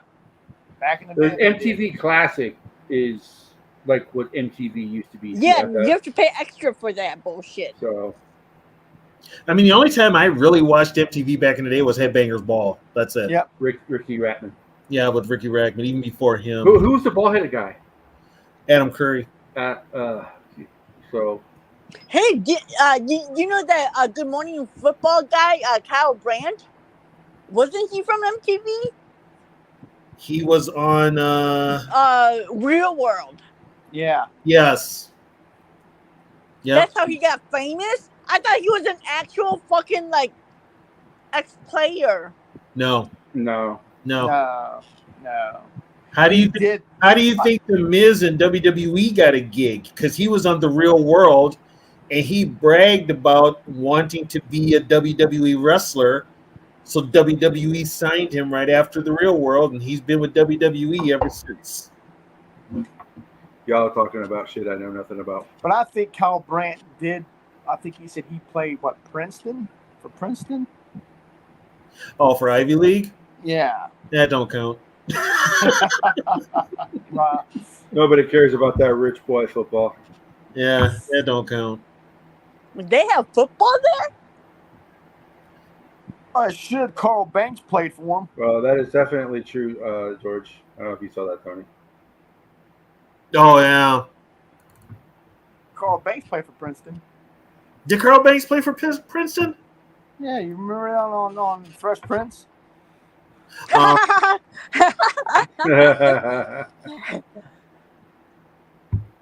Did Yeah. you ever figure out who Bundy paid for? Well, in real life, Ed O'Neill was a Steeler. He's still Chicago's best quarterback ever. But think about that. Think of like the former football players who became TV stars. Well, Ed O'Neill got. Oh, there's a lot of them. He was a rookie. He was in his rookie year with the Steelers with Joe Green, and he got cut. Noel cut him. Yeah. He talks about that. Is that how like his storyline in Mirror with Children was written? Kind of, sorta.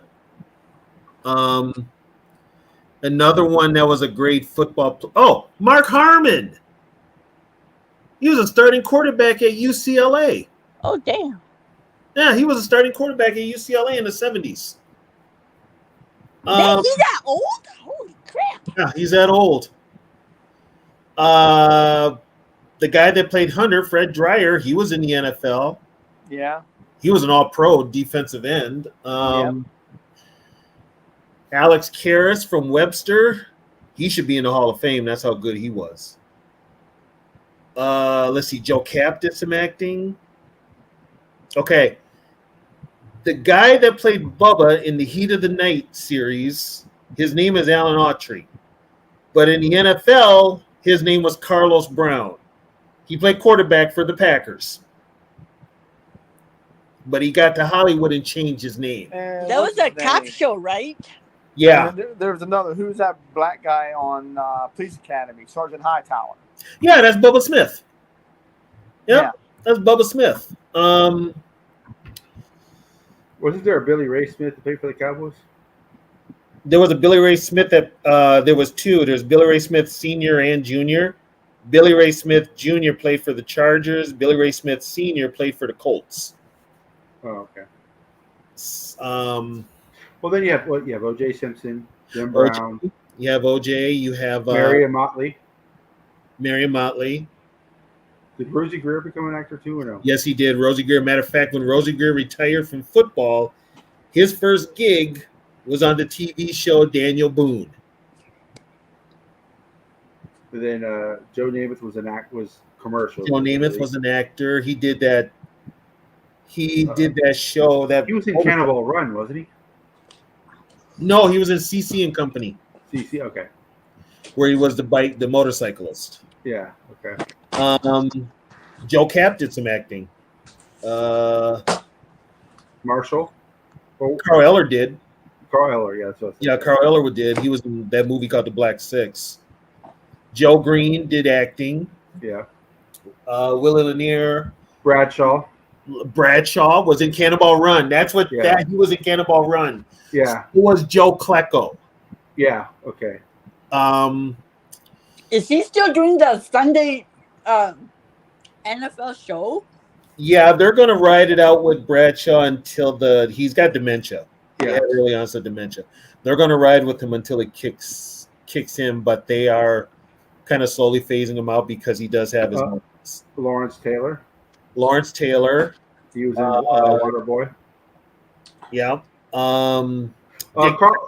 Carl Weathers. Yeah, Carl Weathers. Bosworth. Graders. Probably the big one. Bosworth plays the sheriff on the Dr. Pepper commercials. Howie Long. Was a Seahawk. Who'd you say there, Steve? Howie Long. Yeah. Yeah, Howie Long.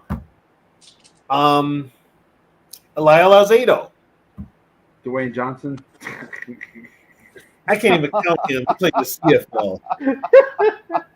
Shit. You said Dwayne Johnson. That's Oh. great.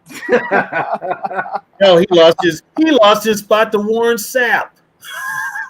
Warren Sapp. Oh my God! If you ever hear Warren Sapp talk about Dwayne Johnson, the football player, Oh, he rips on him. it's hilarious. He said, because he even said he was on, what was it, Rich Eisen?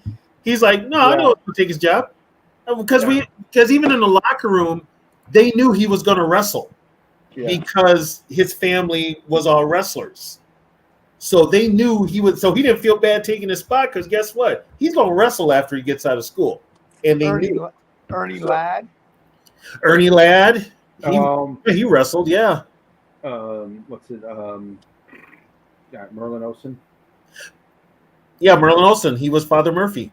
Fred Dreyer. Found that. Fred Dreyer was Hunter. Yep. Mongo. Mongo was Alex Karras. Yep. I don't. There's not really too many modern players. No, and now why I don't know. They don't even do like spots in movies. Yeah. Anthony kinda Edwards weird. did. Huh? I said Anthony Edwards did. Anthony Edwards plays basketball, Sarah. No, I know, but I'm just saying, because he had a spot in the movie because a lot of athletes they don't. Hey guys, I'm gonna take off. My phone's at 4%. I'm All gonna right, take off Steve. before it All right, dies. Steve. Yeah. Have a good one. You two guys, be safe. And then, Yep. of course, Tom Brady's probably the latest. Gronkowski and He's Brady. the only one. Brady and recently. Gronkowski. Sarah, what movie was Ant in? It was with Adam Sandler, but I can't remember what it's called. Oh, okay, Adam Sandler. Hustle or something like that.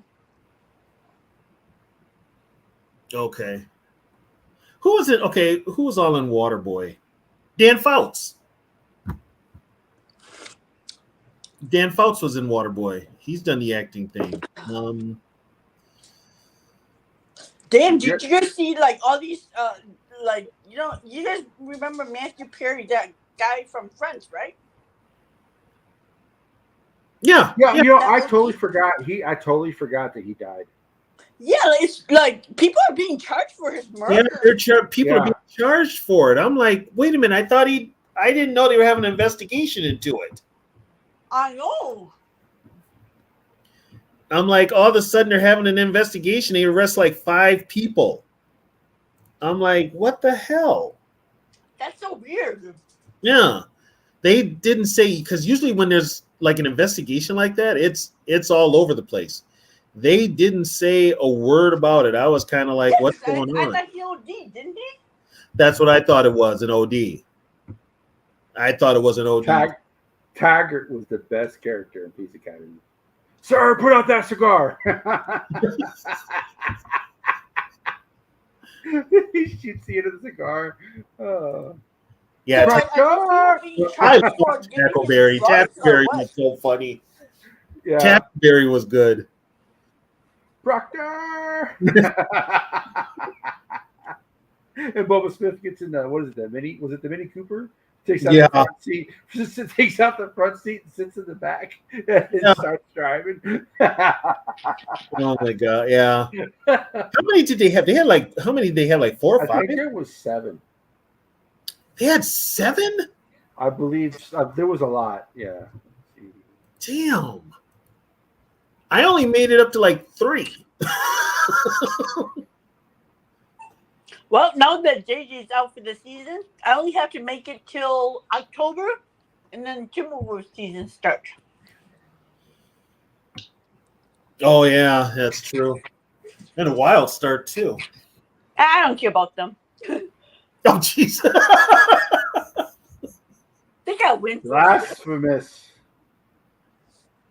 So, Police Academy 2, the first assignment.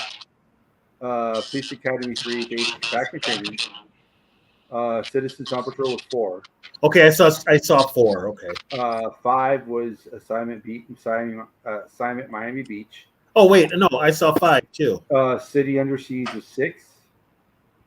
I don't remember if I saw 6. Mission in Moscow was.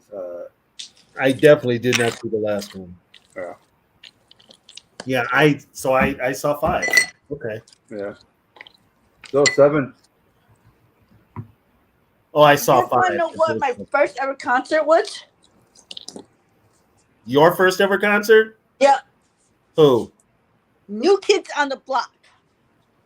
Oh God. Oh no. Oh no. Oh my. That was the first concert I ever went to. Well, the first comedic show my wife and I saw was Michael Winslow. The sound effects dude? Yeah. Awesome. Oh. And Chris Tucker's brother Dexter Tucker was the opening act.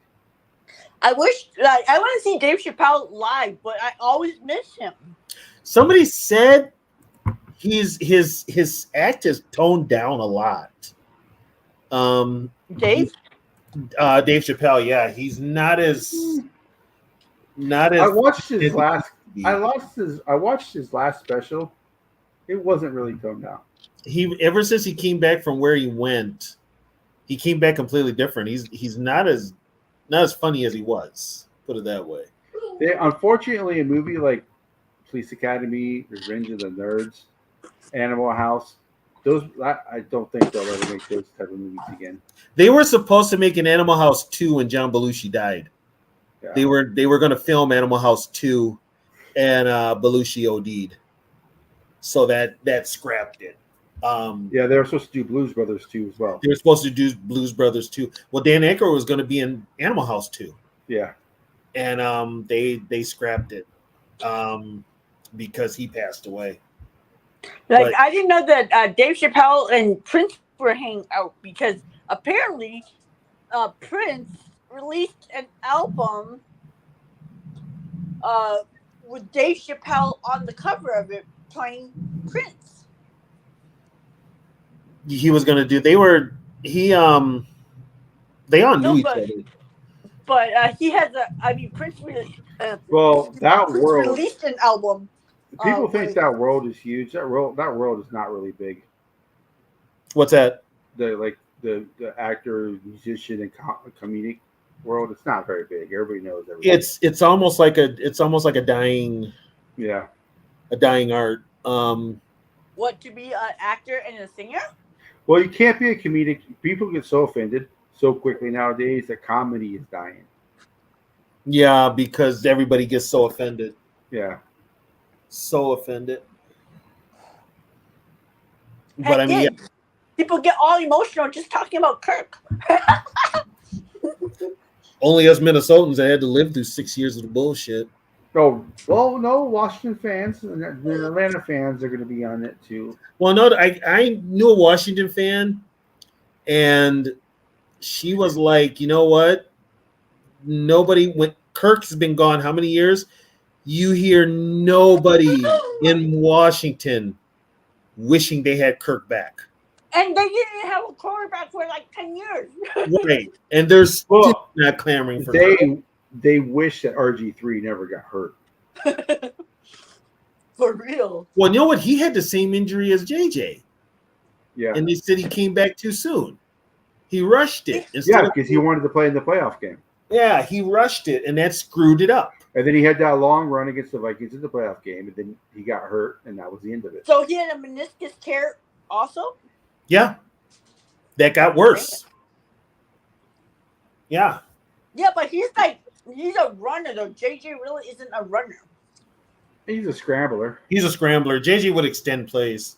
Yeah, but that's not his primary. He's not a Lamar Jackson type of quarterback. He's not a Lamar Jackson type, but he'll extend plays. He'll pull a Fran Tarkenton in a scramble for about 10 seconds, 15 seconds, and then launch the ball. But yeah, he's not going to run, which he shouldn't have to. He's a quarterback. Right. But it was nice to see him run for a first down when the Vikings needed him to. Right? It was nice to see him. It was nice to see him get out of trouble. It was nice to see him because I said that during the podcast, the live streaming that we were doing. Mm-hmm. If that was Cousins, that was a sack because Cousins would have turtled. Oh, Cousins would have just curled up in a ball in a fetal position. Yeah. Ready for the next play. So it's nice to have a quarterback that can just. We're not going to see it till next year, unfortunately, because Darnold is kind of in the same class as Cousins. He's not going to run. Right.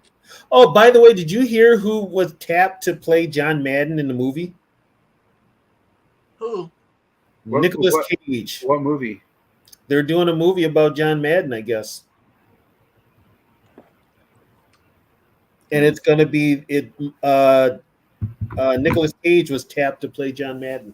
Hey, so can JJ win comeback player of the year next year? Yeah. Well, he can also win Rookie of the Year too. Yeah, he can do it. So he can win Rookie of the Year since he didn't play his rookie season? Wow. Can he? Well, because you're still considered a rookie.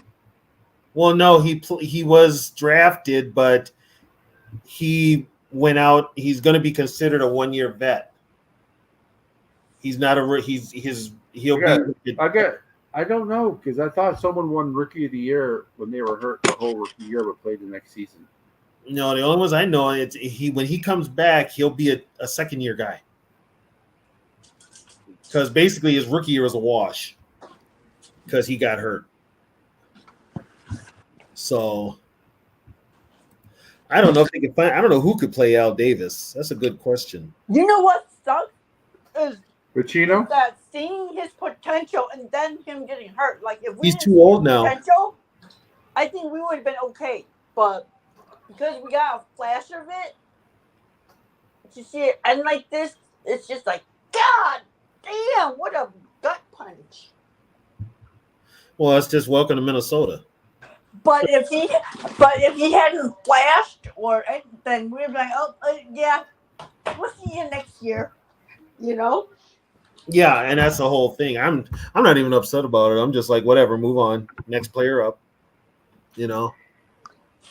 It's I like, just didn't really want to see Sam Darnold because I'm tired of hearing this narrative about if only he had these weapons. Like, come on, we've done that like how many times now? I'm over that story. Sometimes some guys just don't have it. well, and USC hasn't had a quarterback since God, who catch? Darnold. I mean, and not even Darnold's not even successful. I mean, a USC quarterback that actually made it in the NFL. I can't think of one. What? Oh, Sanchez? Was he Well, that successful? He did go to 2 championship games. he did go to 2 championship games. I guess. Yeah, he did go to 2 championship games. Certain schools just don't put out quarterbacks. Yeah. Certain schools just don't. And you would think SC would be one of those to put out a bunch of quarterbacks, but they just, haven't. Michigan's had a lot of success. Yep. Michigan has had a lot of success. Yeah, I don't see Cage's Madden either. He's gonna have to gain a lot. Really? He's gonna have to gain a ton of weight to look like Madden. Because Madden was never thin. He was a former lineman, so he looked the part.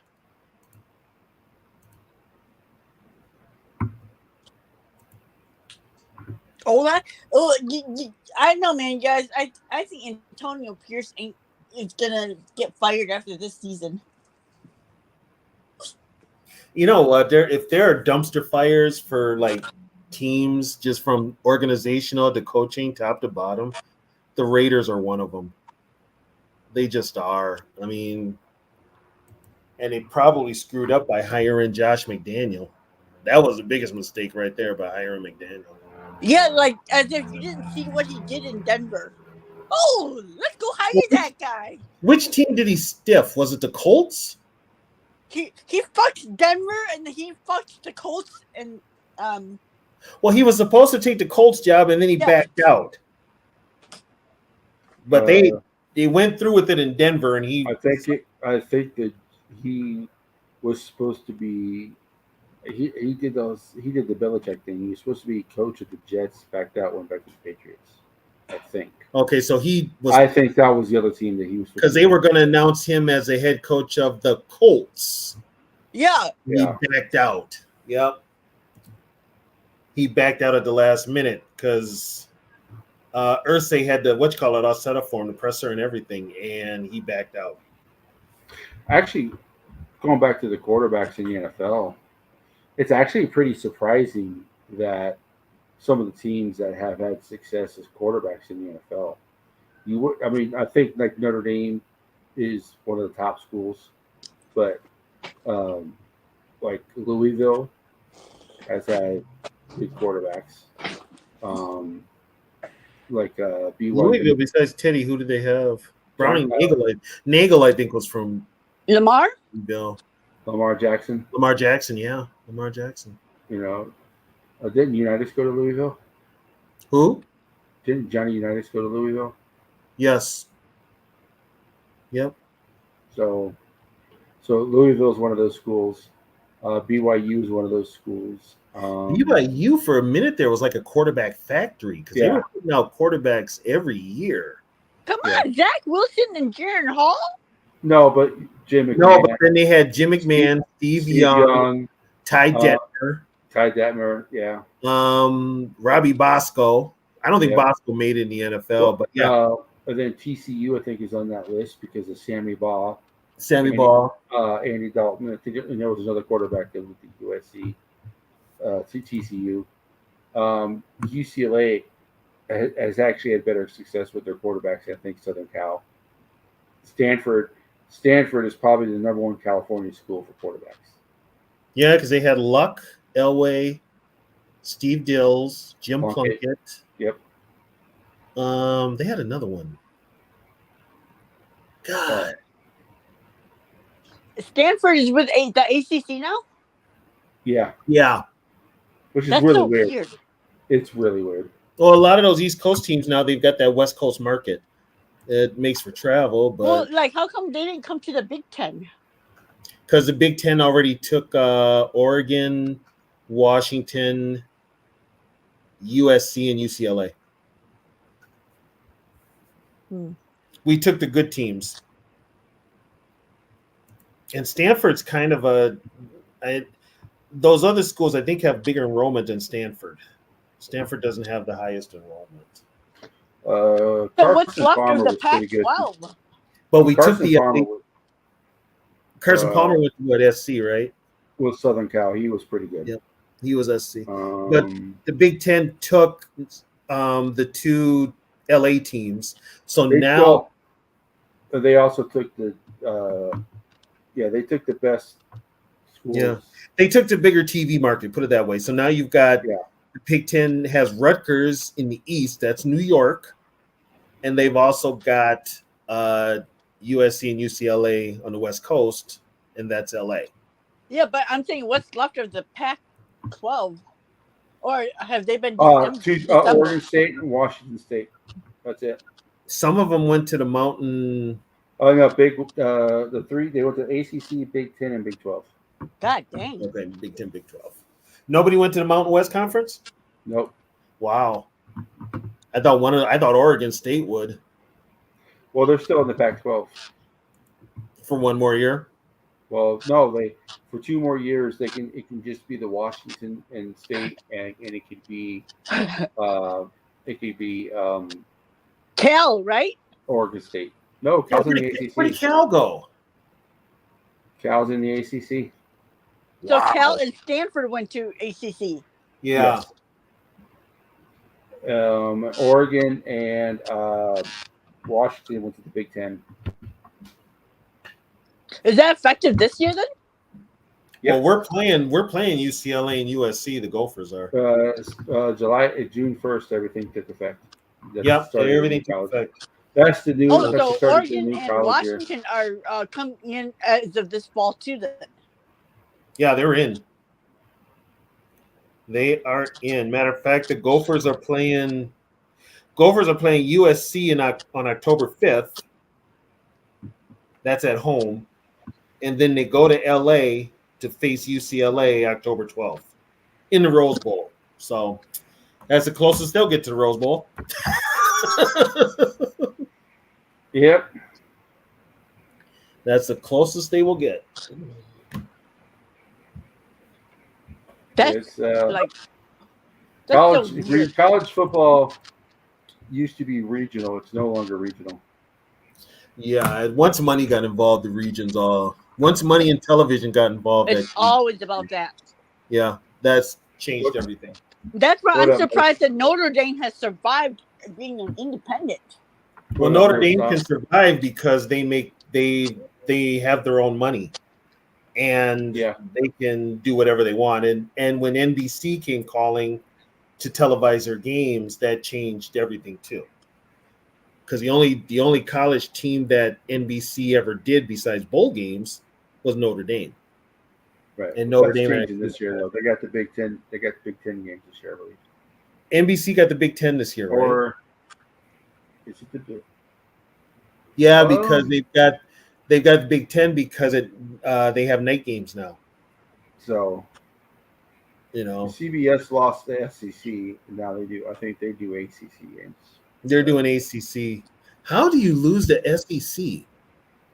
Fox probably paid more money. For real. Well, Well, ABC used to be Big Ten.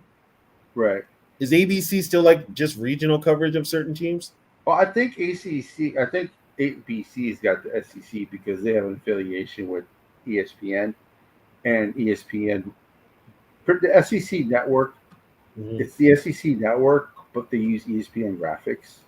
So I think they're Oh, part of okay. the AC, Okay. you know, the SEC network is on ESPN Plus. So my guess is that the SEC games are on ABC now. Well, you know what's funny? Notre Dame hockey is in the Big Ten. Right, and all their other sports are in the ACC. Yep. Yeah, Weird. they're in the Big Ten for hockey. Which Are is they the winningest college As far as what? championships? No, Alabama's got the most championships than anybody else. yeah. Check two Notre weeks. Dame. Notre Dame used to be the all-time champion. They used to be the all-time winning franchise. They used to be the all-time. They used to have the most wins all time, and they used to have the best winning percentage. But they had those rough like like All 8 or 9 years. dynasties must fall. Well, when what's his name? The guy that Before the guy he used to and coach after, Washington. The guy he used to coach Washington. Who went to Notre Dame? The black guy. I can't remember his name. Willingham. When he Not was Willingham. Not Willingham. when he was head coach of Notre Dame, they were pretty bad. And then the guy before him, they went through a time there with Jerry Faust, and he was Jerry Faust was bad. Jerry Faust was bad. After Holtz left, Notre Dame went. Faust, they fired Faust, hired Holtz, and Holtz took that whole class that was supposed to be in Minnesota, took them to Notre Dame. Yeah, that's what killed the University of Minnesota. And then after, oh god, who was the coach after Lou Holtz? Wow, it was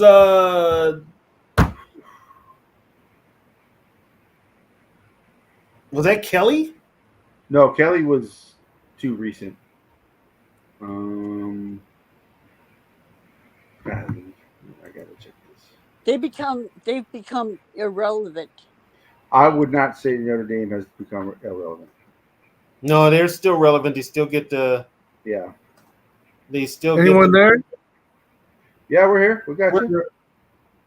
Hey, Tom Brady eyeing a comeback with the NFC North team from Aussie Viking. What do you think?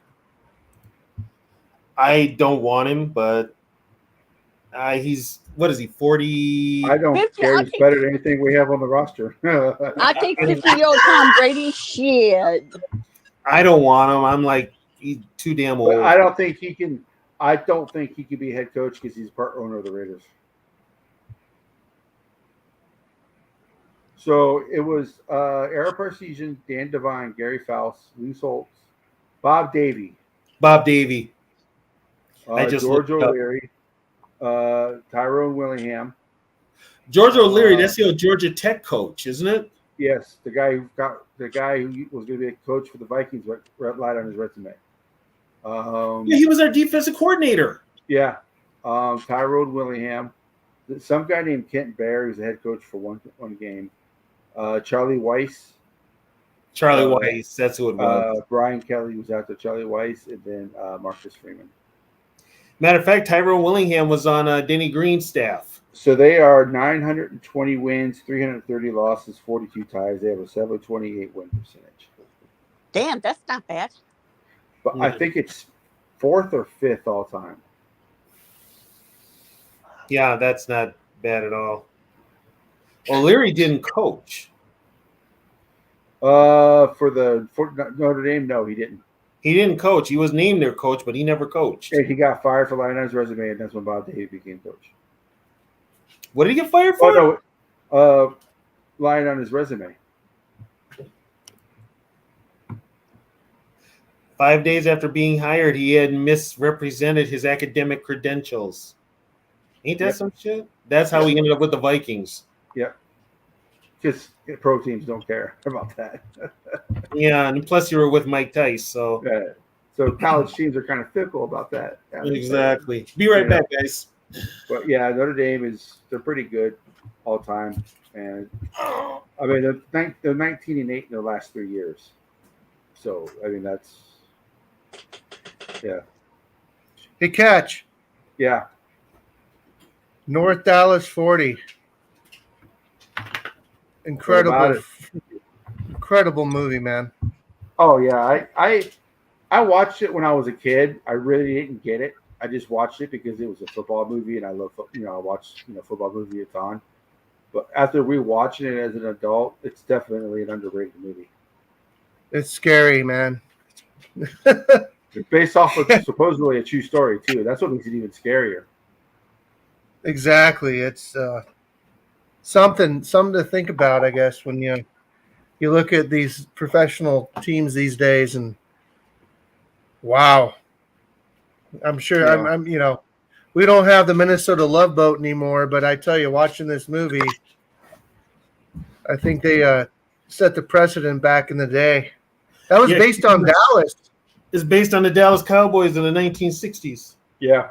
Jiminy Christmas. Yeah, that was Peter Gent. The Nick Nolte character was Peter Gent, who wrote the book. And the Mac Davis character was Dandy Don Meredith, the quarterback. And you knew the coach was Tom Landry, and The the Cowboys tried to stop production of it, didn't they? yeah, they sued him. They sued Peter Gent. That's surprise. They sued him because it was That was an ugly look. yeah, they sued him.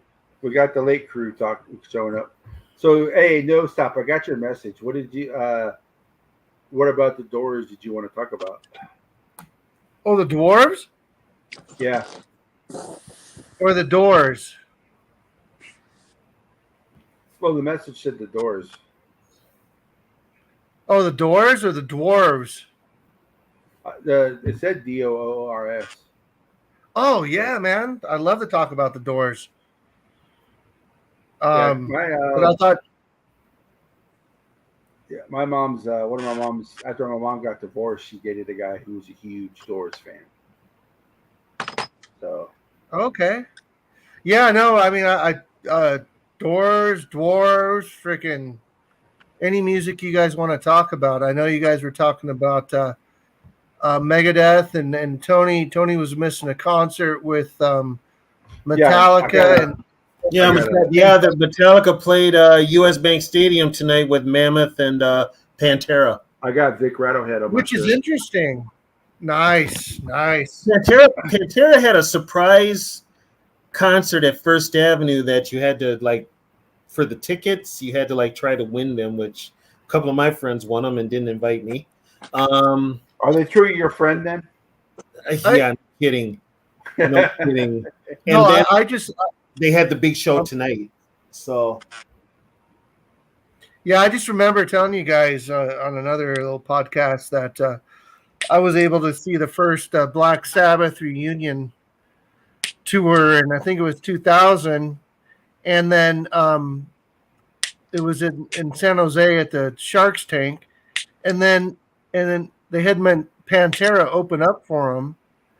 And then the front row was all like Metallica, supposedly, and Phil Anselmo just pretty much insults them and says, "You know what? Anyways, long story short, it looks like that's good. The water's under the bridge. Those guys are all cool together." well, yeah, Kirk and they did the show at First Avenue. Kirk and Rob showed up on stage with Pantera last night at First Avenue. JD, was that in America, or did you go to Rio to see that show? Because I know they do a lot of those great concerts in Brazil. They have all the best shows overseas. Yeah. Yes, absolutely. Hungary. And they're always in fine form playing too. Yes. By the time they get to America, they're tired. We're like, what? What? What are your... Yeah, they just want to get off the stage. My first concert ever was Kingdom Come, Guns N' Roses, and Metallica. Was it a Monsters of Rock? I don't remember what it was in Orlando when I was a kid, but Kingdom Come got booed off the stage. Okay, I saw Kingdom Come at the Monsters of Rock. I don't know if it was because people wanted to see Guns N' Roses and Metallica, or if they were just bad. I don't remember.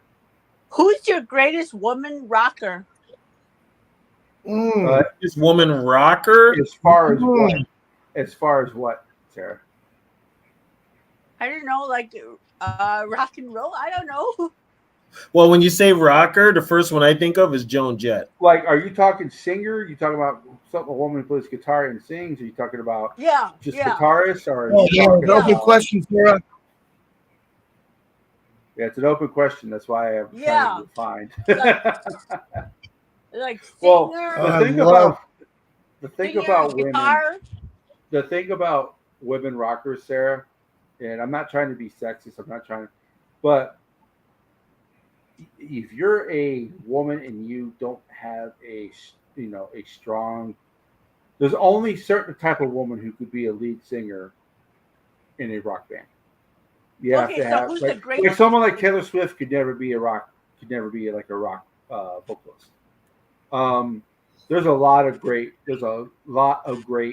great women vocalists, but in my Lead opinion, singer of my opinion is Anne Hart. Oh yeah, I love yes, her. Ann Wilson, sorry, oh, Ann Ann Wilson. Wilson. Yeah, and Wilson, yes. yeah. She's I was the gonna chick from say Heart, right? exactly.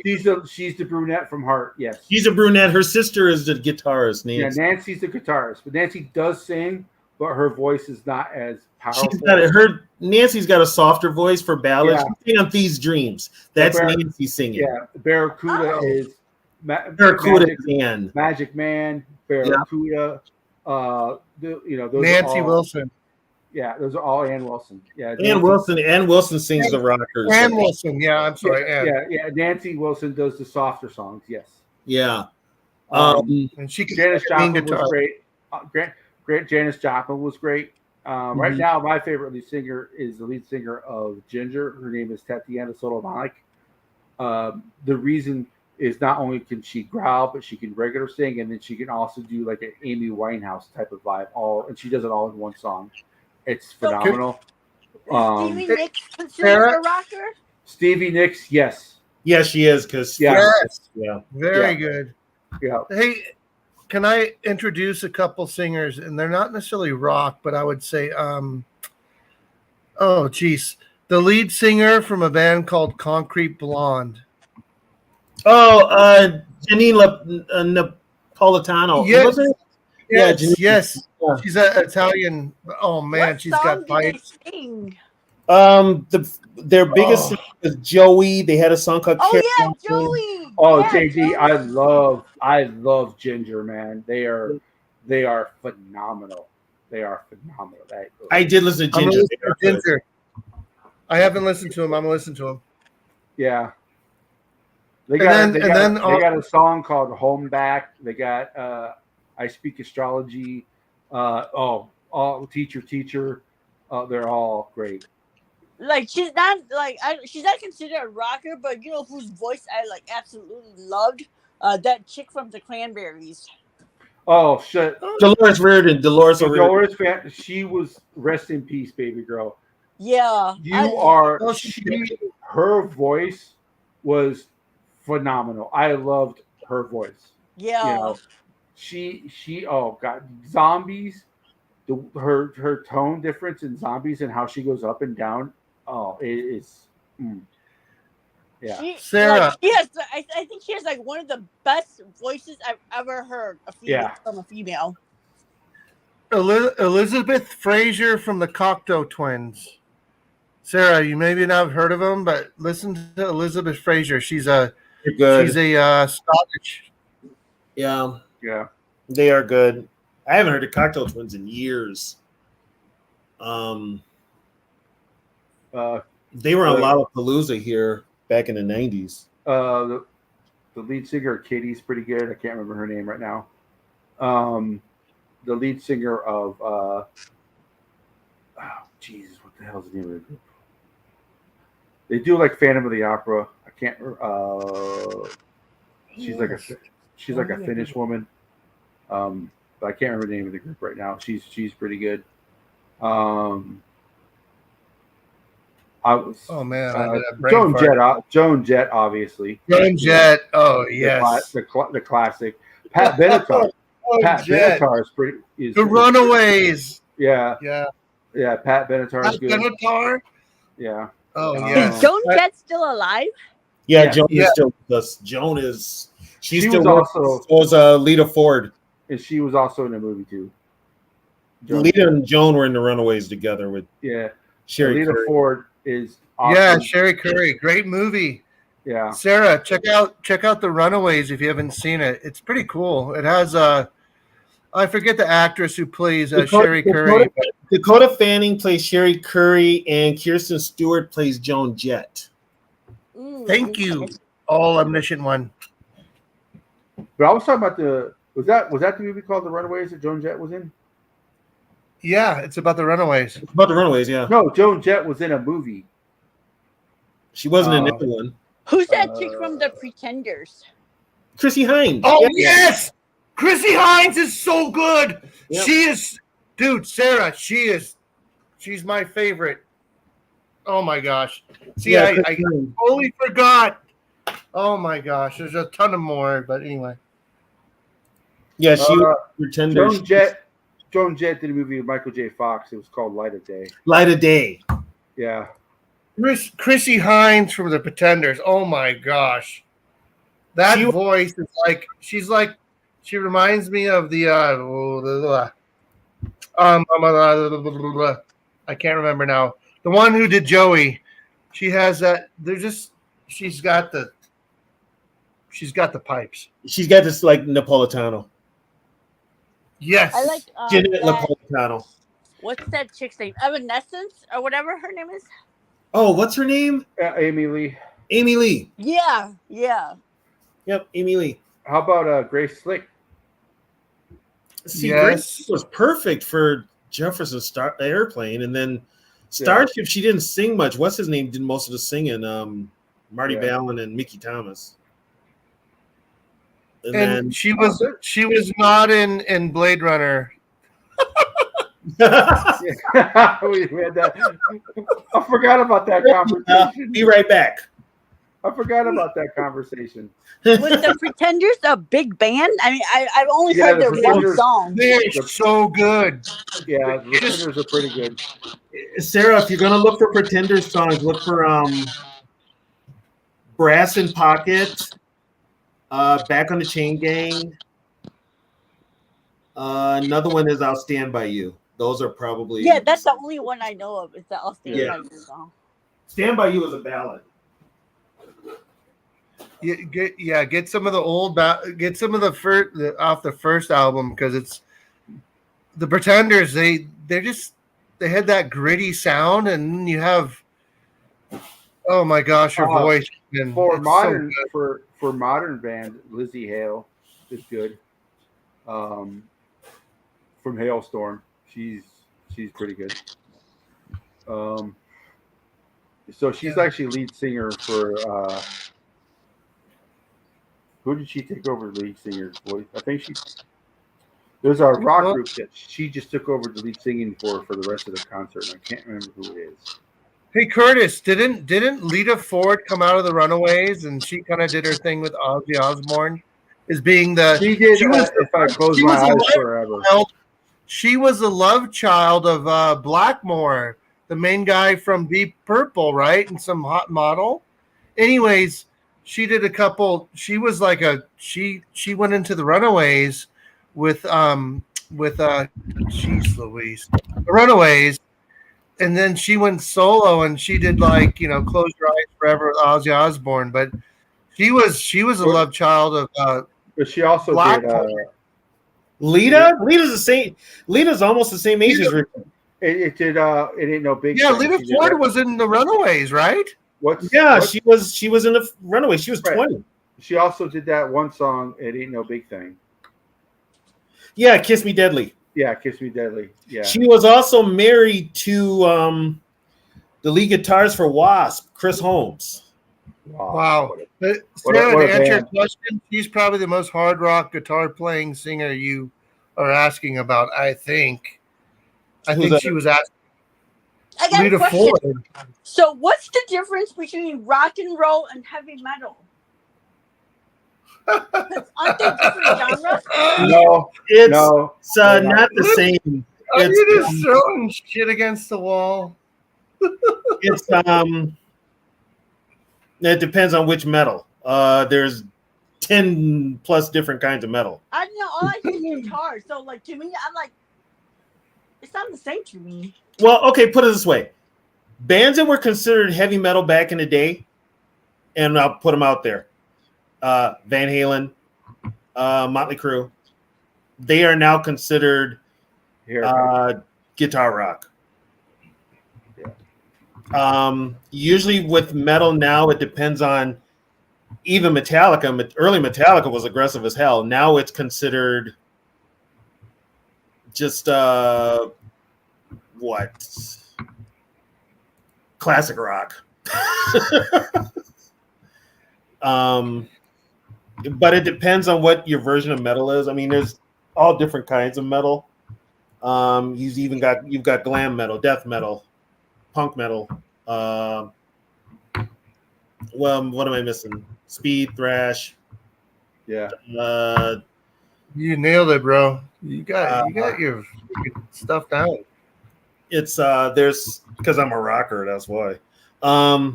Yeah, you know your Viking shit as well, man.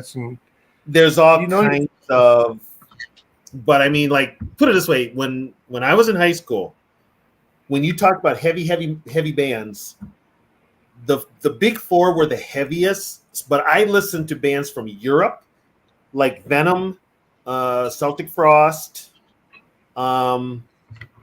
Possessed. There were heavy, darker bands even in the 80s. And then we got like later Cannibal Corpse and bands like that. Death was one of them. But with like, you had so many different facets of metal, and rock is like the Stones are considered classic rock, but they're rock. Like I said, Van Halen was considered metal, but they're rock. What's another one that is considered metal, but they're rock and they're popular? Led Zeppelin. They get mad when you call them a metal band. Yeah, Led Zeppelin. They for years were called a metal band, and they hated it. Aren't they from the 70s? Yeah, they're from the 60s, actually. They were. Hey, what about the Bay Area stuff? I mean, we're talking Metallica. We're talking, I think, Metallica, Death Angel. Those are all thrash. Death Angel. See, guess what? Guess what, Tony? Guess who fronted the new Kerry King solo album before they announced the Slayer reunion? It's one of the main guys from Death Angel, and he retired from. Yeah, it's Mark. Okay, yeah, you got it. Yep, it's Mark. I thought that was hilarious. They're like, oh, Kerry's like, we got a new record out. Oh shit, we're gonna reunite with Slayer. He went back to Slayer. I think Slayer's not going to tour. Two shows. They're not two shows. Yeah. And they're not even the same since Jeff died. So, yeah. You know. Nothing like a spider bite. Do you think he really died from a spider bite? No, he had cancer. Oh, that's what it was. That's sad. Yeah, he had cancer. So, Sarah, this would be considered thrash. This is my favorite group of all time. This is one of their most popular. Are you playing songs. Holy Wars? You No. on the block? Hangar 18. Hey, Trisha, hold on loosely. Oh yeah, she's a big 38 special. So, yeah, this would be considered thrash by most people. And this is why this is definitely not rock. This is why there's differences. And that came out in 90. Yeah. So it's like 5 minutes. You know what song that Sarah would probably know from Megadeth is Peace Sells. Nope, I don't know any Megadeth song. That's too heavy for me. This is what Metallica used to be like. Yeah, this is Metallica. Oh, dude, Dave Mustaine. Yeah, Dave Mustaine was in Metallica. Yeah. Lars is a fucking bitch. I'm sorry, I said that out loud. My bad. Well, it's kind of the reason why He's incredible, but he can't keep a beat. Sure, he can. Well, It just he's one of the worst the rest of the band. Sure, he can. Just not in time with the other three guys. He can keep his own beat.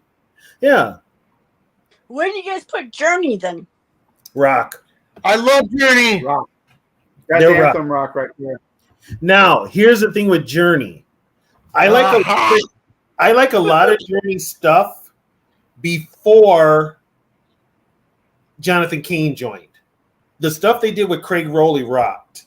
The stuff they did with Jonathan Cain was kind of too poppy for me. I like the stuff with Craig Rowley.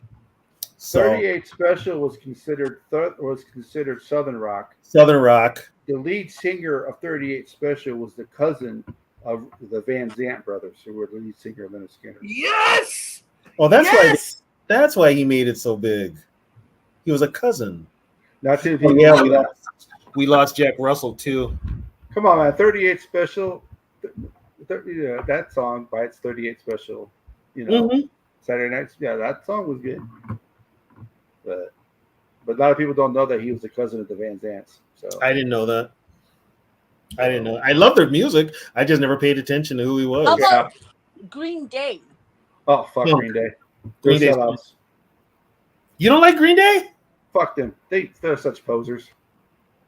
Well, you could say that about Motley Crue and all the other bands. They started off as a punk band and they went fucking punk bands don't go to commercial. They don't go commercial, man. Well, they're not supposed to till the money rolls in.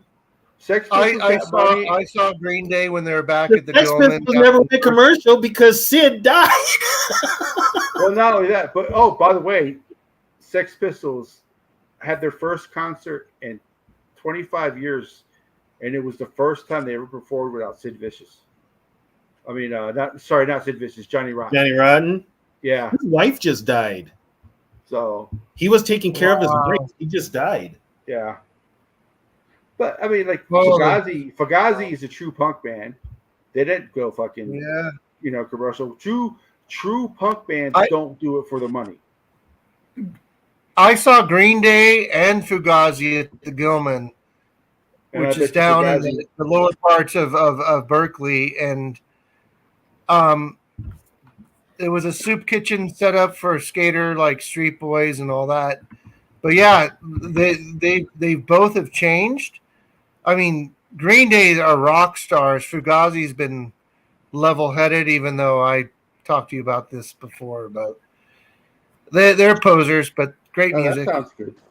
I bet you Fugazi was better. I have more respect. Yeah, Fugazi was so much better. I have more respect for Billy Joel's brother, who's the lead singer of Rancid, than I will ever have for Billy Joel. God, I haven't listened to Rancid. Right. Yeah. Yeah, I haven't listened to them. We're going deep now, fellas. Rancid was at the Gilman too in Berkeley. Yeah, they were all meth fucking pumped up and all that. But no, great bands, and it's just Green Day is just I don't respect that lead singer. I just got the JDT. I gotta check that out, man. I gotta check them out. I did like Bad Religion. Oh yeah, Bad Religion is classic. I did like Bad. They're the Religion. Godfather. No effects. Yeah. What do you guys think about Dinosaur Jr.? Like them. They're okay. Yeah. Yeah. Seattle, but TB doesn't like that Seattle sound. I didn't say I didn't like it. I just said they ripped us off. Yeah. What is the thing from Bad Religion? That name sounds so familiar. They had a pretty popular song. Godfathers. They were the Godfathers of punk. They had a very popular song. I can't remember the name of it right now. I vaguely remember that name, but I can't think of any of their. Well, MTV back in the day overplayed one of their songs. Yeah, I was wrong. Oh, are these the Losing My Religion people? I was wrong was the name of the song that they overplayed. Yeah, they overplayed that one song, and it was too damn much. What you guys think of the Rollins? Henry Rollins? I know it was spoken word mostly, but he's, you know what? I have a story. he is who he is. That's all I can say. I am not a huge Linkin Park fan. I'm sorry. Am I too loud? No, you're No. perfect. I have a Rollins story for TB or for Catch. It was 1992, and I pull in this little fucking club called One Step Beyond in Santa Clara, and it turns out that Rollins band is headlining, and Tool's going to be opening up for him. And the only reason I'm there is because the guy I'm buying tickets to Lollapalooza, whatever, 92. He's a writer for Drummer Magazine who's going to interview Danny Carey for Tool. Okay, so I get there early, and there's this big Winnebago, and I'm sitting there waiting. You know, Henry Rollins comes out, gets into a Pinto with a bunch of chicks, and rolls away. I don't know what he's doing. A Pinto or a limo? A Pinto. I'm talking a fucking a gremlin, bro. I know, it's hilarious. Two chicks pull up, and before that, I'm sitting in the parking lot, and there's Winnebago. Adam Jones from Tool, which I know now, he kind of walks out, looks around like he's totally freaking drugged out, and then looks at me and goes back in. And I'm sitting there waiting for my boy to sell me the tickets who's going to interview Danny Carey. And Henry Rollins runs out seriously to a Pinto, or it was a Gremlin, into a car with two chicks, blows out of there. And then I'm sitting there going, okay. Anyway, it was a great story, and the end of the deal was, it was a small world. Yeah. Next thing you know, Tool's like headline and everything else. And but yeah, Henry Rollins likes his groupies. Yeah. So Kurt Cobain committed suicide right as Nirvana hit big, right?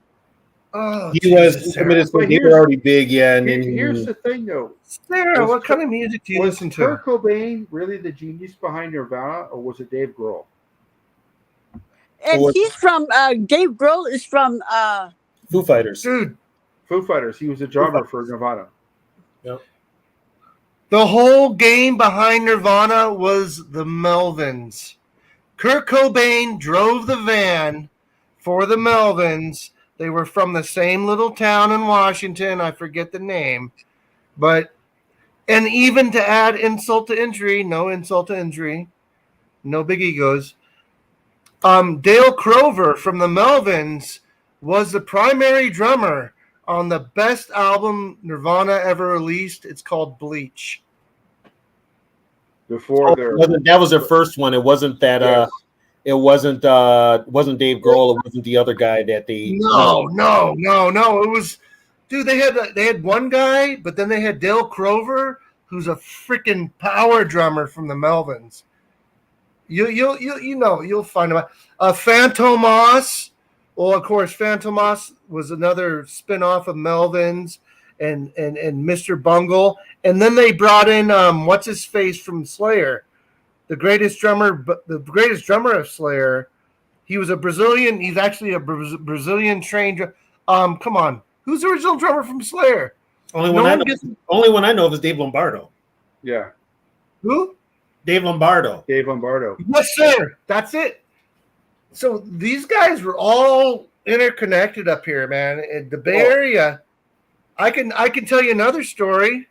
I can tell you about the when I was in the 80s and the cover of Bay Area Magazine, which used to be a free publication up in the Bay Area, which was sweet.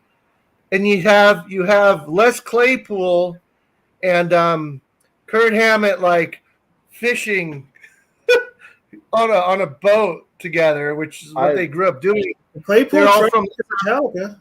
I love Tesla. I like Tesla. I've always liked Tesla.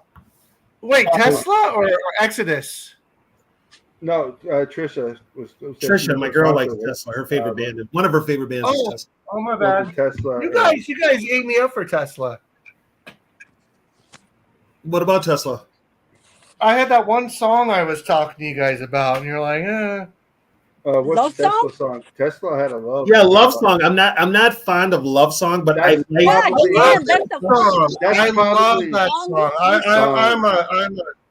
Yeah. the I like the songs that I'm rock. a romantic. I'm a romantic. I like the what's it called? I liked Edison's There's Medicine, no way out. Heaven's From this, Trail. yeah, there's no way Yeah, out from this Rock living Me to hell. the Top, Modern Day Cowboy. Yeah, I like Modern Day the Cowboy rock. is Hang Tough. I like they their song. covered Hang Tough. the Sign song. They covered that song. That they did that very Yeah. well. So don't get me wrong. I like that song, love song. It's just not my favorite Tesla song. Well, they also played it too much on the radio. That's another problem. Yeah, another song I used to like was the song by Extreme, but it's so played out. Oh yeah. For the words. Oh, don't do Yeah. it. Don't do it. Don't do it. Yeah. So it's Don't like, do it. yeah, no, I'm not. But it's like, you know, I actually like song. Wholehearted more than I like More Than Words. yeah, Wholehearted was a good song. That one's not played as much. Yeah. But I didn't Yeah, even know better. they had a song other than More Than Words. More Than Words is so played out. It's like another reason why I don't like Metallica like I used to. Mostly because partly has to do with the Metallica fans. You talk to most Metallica fans, they don't think Metallica existed before the Black Album. Yeah, those are the ones that are. Like they don't know totally their talk shit. about they don't even talk about the 5 albums before the Black Album. Are So- they like the LeBron James fans? But, yeah, you could say that, but and there was a lot of Metallica albums that were not very good. To Aussie Viking, Aussie Viking was saying about Classic Pantera, Cemetery Gates, or Cowboys from Hell. I was thinking this. Cemetery Gates. I was thinking this for Hitman Harry, for Hitman Harrison Smith. I want his highlight reel to be orchestrated by Domination by Pantera live in Moscow, 1991. I want a complete compilation of Harrison Smith knocking people out with that soundtrack. Domination 91 live in Moscow. There you go, Mr. Aussie Viking. My 3 top Pantera songs: 5 Minutes Alone, Cemetery Gates, and A Mouth for War. How come nobody likes Psycho Holiday? I'm not saying I don't like Psycho Holiday. Those are just my top 3. I don't think 5 Minutes Alone is in a lot of people's top 3 Pantera songs. It's up there with mine. Mouth of War is one, but I do my favorite all-time Pantera song besides Cowboys from Hell is Fucking Hostile. That's my favorite. Yeah. That's the song. That's the song that they brought a fan up the stage to play. To do back. Fucking Hostile. Yeah, because the guy looked like he was, man, look at this fucking guy. Because Phil goes, man, look at this, because his voice is so fucking deep. He's like, man, look at this fucking guy. He looks like Zach De La Rocha. He had like a big old fucking. Oh my god! Bring this motherfucker up on the stage, and they did Fucking Hostile. Oh my god! And they had the audience do fucking. Okay, I got a name you guys might remember.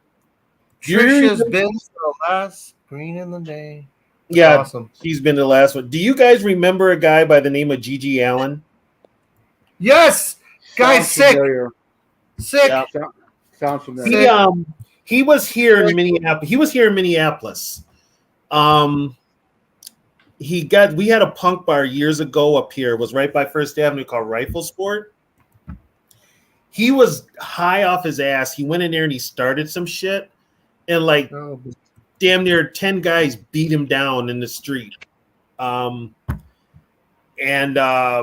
kept talking smack, and they just kept beating his ass. And it's like, Jesus Christ. And then from what I found out, he would go to like different towns and he would start shit. And then I seen him years later on Jerry Springer. And I'm like, that's the fucker that got his ass kicked in downtown Minneapolis. And then the next thing you know, but when you're high, you don't feel shit. Huh? I said when you're high and you're getting your ass beat, you don't feel it. Oh yeah, he was fucked up. He was Later, beyond Trisha. fucked up. Good night, baby. Love you. He Yeah, I'm was. gonna Sarah, sign what's off too. I'm like tired. wait, So wait, good wait, night, wait, guys. wait, wait, wait, wait, wait. Sarah, what's your favorite group? What are your favorite groups? New Kids. No, besides New Kid. Oh, come on, Sarah, give me something here. I don't know. I listen to like all sorts of music, like especially when I'm drunk. And I karaoke. I'll throw like a concert. Like, I'll start with like some rock, and then by the end of the night, I'm super drunk and think I can be Tupac. I think I sound Well, like no, Tupac, but it's nobody probably else does. easier to Tupac than to sing. So you're right. It's a good progression. No stop. Have you heard Ginger before? All right, good night, guys. Good You're out. night. See you later. Oh, there goes the man. I haven't. I've heard of them. I'll look at them tonight, man. I'll do my research. I listen to everything. Yeah, this is one of their I listen. best songs. They're actually Ukrainian, and they came out with this song about a year before Russia invaded. So it's kind of topical.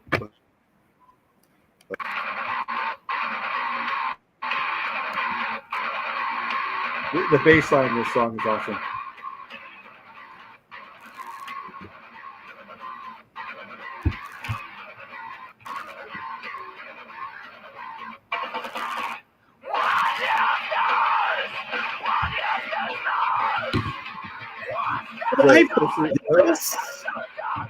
Yeah, her name. So her name is Tatiana Samalanuik, something like that. Yeah. Her last name is like Wow.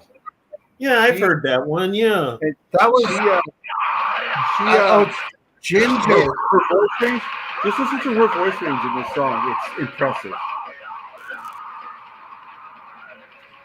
No, but that's a female lead singer, correct?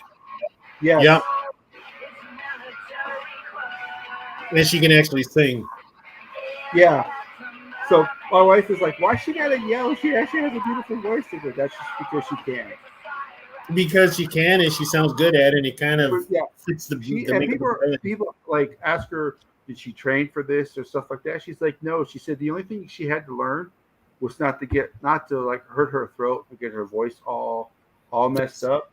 And that's the trick to it, because if you're doing it every night, you're gonna fuck up. Yeah. Look at that. Bing, bing, bing. Nice. Wow. The bass line's awesome. Yep. Yeah. Is that considered death metal? No, it's considered metal. Yeah. Yeah. No, metal. Yeah. Hey, Sarah unfortunately left. I was trying to tell her I wanted her to listen to this song by a band called Meshuggah called Bleed. Yeah. I think Sarah would enjoy that. We'll get shut down. But yeah. All right. Yeah, no. No, I think Sarah would enjoy that song by Meshuggah. It's called Bleed. Wow, Ginger. Yeah. And then they changed it up here. The thing and when you tell people Ginger only has one lead vocalist, they look at you like you got two heads. Yeah, and it's her. Yeah, because they think they have a female singer than a guy growling. But no. Yeah, it's her. Wow, dude. What about that band? What about that band from Armenia? They're older now. Oh, System? What, a System of a Down? Yeah. Oh yeah. Here's her jazz. Here's her jazz.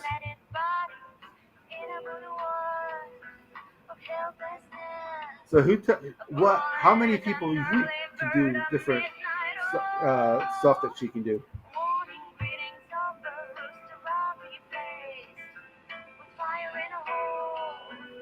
Did they relocate, or they still live in their home country? I think they got out, but I am not sure.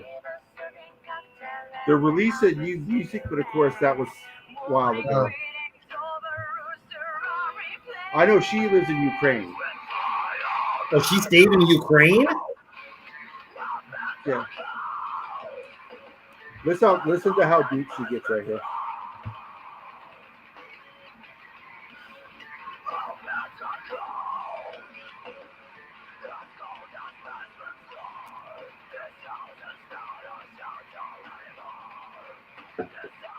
Jeez Louise. She gets deeper. Right here.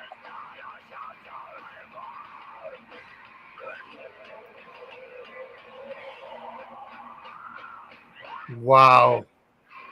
That's her singing? Yeah. That's all her. She's That's the all her. only singer in the band. Yep, that is all her. Cool. That is why I think she's one of the greatest lead singers right now because of her range, how she can go so deep. She can do jazz. She can sing regular. She growls.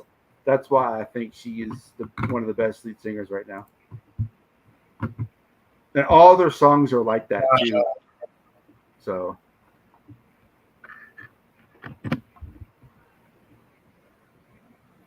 I know TD who was in here earlier. He likes Ginger too, but yeah, Chop Suey was Ozzy. System for fun. Yeah, I like System. Only one of you guys, Ozzy. Yeah, System of the Down. They're really good too. I forgot Deftones. What are your thoughts on Deftones? They're okay. Yeah, they're okay. Yeah, they're okay. Yep. Yeah, I I think they wouldn't put them on the top or anything like that. But. No, they're a Sacramento band, and they've managed to do really well, and they got some stuff. Good. Sorry.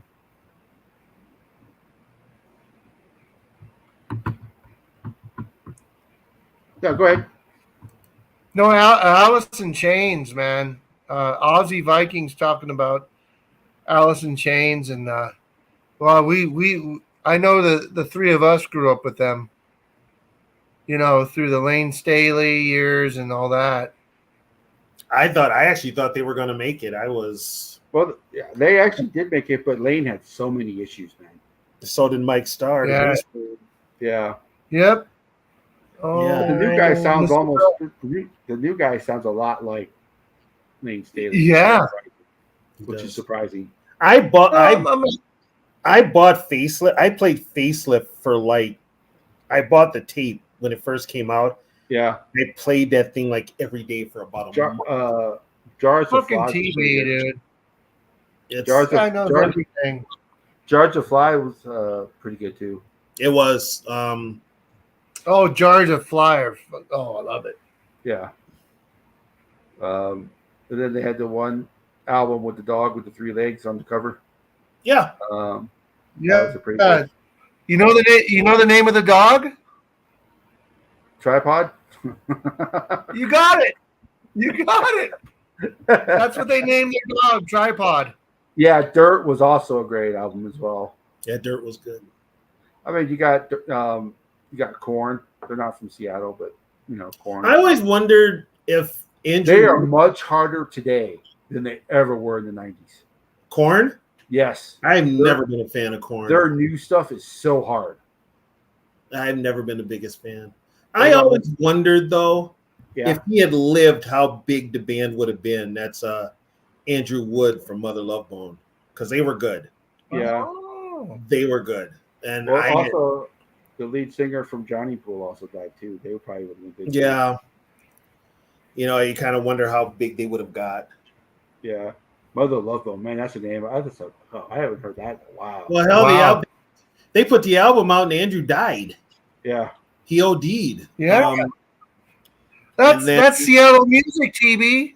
Yeah. He was from Seattle. And they were supposed to be the next big thing, and Andrew died. And then the next thing you know, Stone and Jeff were in Pearl Jam. Yeah. And I was like, okay. So I saw them live. They were pretty good live. Pearl Jam. Pearl Jam was okay. I mean, some of their stuff is actually pretty good. Yeah. But you kind of wondered. I always wondered how good Mother Love Bone would have been. That's kind of one of the big what ifs in music. what could have been. What do you guys think about Ram Jam? Black Betty, bam, bam, oh. I love that. Oh, that song's as old as me. I love all music, man. I tell you, that stuff is. I wouldn't say I love all music. Well, I would say I like classic country music, like Hank Williams, George. The OGs. Like when you listen to Sirius XM, you listen to Willie Nelson's radio, stuff like that. I don't like the new bro country. That's ass. Do same thing with rap nowadays. The new rap is ass. Boy Mumble bands, rap? You don't like mumble rap? No, man, give me the fucking Wu-Tang Clan. Give me Method Man. Give me Redman. Give me, give me Biggie Smalls. Give me Tupac. Come on. Give me all those guys. I don't want like the mumble rap. I don't like a song now to where the guy literally says Versace, Versace, Versace, Versace, Versace, Versace, like 70 times. Nobody cares. Give me like Run DMC. Give me Sir Mix-a-Lot. Digital Underground. Give me that. Give me EPMD is a world to me. EPMD. I'll go back to even old Public Enemy. I'll go back to the only techno song I like would be Dana Rude's Sandstorm because my school uses it for their intro. Make one. Debbie Deb. You want like Latino like gangster rap stuff? Pull up the 12-inch singles in the Bay Area of like Debbie Deb, Lookout Weekend. You want to pull in all that stuff. There's a whole different rap scene. King Sway out of Sacramento. I've heard the main DJ for Beastie Boys, Mike D, or the main he's out of Sacramento. Beastie Boys were actually a punk band before they became they were a rap punk. band. And then they did the whole rap thing as a joke, and people bought it. And it blew up. They did. They were for you right to party, and people were like, "What the hell is this?" And they're like, "No, they did that. They had a song called She's On It, and it sold." But they didn't hit it big until you got to fight for your right to party. But they did. And then they did No Sleep to Brooklyn. Carrie King, and then that was more of their original sound. No Sleep to Brooklyn. But I think What You Want is really what took them, to the top. That's when they started playing their instruments again. Yeah. Yeah, that's when they started playing. Intergalactic Planetary. Oh my, that is one of the best songs ever. Yeah, that was their last hit. Yeah, unfortunately, the guy looked like Booger from the Nerds. Adam Yauch. Yeah. Adam Yauch. He passed away from cancer. That's the one thing about cancer. It don't give a fuck where you've been, who you are, how much money you got. Yeah, he was what, 44? He's only 44. Yeah. So, yeah, BC Boys. If BC Boys is a top. Here's something interesting about the Beastie Boys and Public Enemy at that time with Rick Rubin. They incorporated Slayer into their music. Yeah, because Slayer was on the label with them. What the hell? Dude, you listen to She Watches Channel Zero, which is one of my favorite songs from Public Enemy. Dude, it's freaking Slayer. I don't know if it's Kerry King or whatever, laying down the riff. It probably is because they had no other when Slayer was looking for a major label, nobody would touch him. Well, Rick Rubin heard him, and Rick signed them to Def Jam. Yeah, he was the only one that took the chance on Slayer after their contract. Where were they? Megaforce or Metal Blade? What was it? Feel the Noise was the song that Slayer and Public Enemy. Oh, yep. Yeah, but also Slayer did the lay down. Like I said, She Watches Channel Zero, which is such a good, great fucking song off it. It takes a million or whatever to hold us back. Public Enemy. The thing about it is Public Enemy. They were the ones who did the singing in like Slayer doesn't sing on "Bring the Noise." They might do the background for It was "Bring the Noise." Anthrax. It That was Anthrax. So, Anthrax, "Bring the Noise." Anthrax didn't sing on it at all. They just did the background, "Bring the Noise," and then Slayer did the song that No Stop was talking about. But Kerry King is the only person to be in 3 of the top 4 considered top 4 bands. Because Kerry King obviously was in Anthrax. He played 4 show. He played a half of a tour with Megadeth, and then he did like 2 shows with Metallica. I'm surprised he actually went on tour with Megadeth because he said Dave Mustaine was an ass. That's how he found out Dave Mustaine was an ass. Oh.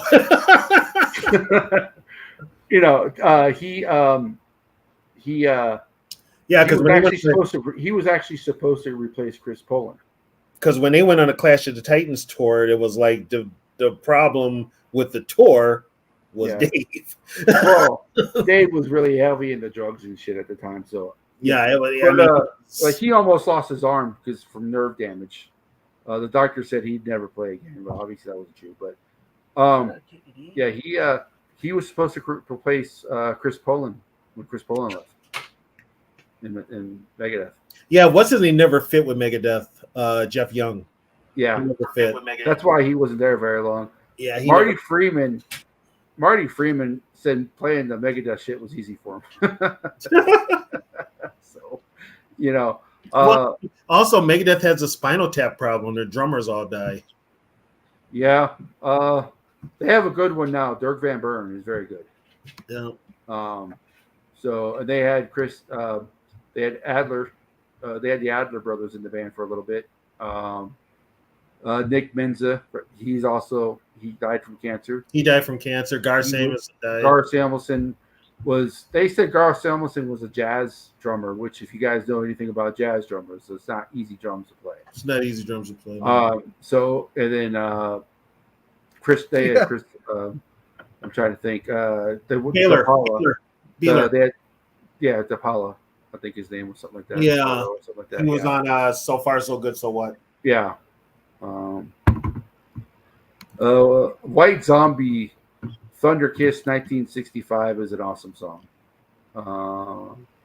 They also had Black Sunshine. Love that song. Black Sunshine. That album's right. They had a female bassist, Sean B. I think her name. That was what's his name's girlfriend at the time. Rob Zombie. Yeah. Yeah. That was his girlfriend, Sean Esalt. Yeah, that was his girlfriend. I don't know, but I tell you that Thunder Kiss 1969 video with those chicks fucking shaking their thing, I was a fan. And Rob was basically ripping off. That was kind of. You guys know what band Rob Zombie's brother Spider is the lead singer of? Power Man 5000. Yeah. Oh wow. Yeah. Power Man 5000, and I thought they were good. Whatever happened to them? They're still around. Are they? Their song "When Worlds Collide." Oh my god! Power Man 5000. That is a banger from. That's been a while. It still rocks, even after it's still rock. It's still relevant today. You could play that song today. People would say, "Oh, that's an awesome new song." Yeah, it's awesome. It's weird because there's a lot of there's a lot of brothers out there that people don't know are brothers because they don't use their real names. No. What do you guys think of Jared Leto's band? Who's his band again? Mars. 30 something from Mars? Yes. I didn't care for him. Yeah, I don't like him either. My wife loves him, but I didn't care for him. 30 seconds. Not because Jared Leto's the lead singer. She would like him even if he wasn't the lead singer. But that's like having Johnny Depp in the Hollywood Vampires. Yeah. I don't care. But did you ever see the video on YouTube about Steven Seagal playing the guitar? Yeah. And they said that the riff that he plays is hard because if you don't have big hands, you can't play it. Yeah, I did. I never knew that. He's a big country guy. Right, but he stretches his thumb like like it has to be like 8 inches away from like the rest of his fingers on top of just to hit the note. And Yeah. this guy's like, I'm a professional guitar player. I can't play this because my hand ain't big enough. Yep. Yeah, I mean I saw that. So who's better, Cream or Yardbirds? Well, they both had Eric Clapton in it, so Yardbirds had Jimmy Page and Jeff Beck. Yeah. Cream was very short. Right. Yardbirds were just spun off Led Zeppelin. Oh God. It's a tough one. Yeah. You know, for the little bit of time Cream was there, they put out some damn good music. Yeah. You know, this is going to surprise you. You know what my mom's favorite group is? Your mom's favorite group? The Moody Blues. That was Charles Manson's favorite group. Moody Blues are tight. Yeah, Moody Blues are good. Yeah, that's her. Like, she's seen them, like, I think, other than Alabama, the country group, Trans-Siberian Orchestra, I think she's seen Moody Blues the most. Your mom saw Alabama? No, my mom loves Alabama. Yeah, the group Alabama. Oh, dude, Yeah. I like their shit, man. I like Alabama too. And then she goes to Trans-Siberian Orchestra because every Christmas. Well, she wants to go to a concert with me. And then she went one year. She's like, I'll just go because you got an extra ticket. She ended up liking them. Well, it's classic. It's basically classic Christmas music, metalized. Yeah, because Alex Skolnick is the guy who created it. Alex Skolnick from Testament playing guitar. Yeah. You know, so yeah, I mean, Yardbirds, Cream, it's even. Yeah. Wow. It's even. And then you like David Coverdale and Deep Purple? Whitesnake? No, I like one song from him with Deep Purple when he was there, Stormbringer. That's the only song I really like. Burn, I'm not a big fan of. I think that the Stormtrooper was that maybe it was Stormbringer, the one that had the bridge. It's like the album cover. If it was Deep Purple and it was David Coverdale singing a Stormbringer. Machine Head is probably their best album. Yeah, Ian Gillan is one of my all-time favorite vocalists. Yeah, from Deep Purple. Unfortunately, I'm sorry, I know you guys don't like him, okay, but you got to when you guys got into the Hall of Fame, you have to do Richie Blackburn. Have to.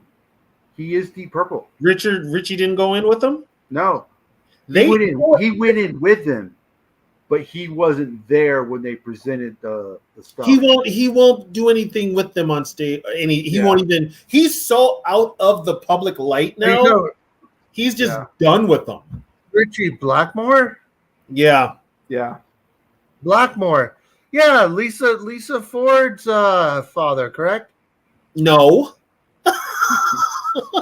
I don't know much about Lita Ford. So from the Runaways. Lita, or no? Who's a guitarist from the Runaways? If it's not, that's a rumor that was not true. Really? That's not true. You believed it all these years? Richie Blackmore and some model had that daughter, Lita Ford. Nope. Lita Ford's mom used to write for Rip magazine before she passed away. I don't think the ages line up though. Yeah, because Richie is like 10 or 12 years older than Lita. Let me see how. Which means what? Lita's dad was an army guy, I believe. Okay, then I get. There's another rock star, fucking lady guitarist who's from that area. So it was L.A. It was a time that Richie Blackmore and Deep Purple and all that shit was going down. Frank Zappa and all that, but I don't know. Like I said, he toured with the Mothers of Invention. Matter of fact, Smoke on the Water is about a show they were doing, and the place burned down in Montreux, Switzerland. So yeah, it might have been a model or a chick that was trying to be a guitarist. But yeah, Lita's mom was like an army wife. Her dad she traveled the country. She was in the service. Her dad was in the service. So, Candace Knight is the mother of Richie Blackmore's daughter, Autumn. Candace Knight, was she a model? Let me see. Candace Knight. She's American. She's a singer. She's a folk rock star. She was the lead singer of Blackmore Night. Oh, that's Richie's band after. Yeah. After she's Deep also a back. She was also, this is background. She was a backing vocalist for Rainbow. Oh, okay, that explains it. She's from Long Island, so that's his wife. His daughter name is Autumn, and his daughter also, just judging by the pictures, looks like she sings as well. How old is his daughter? I don't know if this is his first daughter. Let me see how many daughters he has, because this one says she was born in 2010. Yeah, he's still. I mean, he's with them. He's still performing, as a matter of fact. Yeah. So let me see how many daughters he has, because that may be his new daughter. He might have some illegitimate kids. You know, hey, a lot of rockers probably. Which I'll tell you what, if he does, them kids are damn near our ages. Yeah. But I that is by far and away. I actually was able to find 2 records at a vinyl place in their original wrapping, never opened from when they were released. The first one was Machine Head by Deep Purple, which I don't know how a vinyl from the original date that was printed was never opened by that album, because that album sold millions. And the second one was Paranoid by Black Sabbath. Black Sabbath, yeah. That one was like a $200 record. It should be, yeah. It should be. Most of those early Sabbath ones should be expensive. Yeah. Yeah. So Steve Vai looks like it helped him in the 70s write stuff. I'm trying to see when it talks about his family. I saw the reunion tour when they got back together, Deep Purple in '84. Yeah. That was actually pretty good. First time I saw. So in 1964, Blackmore married Margaret Volkmann from Germany. They lived in Hamburg in the 60s. He played guitar for Over the Rainbow, which I think just turned into Rainbow afterwards. And then, I guess, following the divorce, Blackmore married Barbel, a former dancer from Germany, in September '69, to divorce in 1970. He married German women? I guess so. I guess he lived in Germany. And then in 1974, he moved back to the U.S. He married a opera singer called Shoshana Feinstein. Since she was the first female vocalist for Rainbow. Blackmore then married fashion model Candace Knight in 1991. Oh God, yeah, that's way. So that's the model you're thinking of. Yeah, and that was 91. Yeah. So he did marry a model. It just wasn't until 91. Okay. So she was obviously a model and obviously sang too, because the other thing I looked at says she was a singer, right. So yeah. Well, hey, Ken, we should wrap this up. Yeah, I thought there was some acclaim regarding the runaway guitarist. One of the guitarists. And she was something that was supposed to be related to, rock and roll royalty. So maybe I mixed it up. It could have been the other girls. No, it was the guitarist. No, that would have been either Joan or Lita.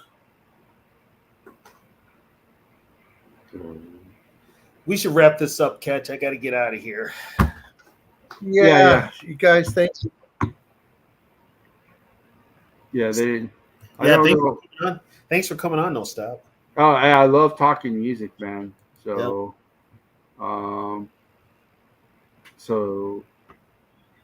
yeah. The dwarfs are out of, I believe, Chicago, and they were a pretty good band in the 80s and 90s, and I was lucky enough to be working in the San Francisco area to have access to all those small venues. And I tell you, you guys know Minneapolis is good for it. Big cities are good for it, but San Francisco, man, if it doesn't fall, they have the best venues in the world. Okay. Was it the Dwarfs or the Killer Dwarfs? Dwarfs. Because I knew the Killer Dwarfs in the 80s. No, it was the Dwarfs, and like I said, they have their offensive album covers. That's all you need to know. But no, it's the Dwarfs, and they were a punk band out of Chicago, I believe. But and they had the guy who's called He Who Shall Not Be Named, because supposedly at one point in time he was supposed to have died. Anyways, it's a fun thing. They're a punk thrash band. It's just nothing more spectacular than I would say Meshuggah. Yeah, I'll look into the Dwarfs. Just a quick note. I'll let you know, Tony. I don't know if I'm going to do a show next week because I am going to be out of town. Okay. I still may do it. I may not. I don't know. I'll be driving all day that day, so I don't know if I'll. I might take a nap before. Okay. I will let you know. But I don't leave until Thursday, so the Wednesday night show, the vintage, is still on. Okay. Sounds like a plan. So if you guys have an idea, as I say, as usual, as I proved tonight to No Stop, because he left an article about the Doors. If you have any ideas for Wednesday night Vikings Vintage, you can leave it on Yogi's channel. You can leave it on my channel.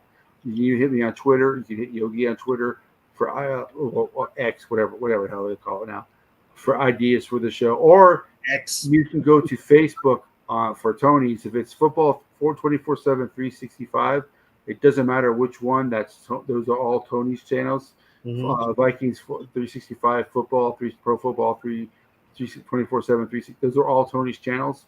So if you have an idea for a show for Wednesday night, go ahead and drop it in there, and we'll probably more than likely talk about it. Hey guys, yeah. Real quick, hey, regarding the Doors, I live in the Bay Area, Northern California, and we call it the Indian Summer, and it's not always nowadays so politically correct to say that, but it basically means the months of September and October are warm, and it's been traditionally called the Indian Summer, and that's a beautiful song by the Doors. Oh yeah. We call it Indian Summer up here too. Yeah. We still use it. We still say it. I just call it Texas. Because that's where I live, and it's always hot. Especially in San Antonio.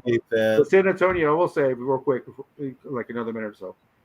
Growing up in South Florida, being a metal fan is very difficult because it's all pretty much top 40 music down there. Coming to Texas was an eye-opener. They really appreciate the heavy metal scene here. It's very big in Texas. So I can't tell you how much I appreciate living, especially San Antonio with all the Mexicans here. Mexicans love heavy metal. Yeah. So I'm glad I live in a good place for music. So, having said that, like I said, hit us up on the socials if you have any ideas. We will see you Wednesday. We'll see you tomorrow. Actually, we're going to do a stream of the Cleveland Browns Vikings game. So if you guys want to join us tomorrow, hey, we'll see you. Are you in Austin or in San Antonio? I'm in San Antonio. I will never Oh, live in thank Austin. God. I will never live in Austin. I'm in the Bay Area. Yeah. So, all right, guys. We will see you guys. Next Hopefully week. tomorrow. Yeah, hopefully tomorrow too. Yeah. We move forward like soldiers, you better care. wake up for the pay stub or you'll pay up. Don't make